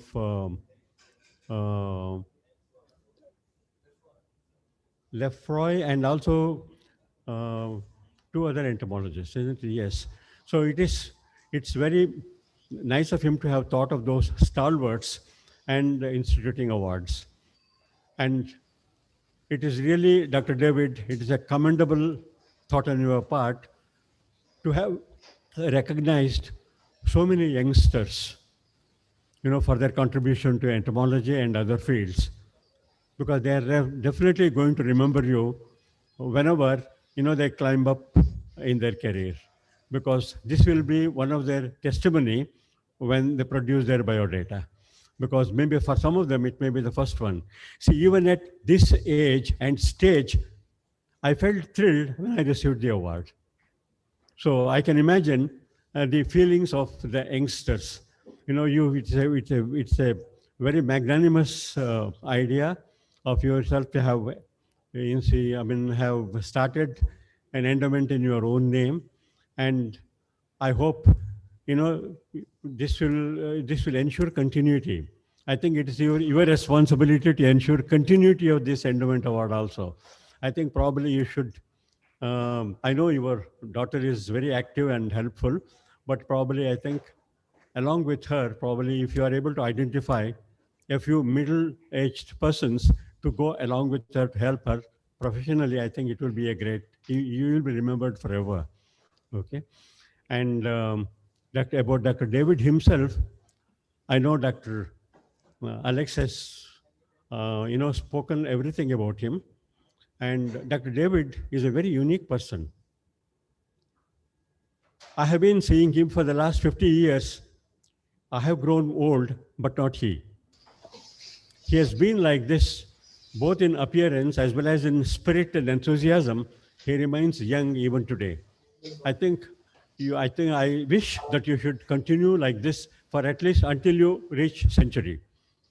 Okay, it's only 13 years more, right?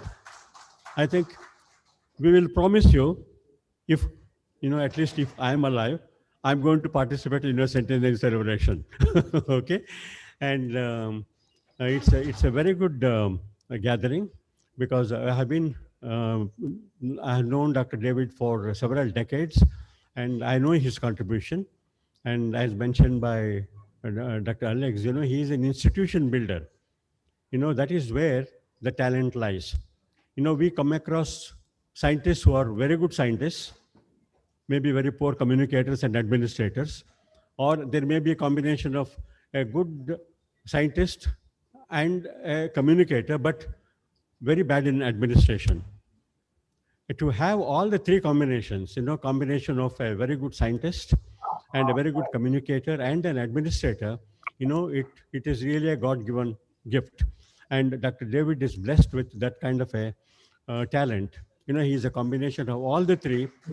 And as a result of this kind of a talent, he has been able to build institutions and provide jobs to so many people who have actually attained success in their life. So no matter whether they are in India or abroad, they will always remember you. Dr. David, my heartfelt congratulations to you and best wishes to you. I really enjoyed my participation. I want to tell you, since March until this morning, I had not gone out of my house because of pandemic. I had hardly stepped out, and I had given a target to myself that until November, I will not go out anywhere at all, because, as a scientist, I know the behavior of the virus. When there is a virus outbreak, it will last at least for 3 to 4 months. It will reach its peak, whether it is an animal virus or a plant virus, it will reach its peak, then only it will climb down. So I knew that the virus will reach a peak, then it will come down. I thought that up to November it will be there. From December onwards, it may decline. There is already a tendency to decline. I think my forecast was not bad. So then I thought that up to November, I will not go anywhere. So your function happened to be in December. So that is why this is the first time in the last 6-7 months I have gone out of my house, although my family was not in favor of my traveling. But I decided to travel. I got up at 3 o'clock in the morning to catch the flight at 6 o'clock, and I landed here, and I was the first man to be here. At 7:40, I was already here in this venue. That is because most of you may know that, there is an announcement of Karnataka Bandh. And Bangalore being the capital, I know that it's going to be hard hit. So that's why what I thought was, if I leave Bangalore, even before the sun rises, I'm safe.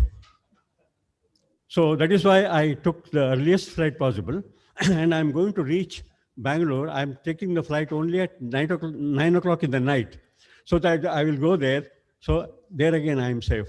So that is why, I have planned it in such a way that I'm physically present for this meeting. I find so many people have, abstained, and they actually participated virtually. But I decided to participate physically because, I wanted to see all of you. I know it was an opportunity for me to meet Dr. David, and it is an opportunity for me to Dr. Alex, whom I have been seeing since he was an youngster. I thought there were several others also. Krishna Kumar said that he is coming. Ramurthy said that he is coming. So I thought that it will be an opportunity for all of us to meet. I thoroughly enjoyed my participation. And in the last 6 months, Dr. David, I will tell you, today is the best day that I have had. Okay? And I have been in the there is nothing like being amongst your own fraternity. So with this, I would like to conclude. I would like to congratulate all those who have been awarded. This is a stepping stone for some of you. So please continue to work hard.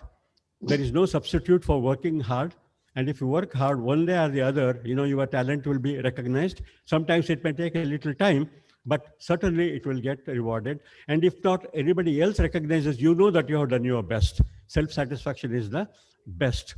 And then seminar, I would like to take one more minute. Seminar is an opportunity for those who are interested in learning. It is an opportunity to learn. So that is why throughout my career, I have never missed participating in a seminar.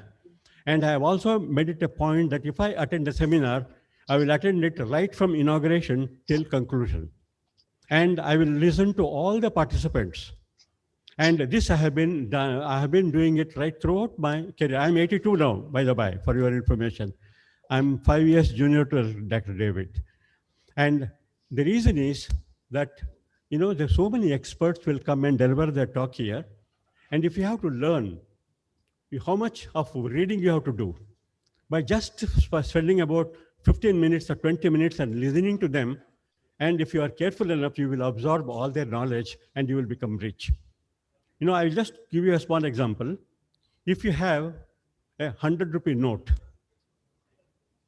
and if your friend has another 100-rupee note, and if you exchange, both of you will have 100-rupee note only. There is no change in the denomination.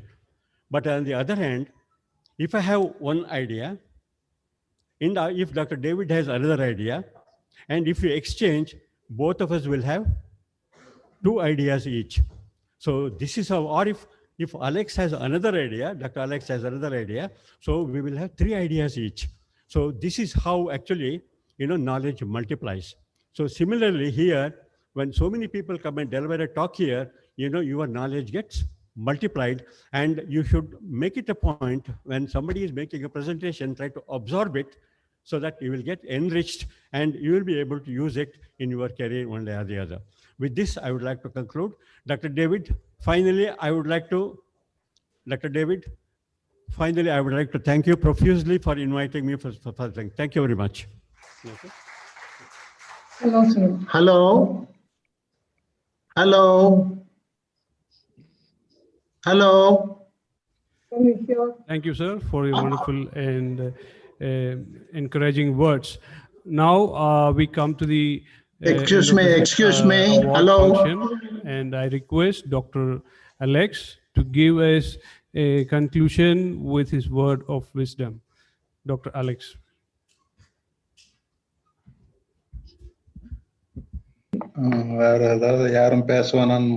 I never knew that I'll be the opening batsman, and I also would be playing the last ball of the innings. I think kudos to the Indian team now.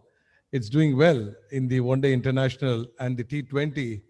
And the lad from Chinnamampete in Salem, Nadarajan, has brought laurels to India. Isn't it? Shall we give a round of applause?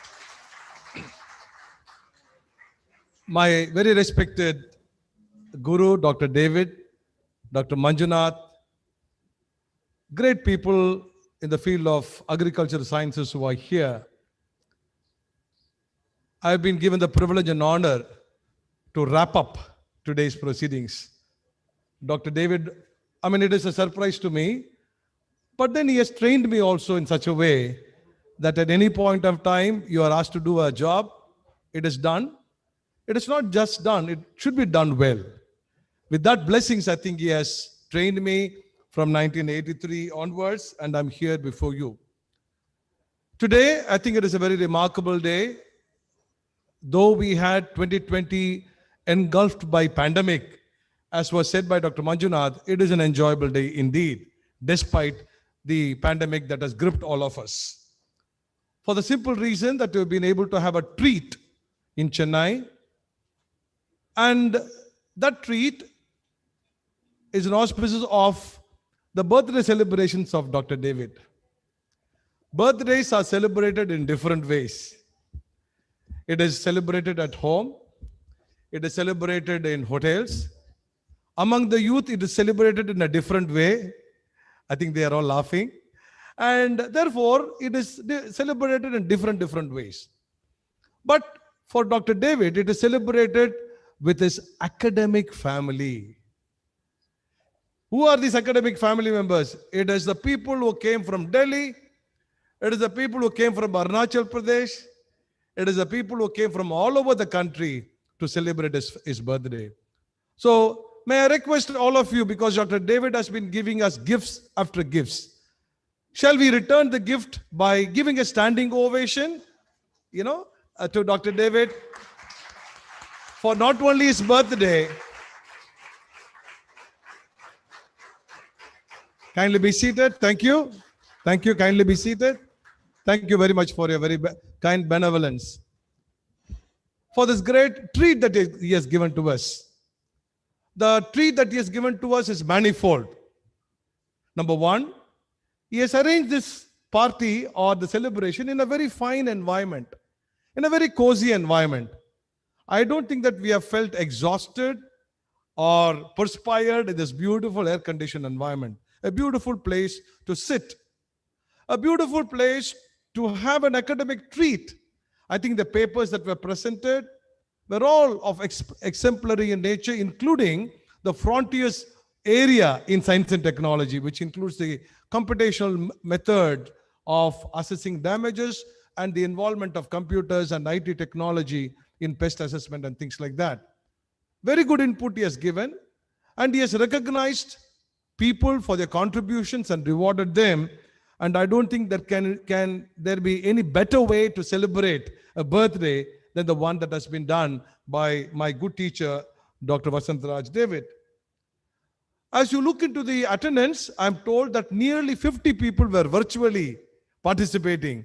And all of us put together, I think we'll be definitely more than 50. It is more than 100 participants. Last year, we were told that there were about 170 participants. And in spite of the pandemic, we have crossed this 1 century. And I'm sure in the years to come, there will be many more people. I'm sure that if the pandemic is not there, in 2021, we should be having about 200 people to celebrate this academic treat that Sir has kept for us. Now, being with my mentor, Dr. David, was his very beloved daughter, Namruta. As you look at this arrangement, what do you would rate? What will be your rating? The rating is A++. I mean, this is the NAC standard, I think you know that. The supreme, the way in which particularly this, I was looking at this picture for many times. The number of dots are less, but they are placed so aptly that Dr. David's face and his attire is so precise. Kudos and compliments to you for this beautiful arrangement. Namrut, I think you also deserve a round of applause. All the logistics of today's function, today's academic endeavor has been beautifully crafted by Dr. David and wonderfully executed by his beloved daughter, Namrata. I couldn't really be of much help because of the distance and other commitments. Every bit of it, I mean, you take it right from the pouch that you got, from the book that you have got, right from the coffee that we had in the morning, the lunch and the tea that we are going to be having now, the souvenirs and the awards have been beautifully done. I think there is a band that also went along with them, like Mr. Lal Halal is there and many others who have put in their heart and soul to make this day a great day for all of us. Personally speaking, I am really moved by how I have been influenced by Dr. David. Even my parents or my family did not wish me when I joined the Madras Christian College as an assistant professor. But you won't believe, my teacher, Dr. David, soon after I joined in '86, used to tell, Alex, you see, one day you will become the principal of the college. Sir, how many times you have told me? I also did not take it seriously because it is not that very easy to become a principal and secretary of a very historic college. top 10 college. But his word, his wish, and his love for his first student, God realized that. God realized that. Again, he used to tell, Alex, I wanted to see you as a vice chancellor. It did happen this year. It did happen this year. And I cannot believe what has happened in my life. It is very, even for many years after I became the principal and secretary, I never believed. Sometimes, whether you believe it or not, in the morning I will pinch myself and see whether it is true that it has happened, that I am the head of this institution. I never believed for at least 2 years. Because we know that there are many better people than us to lead institutions. And God in His mercy, God in His grace, by molding us through great people like Dr. David, has made it possible. I used to tell him, not a single day passes by in my life without remembering him. Without remembering him. Without sharing about him with my colleagues. People like Professor David, Professor T. N. Ananthakrishnan, whom you all know. I will not hesitate to refer to their names whenever there was an opportunity. Because their lives, their words, their work style, their advice, everything meant so much to all of us. And we capitalized on that. Why I say so? Because I find many youngsters here. And I know that the value of giving respect to elders is no longer there. People think that I am made on my own. But please remember, if you have thought so like that, it is not really true. Your life is an amalgamation of several characters and features that you pick up from several personalities. And if I were to speak like this, probably I will ascribe this to some person. If I were to write something, I would ascribe it to someone. So life is an assortment of different characters and features that we have picked up along the way as we have moved with several types of people during our lifetime. Today, we saw the honoring of a number of scientists, a number of senior scientists. Of course, for them, this would be N+1 award. I know, I'm sure Dr. Manjunath has received, but then you look at the excitement. You look at the excitement he did share with me. When he came to know that he had been given that award, and he also said, whatever said and done, award is an award. Do you agree? An award is an award. I would say that award could have been given to someone else. There are a dime a dozen people. An award is an award. Don't ever underestimate. You won't believe that one of my first awards came in the name of Mrs. Edita David. And that was given in the second conference of Azra, named after the beloved wife of Dr. David. You won't believe. Whenever my profile is read before my speech or my audience, before an audience, you know how my heart would feel? So happy, because I have enjoyed the hospitality of Auntie. I have seen her in action. And every time my awards are mentioned, the first in the list would be Mrs. Edita David Award. And my joy knew no bounds whenever it is announced. And therefore, my dear friends, the Young Scientist Award are a great boon to you. Don't think that that is the climax of your career. That is only the starting point. Young people have got an award. This is the beginning of the award. And I'm very happy that this conference and this award ceremony is unique because you are invited here not as an individual, but as a family. I see the daughter of Dr. Seth coming here. I saw the family, because it is not only, it would be the sole effort of the individual, but then the collective cooperation of the family, because the family spared you, because the family said, don't come to home tonight because you are working with PCR and you have to work in the lab, you be there. Or probably the shopping was done by your wife that you are able to spend a little more time in the laboratory. And therefore, this ceremony is something unique and distinctive because Yeah, wherever there Puneet. were family members, you are here. Your wife Mute is my- also recognized. Your husband is also recognized. Your daughter is also recognized. Shall we give a round of applause for that great gesture? These are very important for our life. Please remember. These are values that should not be stopped here, but the values that have to be inherited in the families, in the society, generations after generations. Please go and tell your family members. Please go and tell your institute that these are very important values and virtues. We have to be dependent on others. You are not alone. And this encouragement, as you know, we have seen from great experts and senior people, even for a prime minister, a well done wish would mean a lot, isn't it? Even for the president, yes, you have done well, means so much. And therefore, for each one of us, when someone says you have done well and you are awarded, it is a great sign of recognition, my dear friends.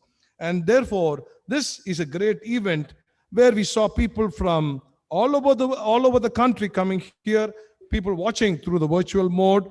And this is also a time, as was pointed out by Dr. Manjunath, to remember the forefathers in entomology. You would be doing work on molecular systematics. You will be working on artificial intelligence and machine language. You may be working on probes. You may be working on viruses. You may be working on. But if you do not know the history, you will not create a history. If you do not know the history, you will not write your history. Only when you write your story becomes a history. And therefore, it was so nice of Dr. David to name some of these awards after great entomologists like Lefroy, Fletcher, and so on and so forth. We need to remember the past to know the present and of the future. This is a very important thing that this conference and award ceremony has brought about. And it also had, as you look at the papers, it had a touch on ecology, it had a touch on taxonomy and biosystematics. It had a touch on new areas such as bioinformatics and computational biology. And therefore this, though it's a sweet assembly of conference papers and also the award ceremony. And therefore I would like to thank God Almighty for having given us this opportunity to celebrate Dr. David's birthday in a very fitting way, to have this academic treat. And I'm sure that as we leave this place, we'll be going with a lot of memory, with a desire that next year we will meet again. We will meet again on a different premise, that we will be able to enjoy yet another academic treat. As Dr. Manjunath wished, it is just only 13 years more for Dr. David to hit the century and beyond. And I'm sure that year after year, this foundation is going to be strengthened. And year after year, this foundation is going to be strengthened academically and financially. Because today I heard Dr. Krishna Kumar, saying that he is going to give so much to the foundation. We will all join together. Please remember, this kind of a great legacy has to continue. It is very easy to start. It is very easy to begin, but difficult to sustain. Dr. David has started this great legacy, and it should be our responsibility to continue to celebrate lives such as this in the most fitting way. And probably we should even think, why to have it only in Chennai? Someone should say that Dr. David's 88th birthday, let it be celebrated in Arunachal Pradesh. I will bring him there, as I was there with him when we went together to Raichur. Someone should say, we will celebrate his birthday in Delhi. Dr. Seth should say. Someone should say, why can't we celebrate his birthday in Gujarat? So what happens? You are the advocate of national integration too. You are able to celebrate, you are going to keep the country together, united. And therefore, let us have these great and noble virtues in our minds as we move on. Lastly, we have come to the last month of the year 2020. I still remember January 1st, 2020. I will never forget, because as the principal and secretary, I had to go for a bereavement on day one. And someone told me, sir, 2020 is not going to be a sweet year. Mr. John Isaac told me. He told me. But in spite of the very bad things that have happened during this year, the good Lord has been gracious to us. Many lives have perished. Many things have happened throughout the world, probably in each of our families. But yet, God, by His graciousness, has provided one more year to us. We have come to the end of this year, 2020.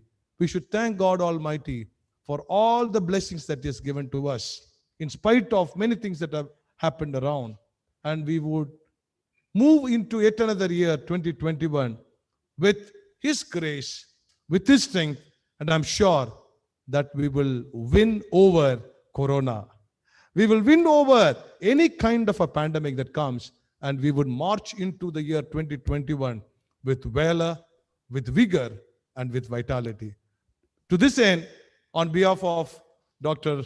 David and his family and the members of the foundation, let me wish each one of you, both physically present here and virtually watching, a very blessed year 2021, and let us end this year with God's blessings, and we will begin another year 2021 again with His presence and blessings. Thank you very much. God bless each one of us, and Jai Hind. Allah best. Principal Allah.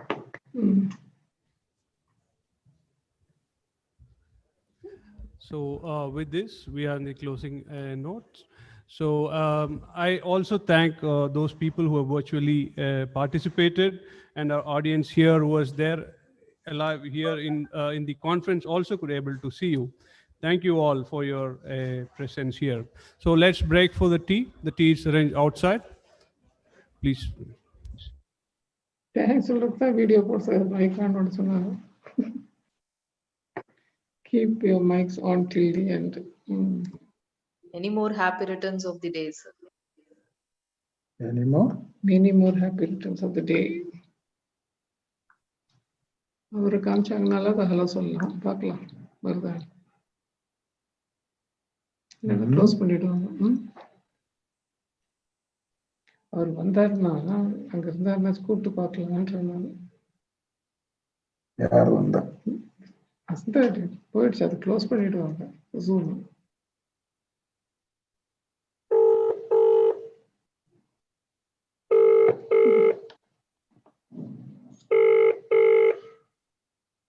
எல்லாம் பேசிட்டு இருப்பாங்க.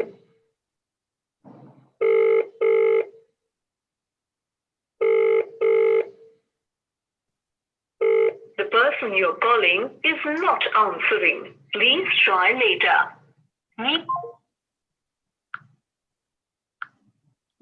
பொண்ணு இருக்கா? ஒன்னாக்கு